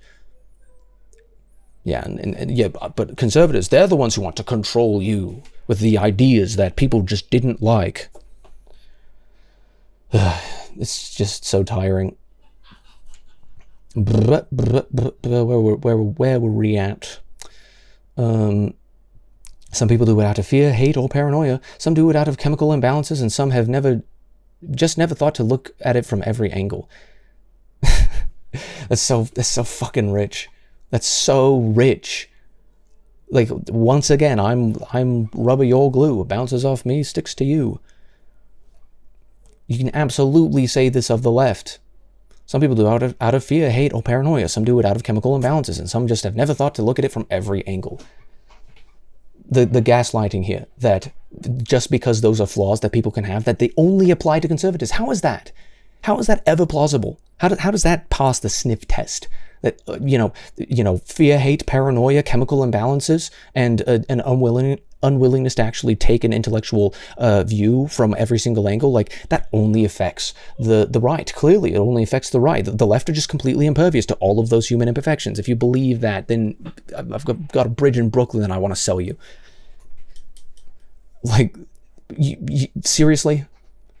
And so rich that it's just like those conservatives, they just never thought to look at it from every angle. You are actively saying that you don't want to talk to people who disagree. And you're like, oh no, I've looked at it from your perspective. No, you don't understand it. You can't even tell me what my perspective posits. You can't tell me what my perspective believes. You can disagree with it along the entire way, but you could tell me, if you would be able to tell me, conservatives, they believe in free will. They believe in rights from government or rights. I don't know that the government pre-exists rights, and I don't believe in that. They believe in objective truth, and I don't believe in that. Whatever it may be. You could say all of that and say, they believe this, I disagree with this. They believe this, I disagree with this. If you wanted to be intellectually honest, that is the way that you would actually talk about this. But you don't want to be intellectually honest. You just want to say, oh, I've already looked at it from your angle and doesn't pan out. It's like, all right, can you tell me what my angle is? Can you tell me what it looks like from my angle? And they're just like, oh, it just looks like a hateful place where I hate everybody and I want to like kill and rape everybody. It's like, yeah, that sounds like a really intellectually honest way to try to understand other people. You're all for empathy. You gotta be empathetic. Unless it just so happens to be the people. Empathy means fucking nothing if it doesn't apply to people who you dislike. It means nothing. It's easy to be empathetic with people you like. It's kind of natural to be empathetic with people you like. It doesn't mean shit if you can't also be empathetic to people who you dislike. You have to be able to try and see it from their angle. And you haven't done that. You clearly haven't done that. Because if I were telling you this, where it's just like, no, I want to relegate you to the sidelines.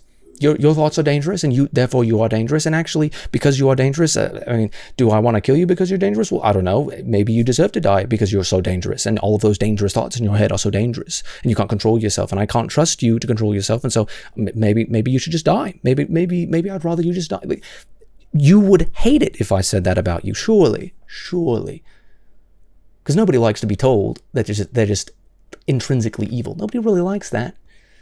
No, that's not going to convince anybody, is it? But you'll do it to me without actually, without even trying. You'll gaslight me and say, well, of course we teach conservative principles, and that's why everybody disagrees with them. It's like, really? Because I don't disagree with them. I kind of try to live those principles, and I've been a happier person attempting as hard as I can to live those principles. Been a happier person doing it. So how can that be true? Because you the only way that can be true, as you stipulate, is that I just reject anything to the contrary, any evidence to the contrary. Well, absolutely that it's absolutely true that that confirmation bias is an inherent problem that we have got to fight if we want to be going anywhere. If we're going to be going nowhere soon if we just fold our arms and harumph grumpily, as I say. But who's the one doing that here? You just a fearful, hateful, paranoid, and you've got a chemical imbalance, and talk about gaslighting. Bloody hell. And you've not even looked at it from my angle. It's like, I could tell you exactly what you believe, and I've done a lot of that. I've disagreed with it for every single second of the day, every single second of the last 4 hours and a half minutes. Did I say that right?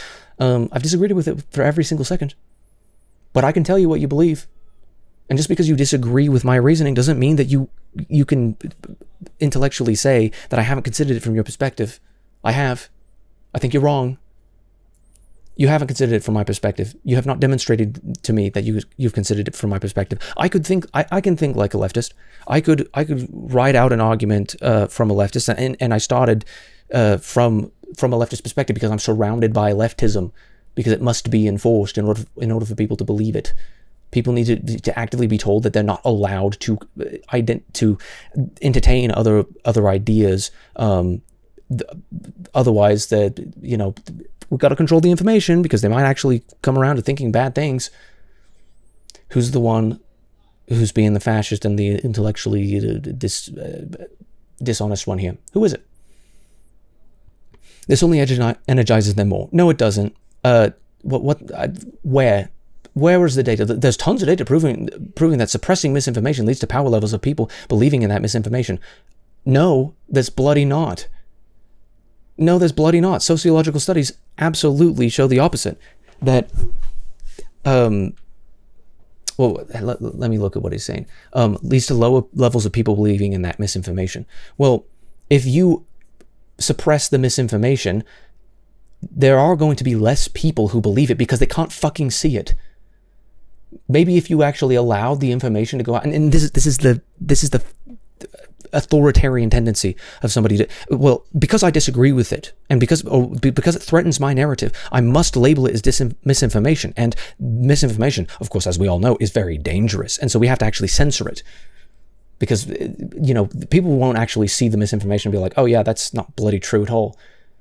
And you know, even if they believe for a certain amount of time, they can't ever be convinced, because once they believe something, you know, it's just impossible to convince people otherwise. Come on. This is just so obtuse. The mental gymnastics. The mental gymnastics here. Like, you know, if you believe it to be misinformation, does that give you the right to suppress that information to the people who can come to the proper conclusions? Because maybe it is false. Maybe it isn't maybe it is misinformation.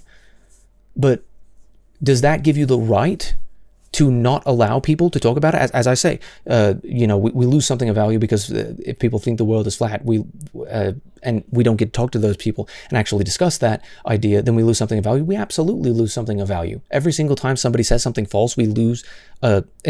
Every single time somebody does not have the ability to utilize their freedom of speech, then we absolutely lose something of value. We lose the ability to actually confront beliefs that we don't agree with, so that we can actually understand why we believe as we do, and that we can convince people. Because you're not going to fucking convince anybody by forcing them with a predetermined diet of all of the ideological poison that you want to shove down their throats. You're never going to convince anybody with that way. And if anything, it creates the exact opposite.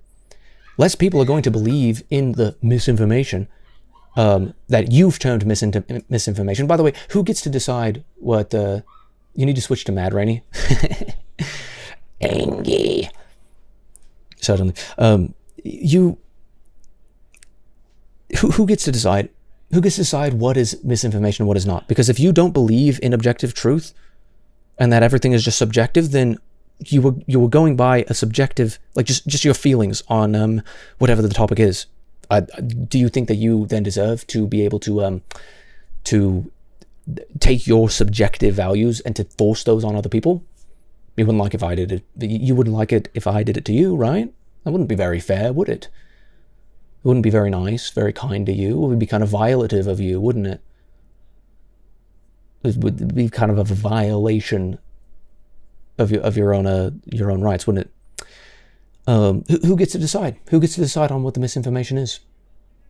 This is a very curious question, because if misinformation is everything that threatens my agenda, then you aren't looking for facts. You aren't looking to be objective. You aren't looking for objective truth. And so we're about to delve into some more elitism. I should stop looking ahead. You're just trying to make an excuse for why people who hold unacceptable beliefs. There's no such thing as an unacceptable belief unless that belief is actively causing people to violate the rights of others. And that's exactly what the hell you are doing with this thought process. My belief in that people who believe incorrect things should be able to speak about those incorrect things, you know, that's dangerous. That's unacceptable. We can't accept that. We can't give that any legitimacy, because to give that the platform is... No, you don't give things platforms. They exist on their own. Everybody has the right to speak. Everybody has the right to speak their mind, all right? And you are not in the position, you know, playing God here, that you get to be the arbiter of what is truth and what is not, based off of your own personal risk assessment. You don't get to do that. I don't get to do that to you. You don't get to do that to me. We have to exchange some thoughts here. And you clearly are unwilling to do that. But you're just trying to make an excuse for why people who hold unacceptable beliefs should not only should exist, yes, they should fucking exist. Like, this is obscene. Straight up obscene. That you think that people who disagree with you, people disagree with me. Those people hold beliefs that anything that is not what I believe is unacceptable. Therefore, the people who believe those unacceptable things should not exist because they're dangerous. This doesn't sound evil at all. This doesn't sound like an authoritarian regime to you. This doesn't sound like this could be flipped on its head in the other direction. So people disagree with me about trans rights, for example, because that's definitely something that all conservatives believe, is that trans people just don't have any rights whatsoever, and that they should just be genocided. Yeah, apparently that's what we believe. What if someone who believed that? Not that that's a conservative, because conservatives don't believe that. But somebody who believes that says, well, they're just bad and they can't exist because they hold unacceptable beliefs, and so we just got to get rid of them. We just got to get rid of them because it's not because they were born a certain way. It's because they believe a certain way.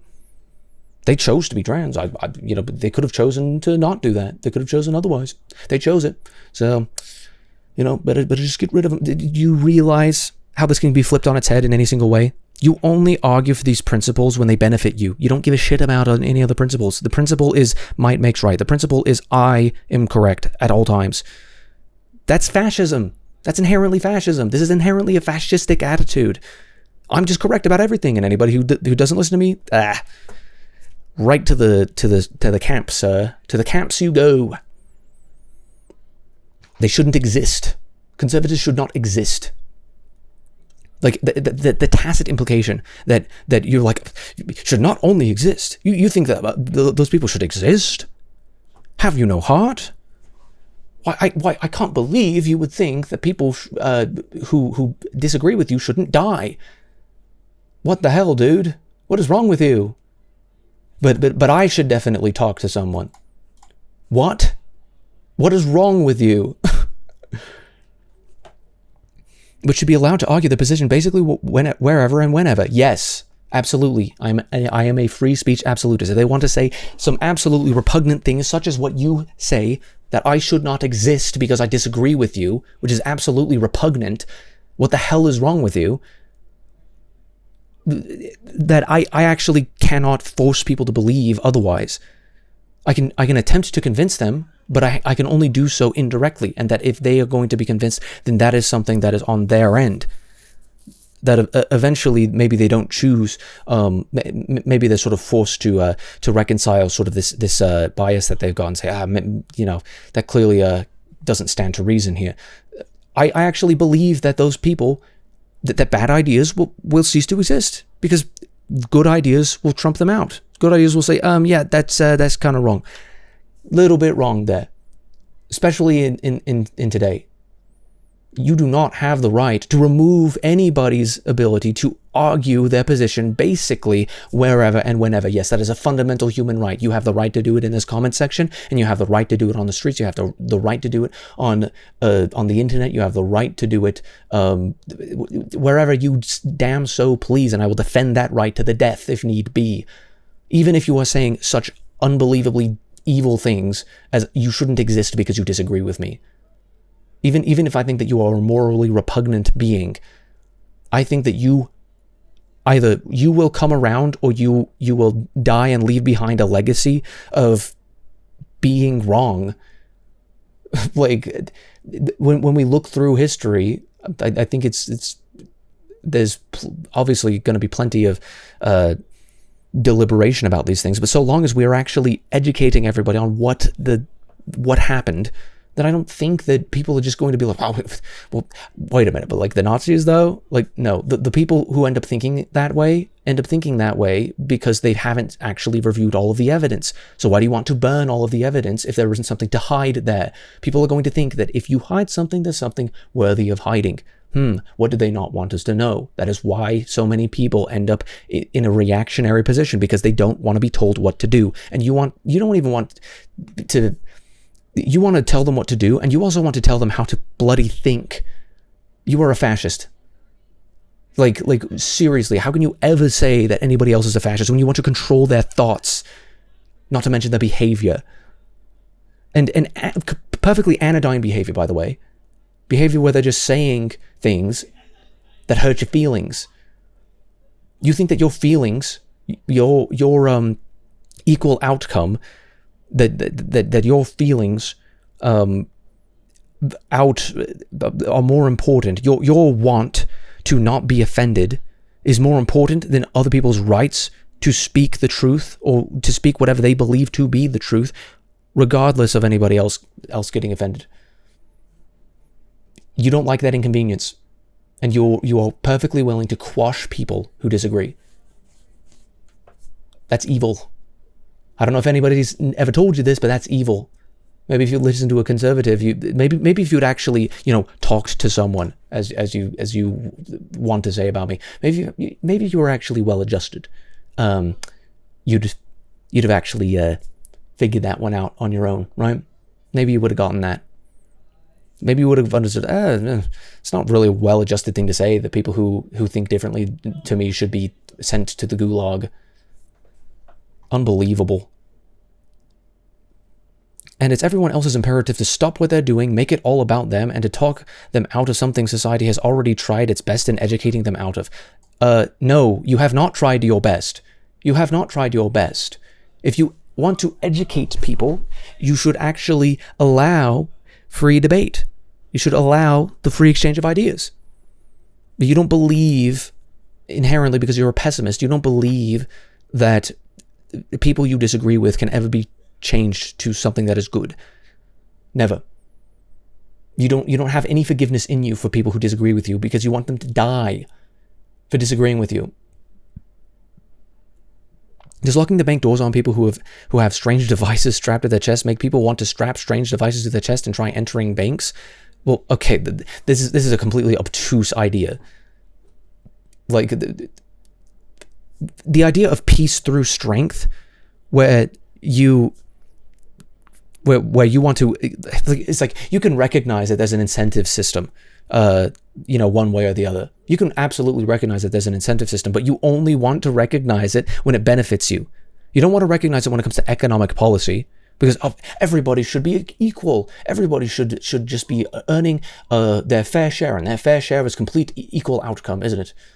It's like, what does that create in an incentive structure? That creates people who don't want to do work because they know that the harder they work, that everybody else is going to be paid the exact same amount. So you don't have an incentive to work harder. So what happens? It's a race to the bottom in terms of profitability, in terms of productiveness, in terms of individual human capacity to create something better for themselves. It does not incentivize something that isn't a meritocracy. Inherently does not have any sort of an ability for one person to earn what they are worth and another person to earn what they are worth, regardless of the amount of value that they provide through their labor. There's no incentive to actually make things better. There's no incentive to generate more value, more wealth, and none of the shit that you wishes were free would exist. We'd still be going around clobbering each other with whatever basic rocks that we can pick up, because might makes right, and what right is equal outcome. And so I shouldn't be allowed to have the muscles that I've got.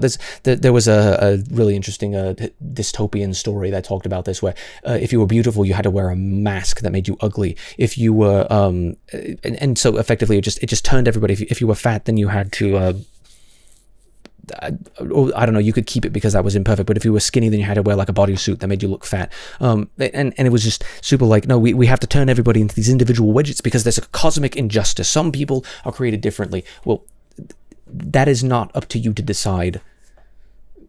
Everybody is different, and you have to actually accept that truth. If you don't accept that truth, you are always going to be miserable, because you're going to be looking at people who are better at you than things that you who have more than you've got, who are better than you at things, and you're just going to be green with envy the entire rest of your life, and you're going to die a socialist. You're going to die a miserable person, rather than actually saying, well, it's up to me. Nobody else can put the pieces together. Nobody else can make me happy except for me. I am responsible for my life, and if somebody else tries to infringe on my rights to life, liberty, and the pursuit of happiness, the ability to pursue happiness, then I've got to be able to defend myself, because I can't trust anybody else. None of these ideas just even compute to the leftist. Not a single one, it seems.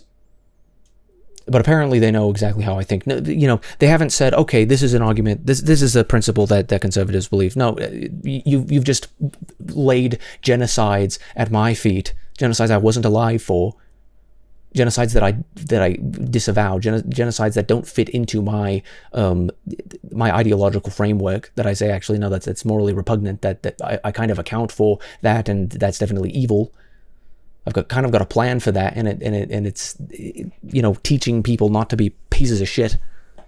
But you don't think that you can do that, because you're like, oh well, I can teach. We try to educate them from the. It's like, you don't even believe in the nuclear family.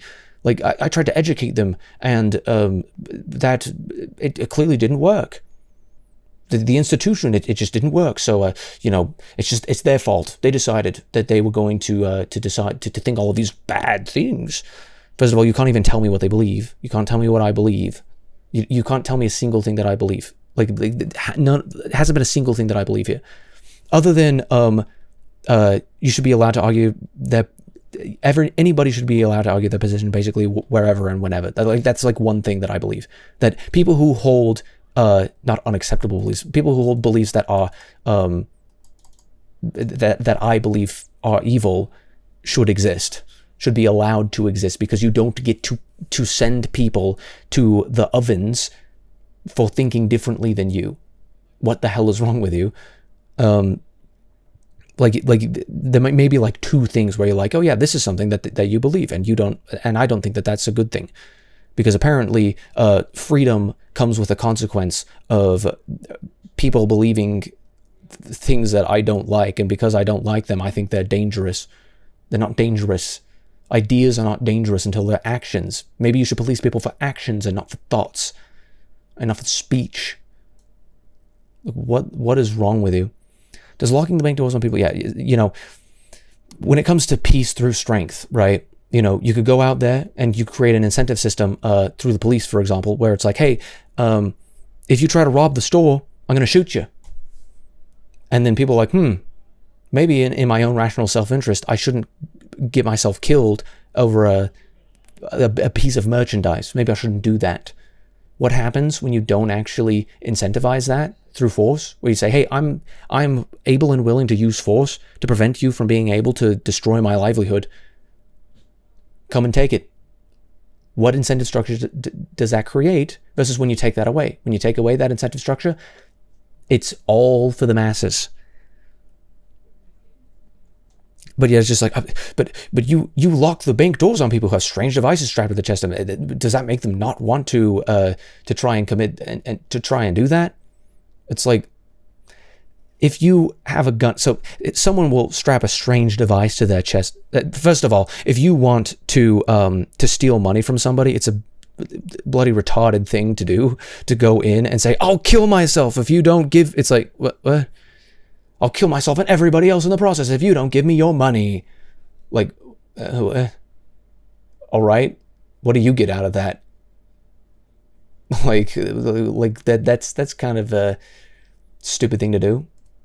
You're gonna hold yourself and everybody else hostage? If I can't have your money, then nobody can.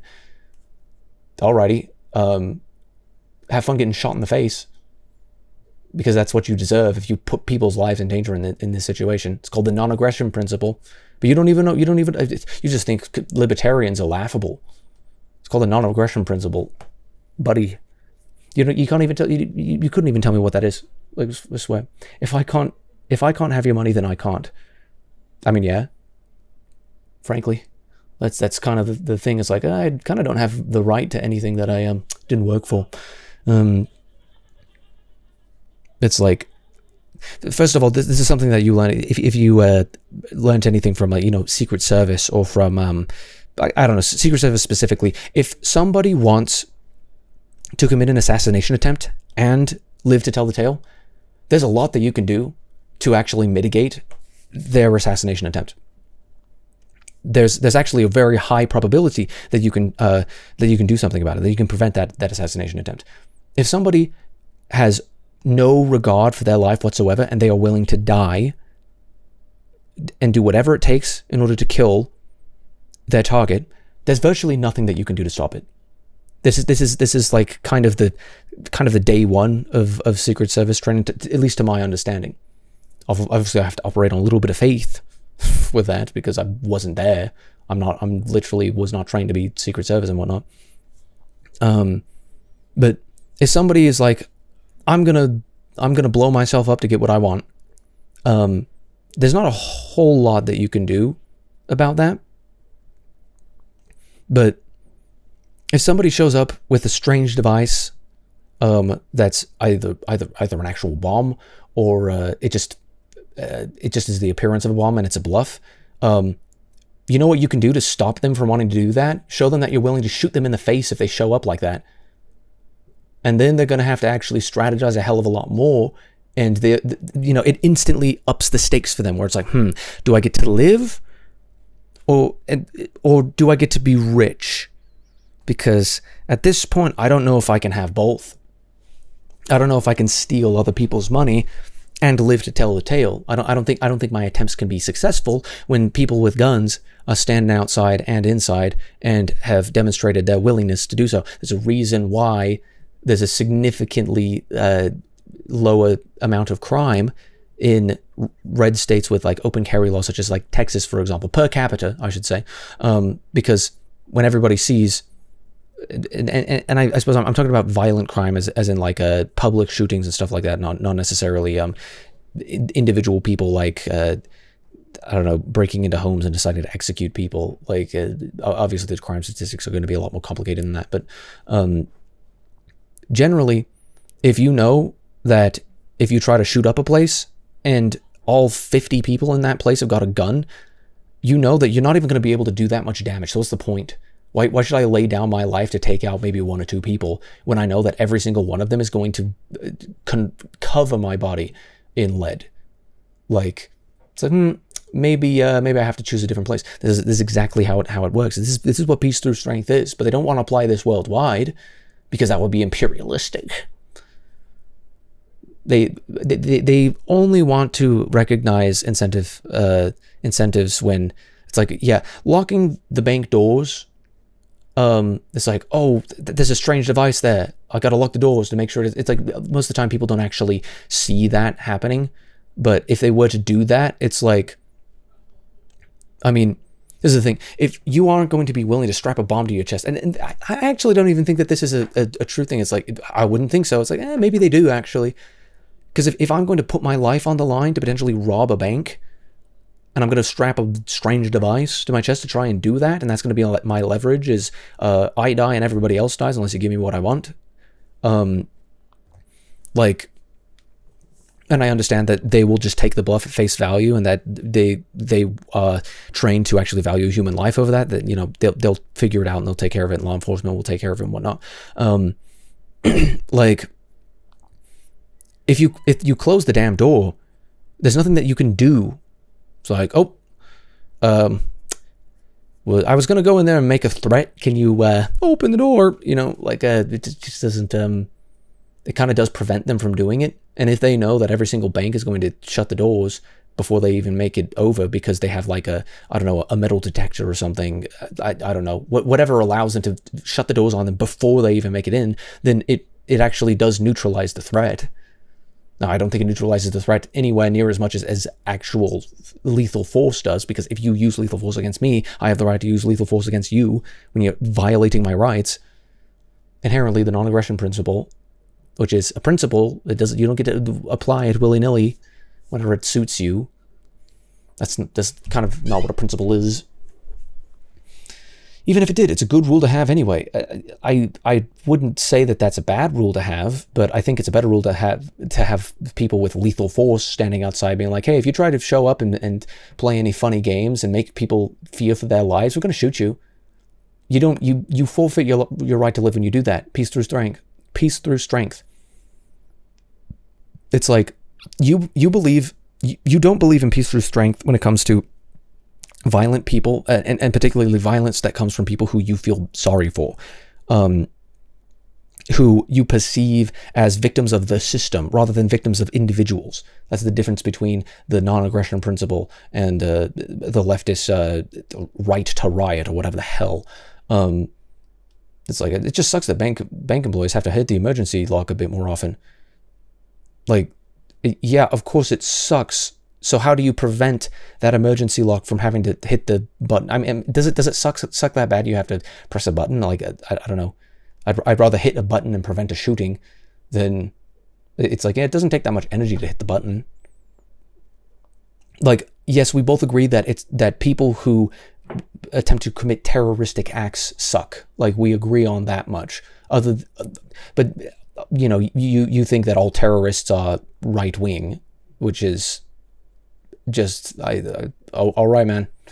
Don't know what to tell you about that one.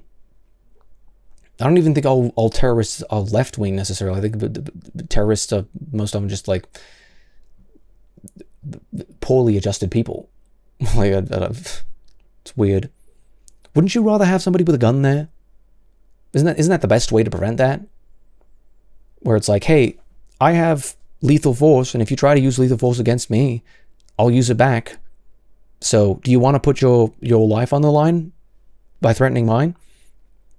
I mean, the non-aggression principle is it enters into the scene in one piece that I've seen where effectively, I don't know if the translation's off, but he says, guns aren't for threatening people.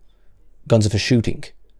And if you use a gun to threaten me, you better be willing to pull the trigger. Are you willing to pull the trigger? Because you're putting your life on the line here. And then he shoots all of them, effectively, is sort of the situation that happens. It's a pretty logically solid scenario. The second paragraph you wrote reads as a failed attempt at hypnosis, Lamau. What? Like, what about this? I said you can't dismiss it because our assent is emotionally inconvenient to you. If you want your ideas to live on, you must take a seat at the table. But if you can't kick anyone else out, maligning them as evil with dogmatic feelings alone, you have to convince people, and that's never going to happen if you can't grant them the most basic of courtesies. I don't know what the hell you think hypnosis is, but it's not that. I'm making a case. If you think me making a case in an attempt to convince you is hypnosis, then that probably proves why you don't believe in your ability to convince other people without force. It's very ironic. It's like, I'm trying to convince you. I'm not trying to force you into believing as I do. I'm trying to convince you. I'm trying to appeal to your better nature, if it exists at all. And the evidence on that is scanty at best. I call bad people bad because they're bad. Alrighty. Do you have any evidence to back up that claim? It's just bad people. I mean, the bad is like, okay, yeah, theoretically they will be bad by definition. Obviously, this is a redundant statement. But why are they bad? They can't be bad because they're bad, and that's the entire reasoning that you've got for it. This is intellectually dishonest. This is just dogmatic. Like, this is a religious principle. It's just a principle that I believe is that bad people are just bad. It's like, thank you for your kindergartner's attempt at reason here. Bad doesn't mean irredeemable. No, I don't think you believe that. I think you believe they're irredeemable because you don't believe in the right of bad, quote-unquote, people to exist. And you're emphatically insisting that no one has ever seen these conversations or debates. No, that you haven't. Because you clearly haven't even listened to people who are on the other side, because you can't tell me what I believe. Like, this is ridiculous. Or heard others hash these ideas out. Clearly you haven't. Otherwise you would probably come at it from the angle that is a little bit more convincing, rather than just being like, well, you're just bad. You're just bad. And you think bad things. And you rate people because I disagree with you. What? What are you on about? Clearly you haven't, like, you are maligning me in every single way. Clearly you haven't heard people. Like, what are you on about? that entire systems of education just to weed bomb jacket wearers out? What? What? What does that even mean? I'm emphatically insisting that entire systems of education exist to weed bomb jacket wearers out? What? Like that I think that terrorists wouldn't exist if they were educated on morality? Yeah, I'll emphatically insist that. Maybe if people were taught about morality, they wouldn't advocate for the death of people who disagree with them, like you. You're attempting to invalidate someone's beliefs. Pot, meat, kettle. Fuck off.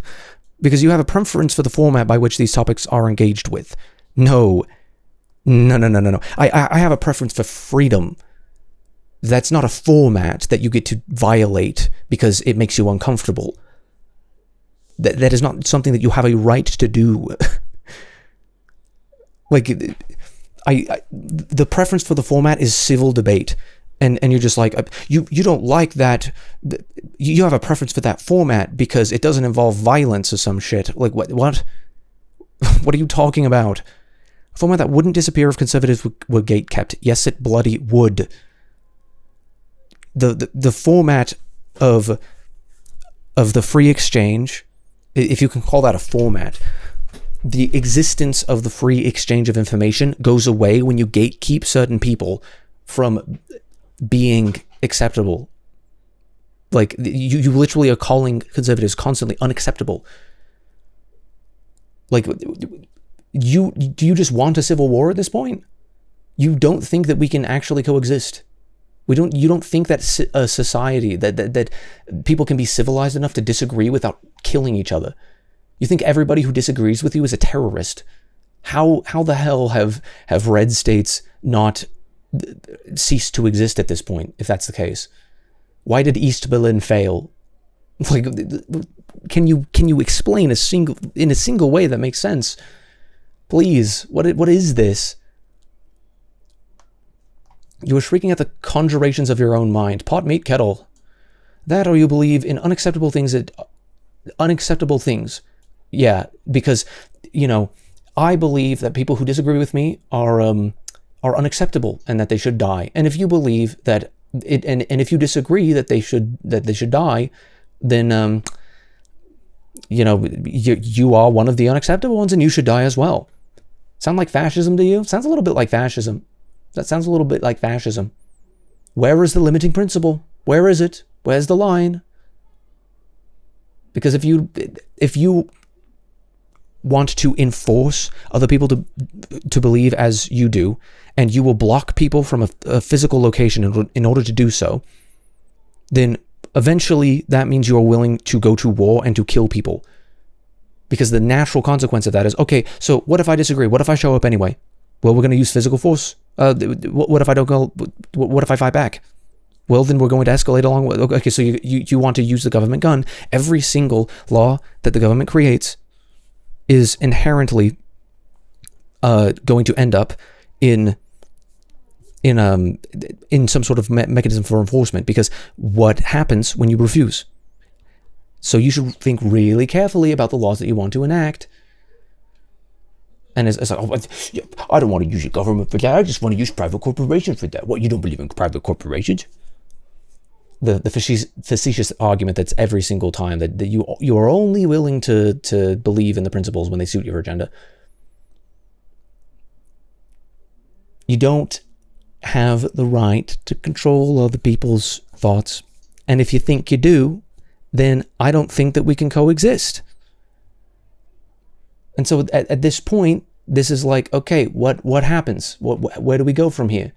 You want us to be relegated to the sidelines, and eventually what is going to happen? Are we going to defend ourselves, or are we just going to kneel over and accept the boot, face the wall, and get shot, get executed, accept the execution? Or that you believe in unacceptable things and are unwilling to admit that you hold them. No, I'm perfectly willing to admit that I hold the positions that I hold. I'm not willing to admit that they're unacceptable, because if that was true, then how could I possibly believe those things at the same time? It's unacceptable that I believe what I believe. What the hell are you talking about? This logic doesn't make any sense. You're contradicting yourself. What are you saying? And unwilling to admit that you hold them. No, I admit it. But you still want to play defense for conservatives. Yeah, because I want to play defense for leftists and their right to free speech. Absolutely. I want to defend free speech. Like, I'll play defense for free speech. And free speech, it tends to just be a right-wing conservative, an American conservative principle. Of course, I believe in that principle. I'm not unwilling to admit that I hold that principle, because I'm willing to die for that principle. I don't know what you're on about. But you think that, if you think that principle is unacceptable, then I don't know. Are you willing to die for that belief? That other people should not be able to speak as they do? Because what a bloody hill to die on. Who's on the right side of history, buddy? If you want your ideas to live on, you must take a seat at the table. This is where you give the game up and you show your hand. I mean, that's where I brought the logical conclusion to. That's where I brought it to a logical conclusion.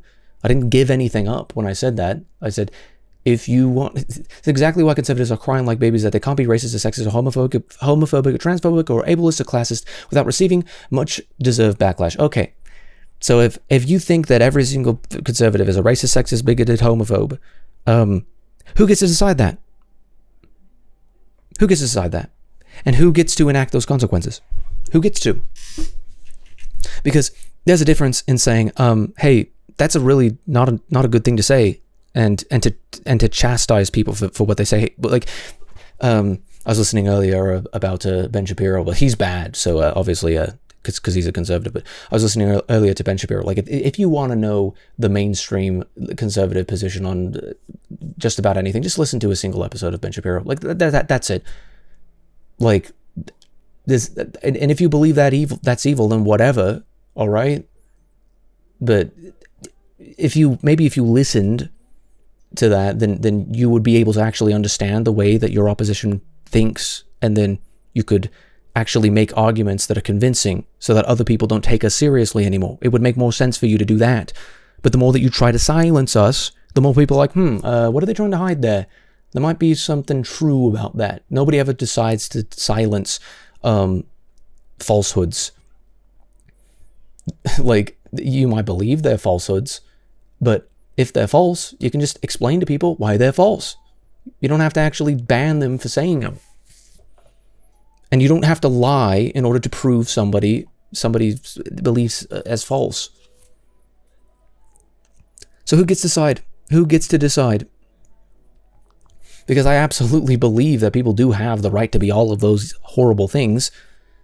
Because I believe if I prevent them from thinking in that way, then that is naturally going to end in the consequence of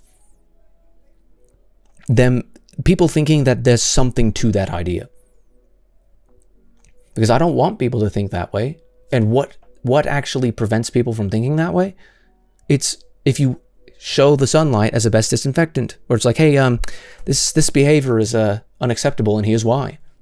Rather than just saying, well, this behavior is all of these things, and I'm just going to define it as all of these things, and as we know, all of these things are unacceptable, so banned. Queso, you're banned.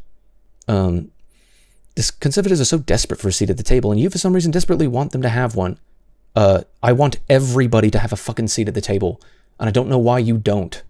I want everybody to have a seat at the table so that everybody's opinions can be influenced by the sort of, I suppose, shouldn't this work for a collectivist? Like the collective power of the people. The collective power of the people, everybody speaks, and all of that speaking comes together, and then it creates a result, and then everybody is an aggregate of all of those resultant opinions. And, you put a little bit of bad into that mix, it's actually going to be purged and overwhelmed by the other people who think all the good things. And then it levels everybody out, right? It dilutes the bad, so you're able to take it in, spoonful of sugar and everything. So you do watch the Case OD.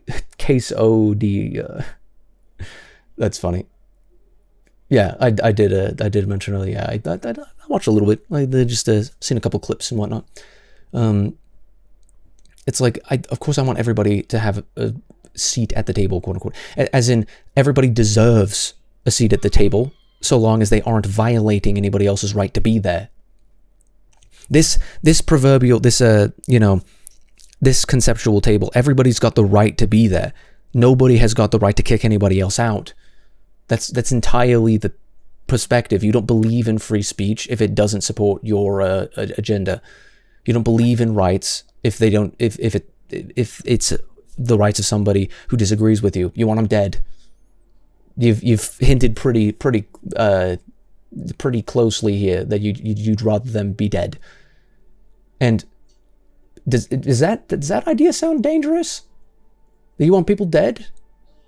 That's weird, because I want everybody to live as long as prosperous lives as possible, and for the people who disagree to eventually live long enough to understand why they were wrong and to come around and to see the light.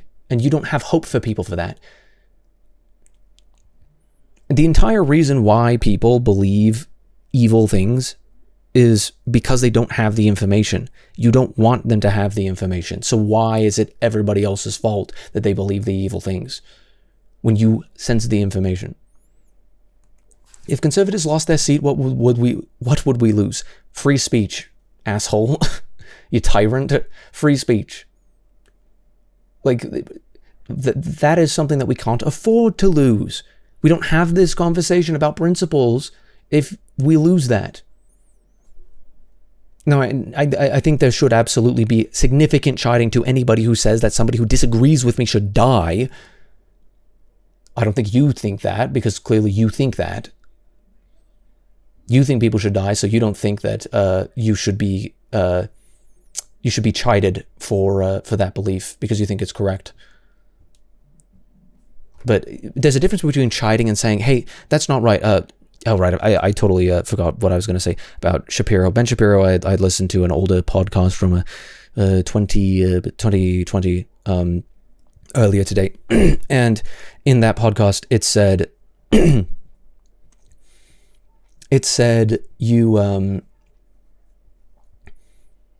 if everybody treated strangers the same way that they treat people that they know, then the world would be a much better place.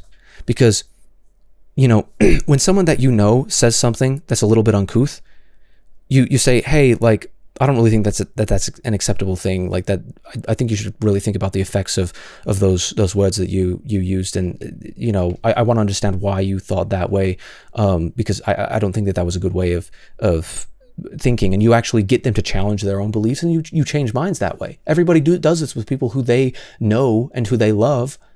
But when it comes to a stranger, it's like, well, fuck them. I don't know them, so I'm calling the police. I'm calling the bloody their employer, saying that they should be castigated for wrongthink. But McCarthyism was bad because it didn't support the agenda. Right then. We would lose everything if any one person at that table lost their seat. If any individual person lost their seat. And what you want to do is you want to cut out 50% of the damn country. 50% or more of the damn country. And then you want to narrow the Overton window even further so that even less of the country can be acceptable. And what does this inevitably cause? What does this inevitably cause? This causes a civil war eventually. If everybody treats other people like this, everybody who disagrees with me needs to die, then we are going to naturally self-segregate and congregate into certain places, and we're going to become some really bad neighbors. When your neighbor thinks you're evil, he might eventually take up force against you to stop your evil. This is the necessary element of understanding. You have to think about the consequences of your actions. You have to think about the way that other people believe.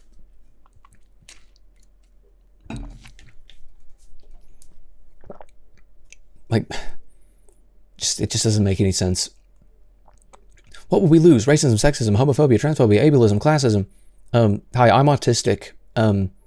I think I'm responsible for my ability to be happy.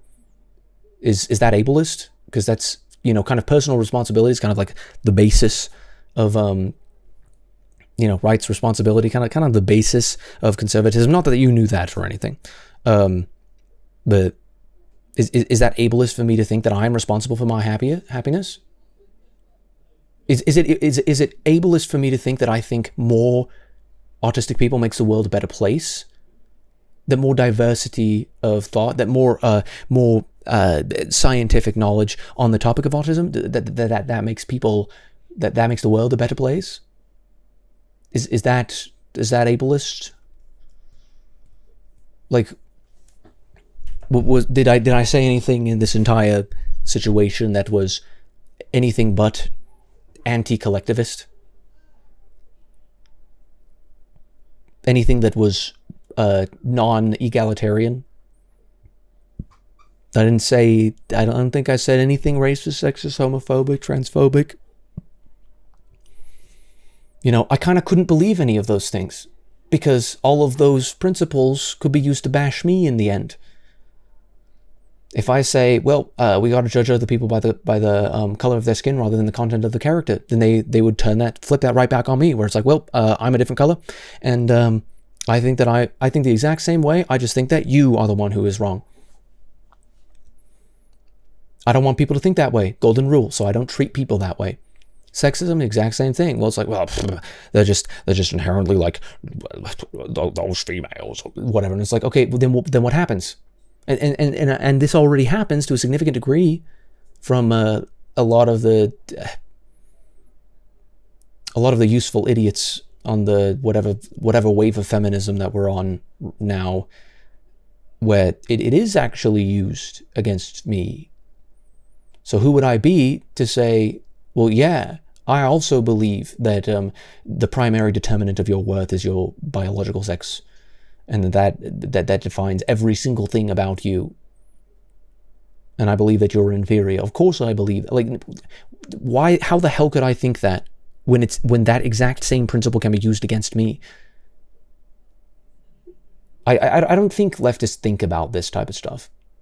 From what I've seen, how can you possibly say that, you know, hey, here's this principle, and it's like, okay, how can this principle potentially create a consequence of other people saying the exact same thing, the golden rule, that won't come back to bite me in the arse? How can that possibly, how can I possibly avoid that? Does this principle avoid that? Maybe if it doesn't, then I shouldn't actually hold this principle. If I were ableistic, that would be really weird, wouldn't it? Because I'm autistic. I've been judged for my differences. I think people judge me for my differences all the time. I don't blame them because I know they just don't understand. And I have the faith that, the good faith, I should say, that if I be the best person that I can possibly be, that eventually they'll come around to understanding, well, he's actually not all that bad. He bothered me a little bit because I didn't understand the way that he functioned. And that was a little bit frustrating to me. And this has literally happened in my life before, where people are just, I can't stand you, you know, neurotypical people saying, like, oh, I can't stand you because you're different. And it bothers me because I don't understand the way that your brain works. And so your risk assessment is just wonky to me. And that frustrates me because it creates difficult situations now because I have to coexist with you. That makes me uncomfortable. That makes me upset. I've had people mistreat me because of that. Do I blame them? Or do I move on and look at, okay, responsibility. If I want people to like me, then I'm going to be the best person I possibly can be. And if I have no doubts about the fact that I'm being as good as I possibly can be, then I'm not going to be frustrated. Or, you know, it's like, you win some, you lose some. Like, I don't know. It'd be weird if I was like classism. I make poverty level income. I'm probably in the bottom 50% of earners in the entire world.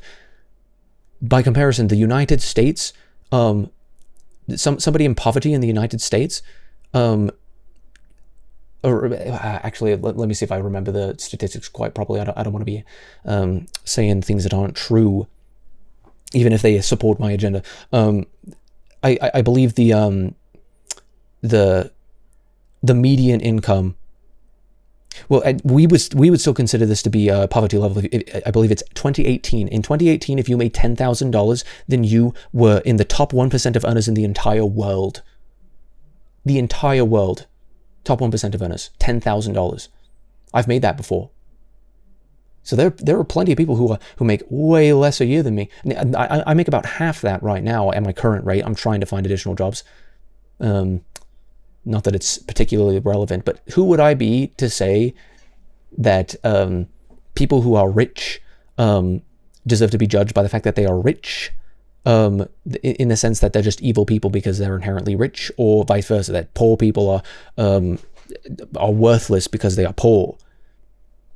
Now, there's a difference between saying that an economy does not benefit as much from poor people spending their money than a rich person spending their money, because obviously spending money is what actually creates goods and services. Not that that spending money on those goods and services rather than in creating them doesn't also help the economy. Obviously, you can't have it, but one way or the other, it benefits everybody involved. But you know, there's significantly more value being put on the line when you create a business. Like there's a difference in saying that and saying that poor people should just like die or whatever. Like I don't even know if that's what classism is from the leftist perspective necessarily. That I don't know, that I think the idea of classism is just sort of inherently that it is wrong. Or no, the idea that classism is from the leftist perspective, it stems from the idea that it is wrong to have a hierarchy based on competence, which is like, alrighty, you try to right those cosmic injustices. It's kind of a fool's errand, and the sooner you understand that, the happier you will be. The only trade-off is that we don't have to hear them being racist, sexist, homophobic, transphobic, ableist, classist. No, the trade-off is that you don't have to be. The trade-off is that you don't have to bloody what's the word? Respond to any sort of criticism of your own beliefs. That you don't have to actually think about things that challenge you. You don't have to be challenged. You can be lazy and you can just be like, you just believe in bad stuff. They're just bad people. And that's it. It's like, that's the trade-off there. It's, you are maligning an entire group of people who you do not understand. And being like, oh, and the trade-off is that I don't have to coexist with those people who I think are bad. Sign me up. Yeah, I know you think they're bad. You haven't actually explained why they are. You might think you have, but you haven't. You haven't, because you are making up, as you say, pot meat kettle here. You are finding and making up issues from your own perception to be angry about. You don't understand how I think, so why are you castigating me as something that you don't know that I am? Because you're a mind reader? You just magically think, you just must be a racist because you disagree with me. You're trying to silence people. Stop pretending that you're not. Sign me up. Why didn't anyone try this sooner? They did try it sooner. And it turns out it doesn't fucking work. Turns out that people don't like to be told what to fucking think, let alone what to do. Oh yeah, because of the same systems of oppression. What systems? The systems that don't fucking exist. Conservatives desperately want to maintain. They don't fucking exist. If they existed, then I'd be right down alongside you trying to tear them down. But who's the one trying to maintain a system of oppression? Somebody who wants people who disagree with them to die, or somebody who wants people who disagree with them to be able to coexist with them? Who's the one who wants to oppress people here? Yeah, the only holding on to by a thread. I don't really obviously like the idea that these inalienable human rights and all of those principles in the system, quote unquote, the system, this is just such a retarded Marxist idea, that this system is that's created to keep those rights is oppressing people. What about Frederick Douglass? What about Frederick Douglass? He said, hey, these principles are true. They don't apply to me right now, but they do apply to They should apply to me. It's a promissory note. Those founders said, hey, this is going to apply to you one day, and I believe that that day is at hand. Frederick Douglass was based, and he should be on our currency somewhere. If we're going to put people from history on our currency, replace Jackson with Frederick Douglass. I'm 1,000,000,000% in support of that. I want to see Tubman's. I don't know if necessarily on the $100 bill, but on something. I want to see Tubman's. Like, I don't know, not necessarily like that we should get rid of Hamilton's, but it's like, no, I want to see Tubman's somewhere. I want to see Tubman's. I want to see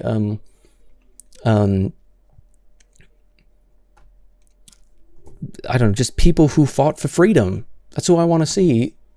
That's who I support, is people who fight for freedom. There is no freedom from people who disagree with you.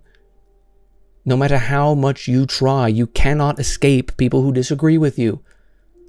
And the sooner you appreciate that, the happier you will be. The more confident in your abilities to believe as you do and to rationalize your position you will be. The more objective you will be, the more truthful you will be, the more honest you will be. But you want to live a lie that you can pretend, you can plug your ears and la la la and pretend that people who disagree with you don't exist. I assume that those people are guaranteed to exist. And I assume that they also are guaranteed the right to exist, regardless of how much or little they disagree with me. I don't want to kill them like you. I want to convince them. Because I think, and I think if they convince me, then I haven't lost anything. Because we both, if what I say is true and I convince them, then I've helped them. If what they say is true and they've convinced me, then they've helped me by giving me the truth. The truth kind of sets you free a little bit, doesn't it? And if the truth doesn't is that people should not be set free but put into bondage for telling it, then please put the shoe on the other foot. It's a kind of an important test to do. You know, you take that shoe and you put it on the other foot, and you're like, would I be angry if somebody did this to me? The golden rule. You have to convince people. Yeah, you do. No, I don't, but I'll try. Again, you're shadowboxing a made-up version of a leftist. No. Now, I understand pretty damn well how a leftist believes, and I actually have the ability to steel man the argument. I'm not shadowboxing anything. I'm not straw manning anything here. I'm responding to your views in this entire process. There's no straw man here. Now, there may be misinterpretations. There may be times where I don't quite exactly understand what you're saying, which is part of the importance of actually communicating well, obviously. Not to say that you haven't, but to say that, you know, if there was a miscommunication, then, you know, we have to actually be able to forgive each other for those things, God forbid. But it's incredibly rich to be told that that I'm making up a straw man here of the left. It's like, no, I understand pretty damn well how they think. At least I think I do. And I've responded to all of the stuff that you think, and I've disagreed the entire way. This has not been a straw man that I've been fighting. It's been a real man. Well, I don't know. That's debatable. I don't know if leftists are necessarily meet the description of a real man because they don't believe in accountability for me. It's accountability for thee, but not for me. One rule for thee, but not for me. You have to convince people. No, I don't. Well, yeah, you have the right not to convince people. You also are going to be held accountable. You know, you have the right to act, and if you decide to act through inaction and not attempting to convince people, or to act in maligning people as you do, to act in dismissing people, label and dismiss as you were, you absolutely have the right to do that. But you don't get to run away from the accountability of the consequences of those actions. And the consequences thereof are that you are not going to fucking convince anybody if you don't try to. You're not going to convince anybody by shoving the message down their throat and saying, you just believe this. It's like, this is literally exactly what this other fool was doing, just with more steps, once more. It just took like 5.5 hours so far to be able to fully examine all of this.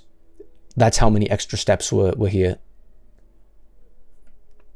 Very reminiscent of the tactics conservatives use when they, and you in this video, if I recall correctly, say that social media, maybe specifically one now controlled by one of the most powerful conservatives alive today. Elon isn't a conservative. He literally just, if that's what we're talking about, Elon Musk and X, which is a bloody stupid decision, but Twitter, he's not a powerful conservative.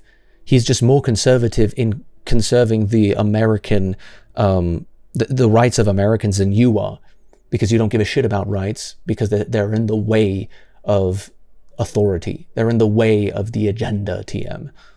Like, I like it. X stands for expensive. I mean, it was expensive, wasn't it? Like a couple $1,000s for it.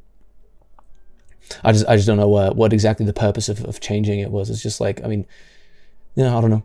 But he's not a conservative. He's like, literally listened to his interview with Trump, and I mean, Trump's a pretty shoddy conservative at best as well. But he's useful to conservatism for sure, and so is Elon Musk. But Elon Musk really was on the left until you decided to define everybody who was slightly to the right of batshit insane as unacceptable. Like, he's a liberal. He believes in liberty, and that is more conservative than somebody who believes that liberties can be sacrificed for the common good, and that people's lives can be sacrificed for the common good without their consent. Social media had always had a left-wing bias. Of fucking course it does. Like, this is just so ironic. Like, are you even listening to yourself when you say, we stand up to conservative thought in our art, in our literature, in our education system, in our movies and television, in our everyday lives, and we try to gatekeep you from our communities. But there's no bias. You're trying to tell me that the corporations don't have a bias against you? People got banned on Twitter for saying it's okay to be white before Elon took it over. Like, how the fuck can't you see that as inherently incredibly biased against just simple liberalism, as in wanting to defend liberties? Are you notching? What does that mean? Oh, yeah, maybe. I know that Notch was cancelled for saying it's okay to be white. Was he banned for that? I don't quite recall, but I do know that there were plenty of situations where people will get banned for saying things that are in accordance to right-wing thought, or to just anti-authoritarian thought, frankly, libertarian thought. Then the people who are just so far on the left that they will say stuff like, we want people to die who disagree with us. It's like, alrighty, there's no bias, but you say you control all of this shit. Alrighty then. I thought you were referencing that tweet. I don't think he got banned. I don't think he got banned. I know he got chided and chastised significantly, and he lost his job over it, which is insane. Like, you can say Black Lives Matter, which is true, and obviously you're not going to fire. I don't think anybody should be fired for that. But you say that it's okay to be white, which is not even saying like that white lives matter or that all lives matter or like whatever the hell it is. It's that, like, hey, there's a lot of people who really just hate white people for the existence, you know. It's like they just hate white people. So I just want to let you know that you're in good company if you don't want to be judged for the color of your skin and would rather be judged by the content of your character. Like, would they ban Martin Luther King Jr. if he was on Twitter today? They'd be like, hey, I don't want to swing the pendulum back the other way. It kind of wasn't a pro Malcolm X figure. Like, insanity. Social media had always had a left-wing bias. You know, to somebody who this gaslighting is incredible, because to somebody who constantly huffs their own paint, like their own farts, as you will, it's going to be really difficult for them to actually see that the room is being filled with gas that makes you delusional, because they like the gas. The gas supports them. The gas benefits them. The people who actually want the truth and want to see reality, the gas, it kind of gets in the way of that. And they're just like, I can't believe that you wouldn't think that this is just like completely normal. That of course there's no right-wing bias. You bloody want people on the right to not be allowed to speak. You think there aren't people in higher places who think the same way? You think that then there's no bias, that people in high places, again, they're never going to lie. They're never going to say, well, I'm the authority on this issue. So maybe, given that people trust me so much that I can actually fudge it a little bit, that I can actually deceive people just a little bit, because it serves my agenda. You really are that stupid. Obviously, I don't believe in stupidity, but like you're really that blind. You're really that uninformed. I think most people mean when people think that somebody is unintelligent, then they mean that they're uninformed, or at least that if they knew what they knew, then they wouldn't make the decisions that they're making. As in, somebody who doesn't believe as I believe is not operating off of the same risk assessment, and so therefore the risk assessment machine would be impossibly broken if it was designed the way that mine was, because it wouldn't make sense that their machine would come up with a different result. Good faith is actually like, no, your machine is different than mine. That's good faith. You're not stupid, you just think differently. You're not evil, you just think differently. I think there's some consequences to that, but we can discuss it, and so long as you aren't going to shoot me in the face over it, then we can coexist. And only now that one of the most powerful conservatives alive owns it, is it fair. He's not a powerful conservative, once again. He's a liberal.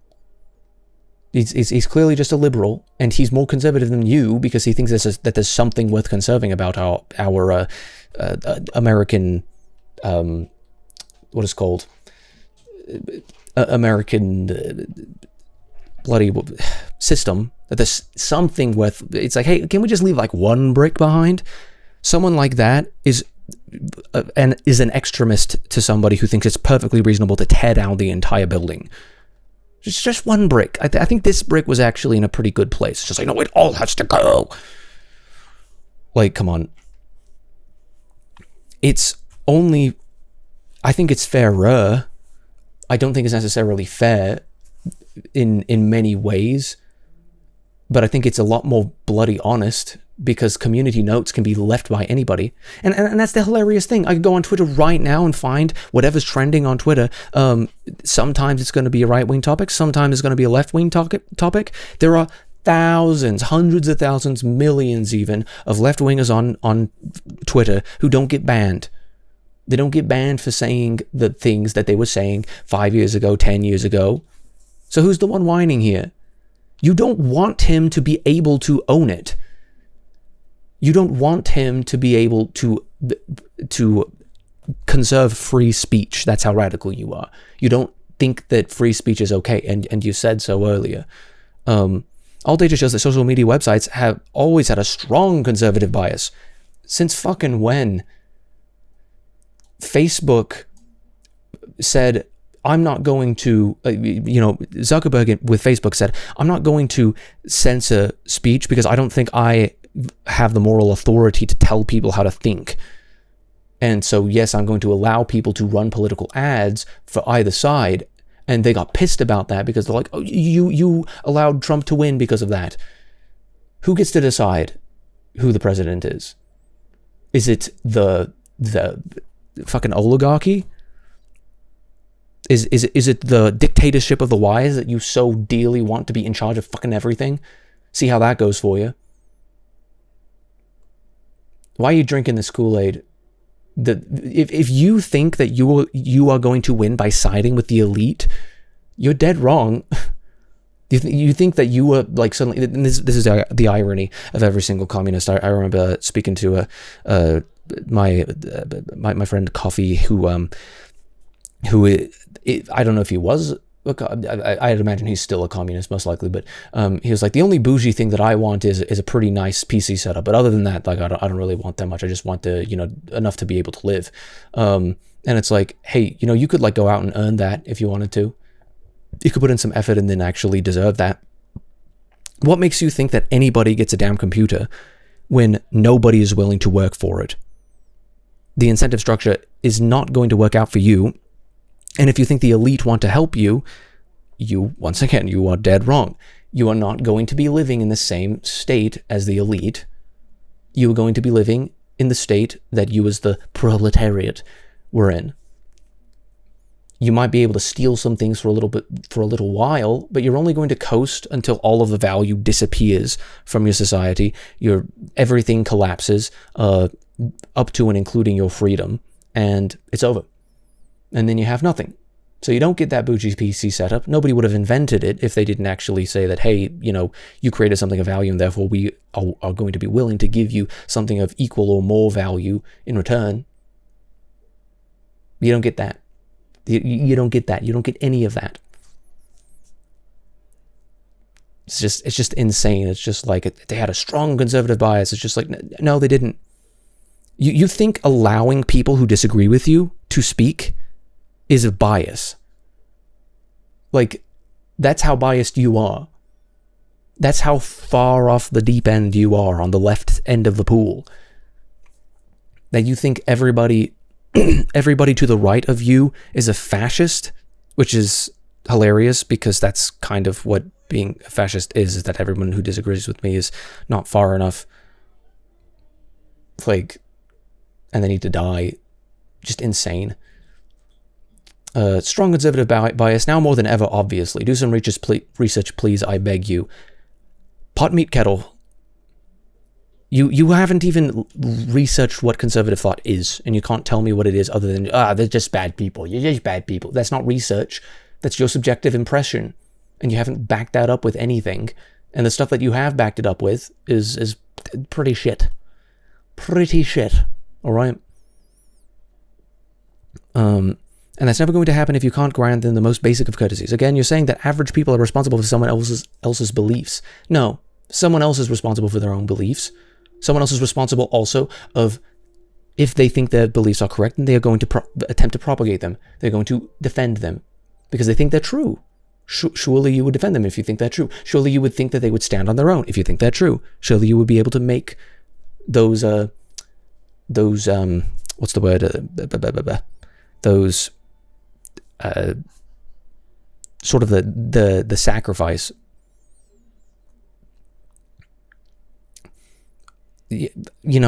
Average people are responsible for propagating their own beliefs and being the best person that they can be in order to convince other people that the way that they think is the correct way to live. The way that they live is the correct way to live. The way that they think is the correct way to think.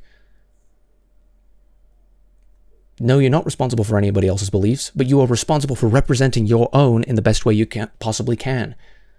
And only as an individual can you be held responsible to this. You don't have to dehumanize them in the process. Uneducated and stubborn aren't protected classes. And this is the label and dismiss here. You think that every single person who disagrees with you is uneducated and stubborn. I think there's a lot more evidence to the contrary, that you are the uneducated and stubborn one here.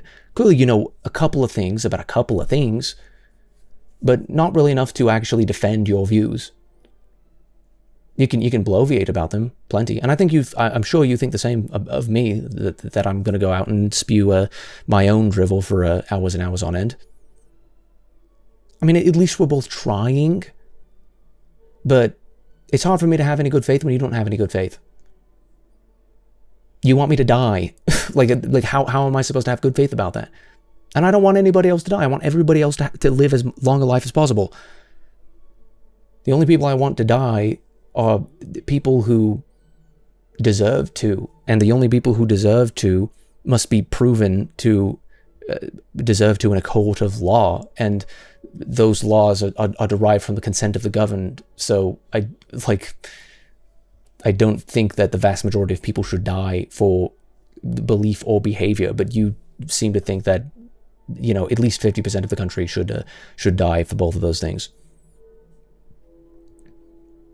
It's disrespectful to even imply that the insults... Who's being disrespectful?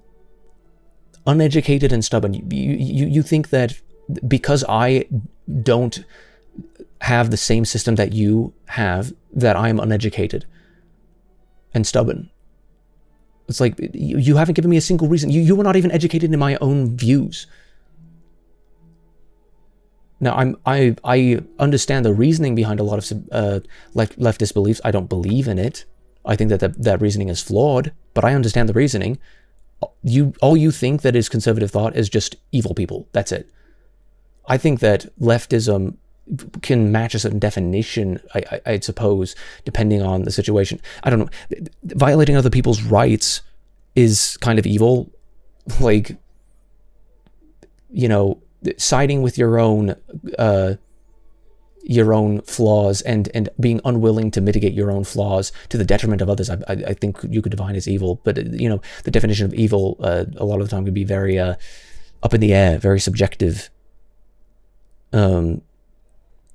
Who's being disrespectful here? It's disrespectful to even imply that the insults that the scary they-them army hurl at you on Twitter, even compared to the level of dehumanization people have suffered under conservative thought. No, conservative thought does not dehumanize people. It says each and every single one of us has inalienable human rights that cannot just be subjugated and violated by the whims of the government, that actually nobody has the right to destroy other people's rights, to toss those rights by the wayside because they dislike them. So who's being dehumanized here? Because I'm saying you don't have to dehumanize them in the process. You were literally just saying that every single thing about them is evil, rather than appreciating that human beings, complicated beings, can come to a different realization based on the facts that they have or have not. So you should present your own facts and your own empirical evidence and your own reasoning to attempt to convince them. Your refusal to do this is indicative of the fact that you don't think that the people who you disagree with are human, and therefore you think that you can subjugate them to your whims. Pretty sure that's far more evil than me saying, hey, people have the right to say evil things, and I don't think that I don't think people are going to agree with evil things. Eventually they'll come around. And we should forgive people of their shortcomings. Like, and this is the hilarious thing, is that so many of the people who, like, the they-them army don't really hurl any insults at me. Like, I don't really get insults from them. And even if I did, I don't know, maybe I haven't necessarily, but I don't know. I don't care about insults. I care about maligning. It's not an insult to call somebody a racist, sexist, bigot, homophobe. It's an attempt to shut me up. It's an attempt to silence me through indirect means by maligning me and lying about me and bearing false witness about me. You have no good right to do that. You really do have an obligation, if you expect people to treat you in the same way, to take people, to not take people for granted in this sense. It's just incredible. Like, you think I should die for the way that I think. Conservatives generally think that people who behave differently, like, I don't know, they, them people, or the LGBTQ, or the alphabet mafia, or whatever, they generally just think, well, I wouldn't do that, but I think they've got the right to do it.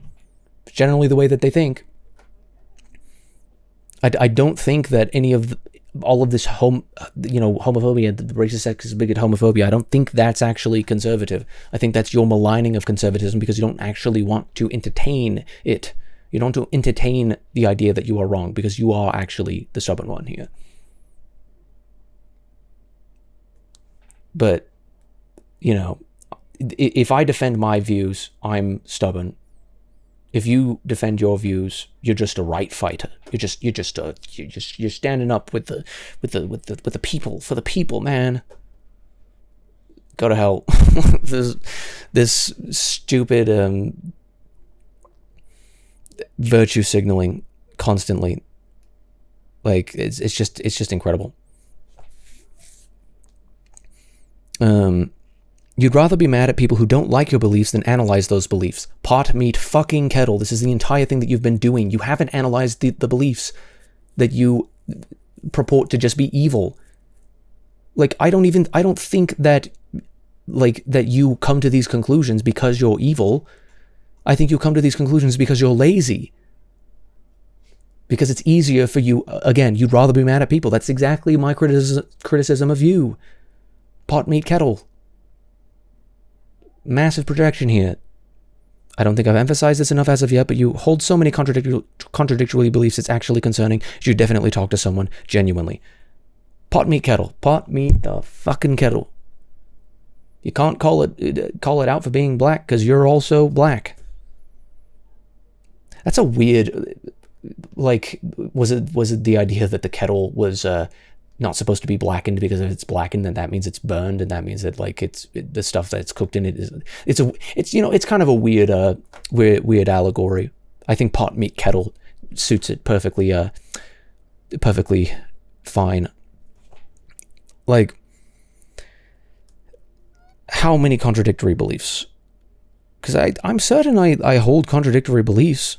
You could point them out to me. You haven't really pointed them out to me. I don't think any of these beliefs are contradictory within the framework that I'm working with, within the machine that I've got. My reason doesn't really see the contradiction in those beliefs, and you kind of have to put it into a format that my reason can understand, so I can actually edit that machine so it spits out a different answer. Like, I should definitely talk to someone, like bloody who? Who should I talk to? One of your experts? One of your people who your bloody aristocracy, the dictatorship of the wise? Who is the authority that I should talk to? Because I think quite a lot about the way that I behave. I'm constantly thinking about my own shortcomings. Constantly. Are you doing that? Do you stop and question, like, maybe I shouldn't tell people that they should die because they disagree with me, and then also claim that they are the ones who are intolerant of other people's views? So bloody rich. You get to tell everybody else that they are intolerant of views, while at the same time literally enacting policies within a corporation or within whatever situation that actually actively bans. Like, you wouldn't like it if I did it to you, so stop doing it. Stop doing it. Isn't it that simple? But no, it's me. I'm guilty of every single thing. One rule for thee and another rule for me. I'm guilty of everything that you do. It's always somebody else's fault. Incredible. Truly is incredible. Well, that should be all. I have been doing this for a little bit too long. So I may respond to some additional comments, or I may not bother. I don't know. It'd be nice to sort of be able to sort of adjudicate these things. I think it's worthwhile. I think it's entertaining enough, right? So I don't know. Maybe I'll be back tomorrow, or maybe I'll just do something a little bit more fun than I don't know, getting into sort of the heat. I don't know, it is fun. Like, I see it as sort of a game in a way, but in the same sense as, like, people wouldn't do anything that they do if they didn't get some sort of a currency out of it. And I definitely get a currency out of it. I just don't know what that currency is. It has to hit 6 hours. I haven't got 3 bloody additional minutes. No. Ugh. I can't last that long. I'm too I'm gonna shut down. All right, I've gotta head out. Come on, okay. It's just 2 minutes. Like, I can't last for 2 more minutes. Come on. Let's be real here. 2 minutes is too much time. I'm being facetious, obviously. No, I have no reason to continue on. Already a minute past.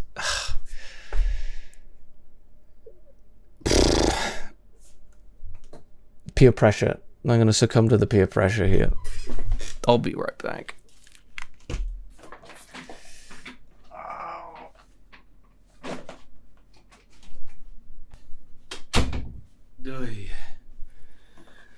Oh, sorry about that. Hey, look at that. Look, we made it over. Sorry. That took longer than I expected. I am exhausted. I've been up for 15 hours, something like that. So, had quite the day. Let me see. Talk about random shit for 3 more minutes. I suppose I can do that. I just had to run some bloody maintenance and start winding down here, because eventually it gotta shut down. Give the old hard drives a break, right?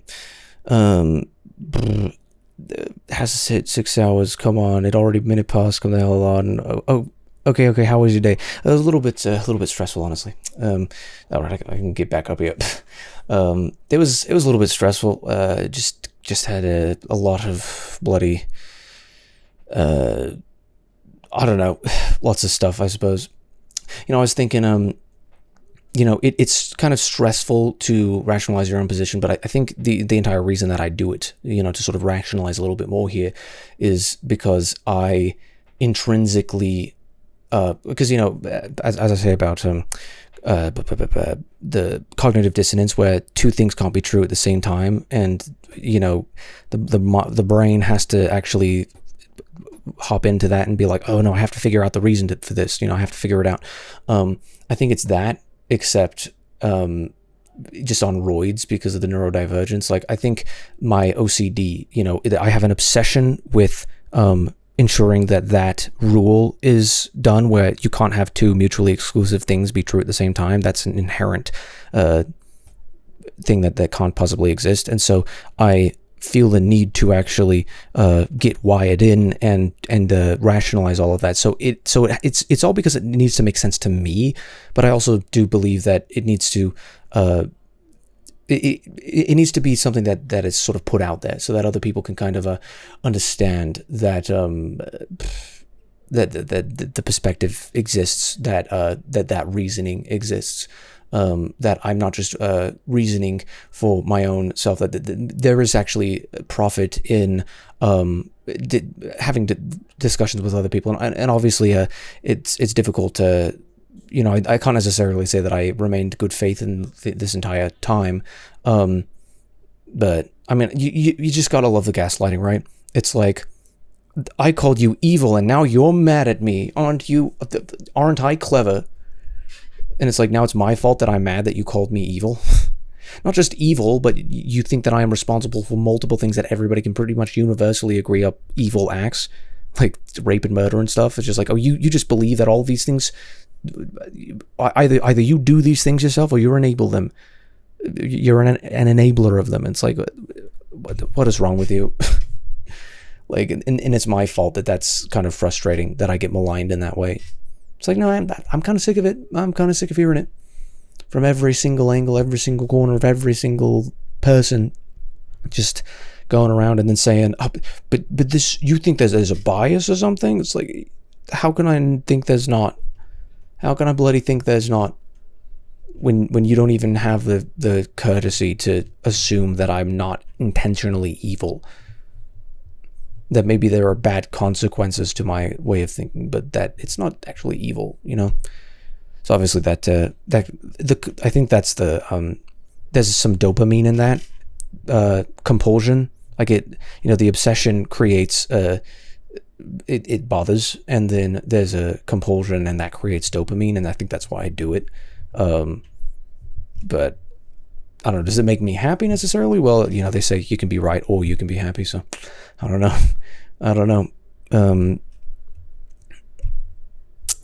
Why is this minute slower than the other? Yeah, I don't know. Time flies when you're having fun. Finally now, 1 more minute, 30 more seconds. Come on, it's so close. Fuck it, let's go. Holy balls. I could win another way. You could win another way by reporting, and reporting abuse always wins any argument. For a second, I thought you were serious. Reporting abuse always wins the argument. Yeah, I'd be just as bad, wouldn't I? It's just like, yeah. No, that's as I say. I defend the right of people with which I disagree to say what I believe to be evil, because if the people who gets to decide, because if somebody who's in charge thinks that I'm the evil one, then clearly, as presently demonstrated by this way of thinking, my rights get cast aside. So I'm gonna, resolve that those rights are something to be protected, and that I can't just override them because I dislike the people who are using them in a way I think is incorrect. So respond with KYS. Oh, no. I don't want this individual or anybody else with which I disagree to kill themselves. Sometimes I will question why they don't. Not in the sense that I want them to, but in the sense that if you truly believe all of this pessimistic shit, then how do you keep on living? Like, do you have any hope? Because the way you talk is like, do you even have hope? Like, I kind of believe that that we'll be able to prevail. I think things are gonna be all right.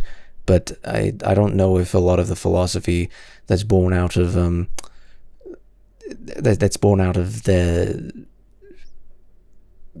that comes out of this line of thinking is very optimistic. I don't think there's any sort of room for hope in that, because it's just the regime. We just have to topple down everything.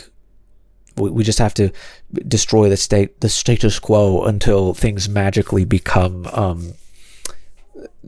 perfect, and suddenly we live in utopia. It's like, no, just not gonna happen. It's not how life works. But no, I know you aren't like that. Well, yeah, I appreciate that. That's something that can be seen by others, because I don't know. I went through so much BS today. I appreciate that name.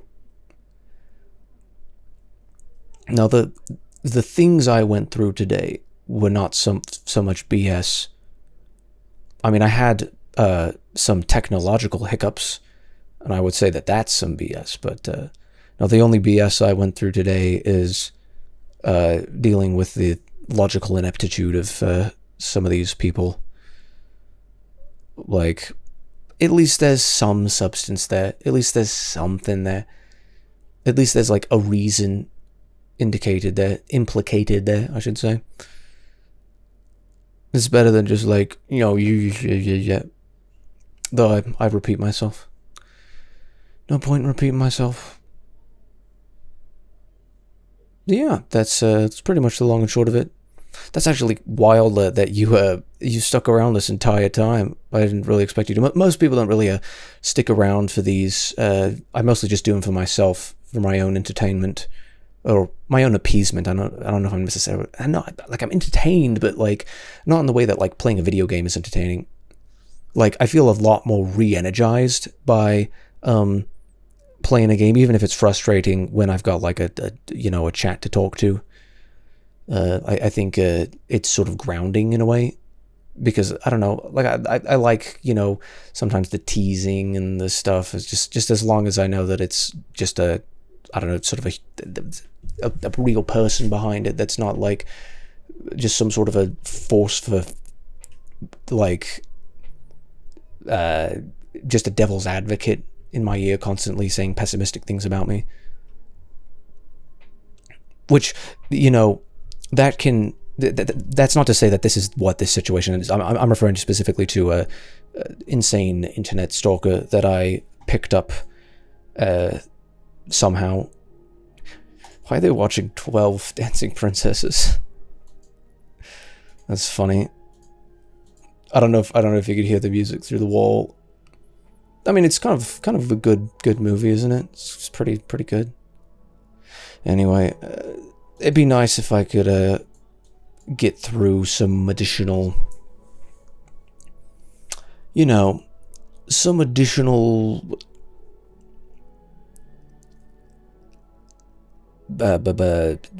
just gaming, just getting back to gaming.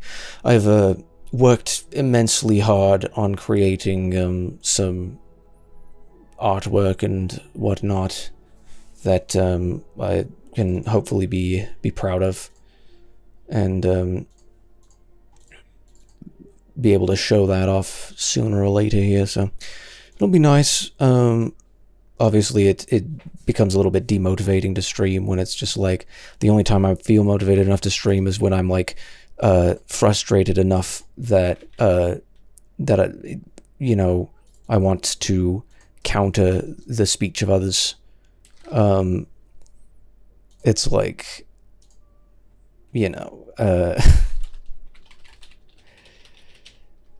I don't know. I've got this perfectionistic streak due to the OCD and everything like that. So I just like sort of the I like it and I hate it at the same time. That there's this sort of I can just be doing all of this perfect stuff. I get frustrated because I know time is finite and I know that I am supposed to be eternal. Always felt that intrinsically, so it's just a big kerfuffle, I suppose. Big old conundrum that it's like, well, you haven't got time to do everything perfectly, but why do anything if you don't want to, if you know there's a better way to do it, just do it the better way. But it's like, no, it's just not the most efficient way. The funny thing is I recognize that trade-offs exist. I just kind of hate them. I hate having to make trade-offs. I always like to sort of be able to have my cake and eat it too, which it's very natural, obviously, but it's a pitfall. You don't want to, the trap you don't really want to fall into, because it'll bite you in the arse, and unless you're into that, then you had better avoid it. I mean, even then, like infections. And I'm not venomous, but there's some venomous bites out there that are avoidable, and they probably should be avoided. What am I rambling on about? See, now I've gone 12 minutes over. I hope you're happy. I was going to end it, but now we're over. So it's Jova. Thanks for sticking around the whole time. That normally doesn't happen on these, so as I say, I can quit rambling now, though. I can relax. I can go to sleep and wake up in approximately, maybe I will get 7 hours. Who knows? Hopefully. That'll be helpful. That'll be useful.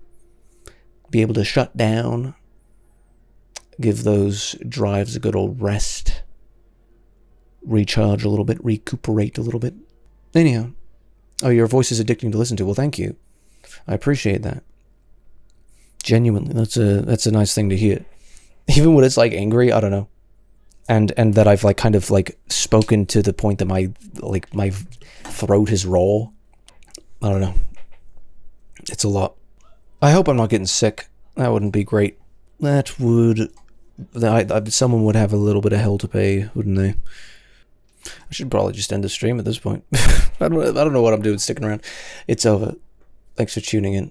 Appreciate you. See you potentially soon. Goodbye. Oh, I like looking at Angry Rady. Well, at least somebody likes it. I don't know. I wonder if I lose people all the time when I get passionate about things. I'm always kind of scared. I was like, oh, is the chat gonna just be like, okay, this is a strange person, but no. Anyhow, we'll see ya. Bye. Goodbye.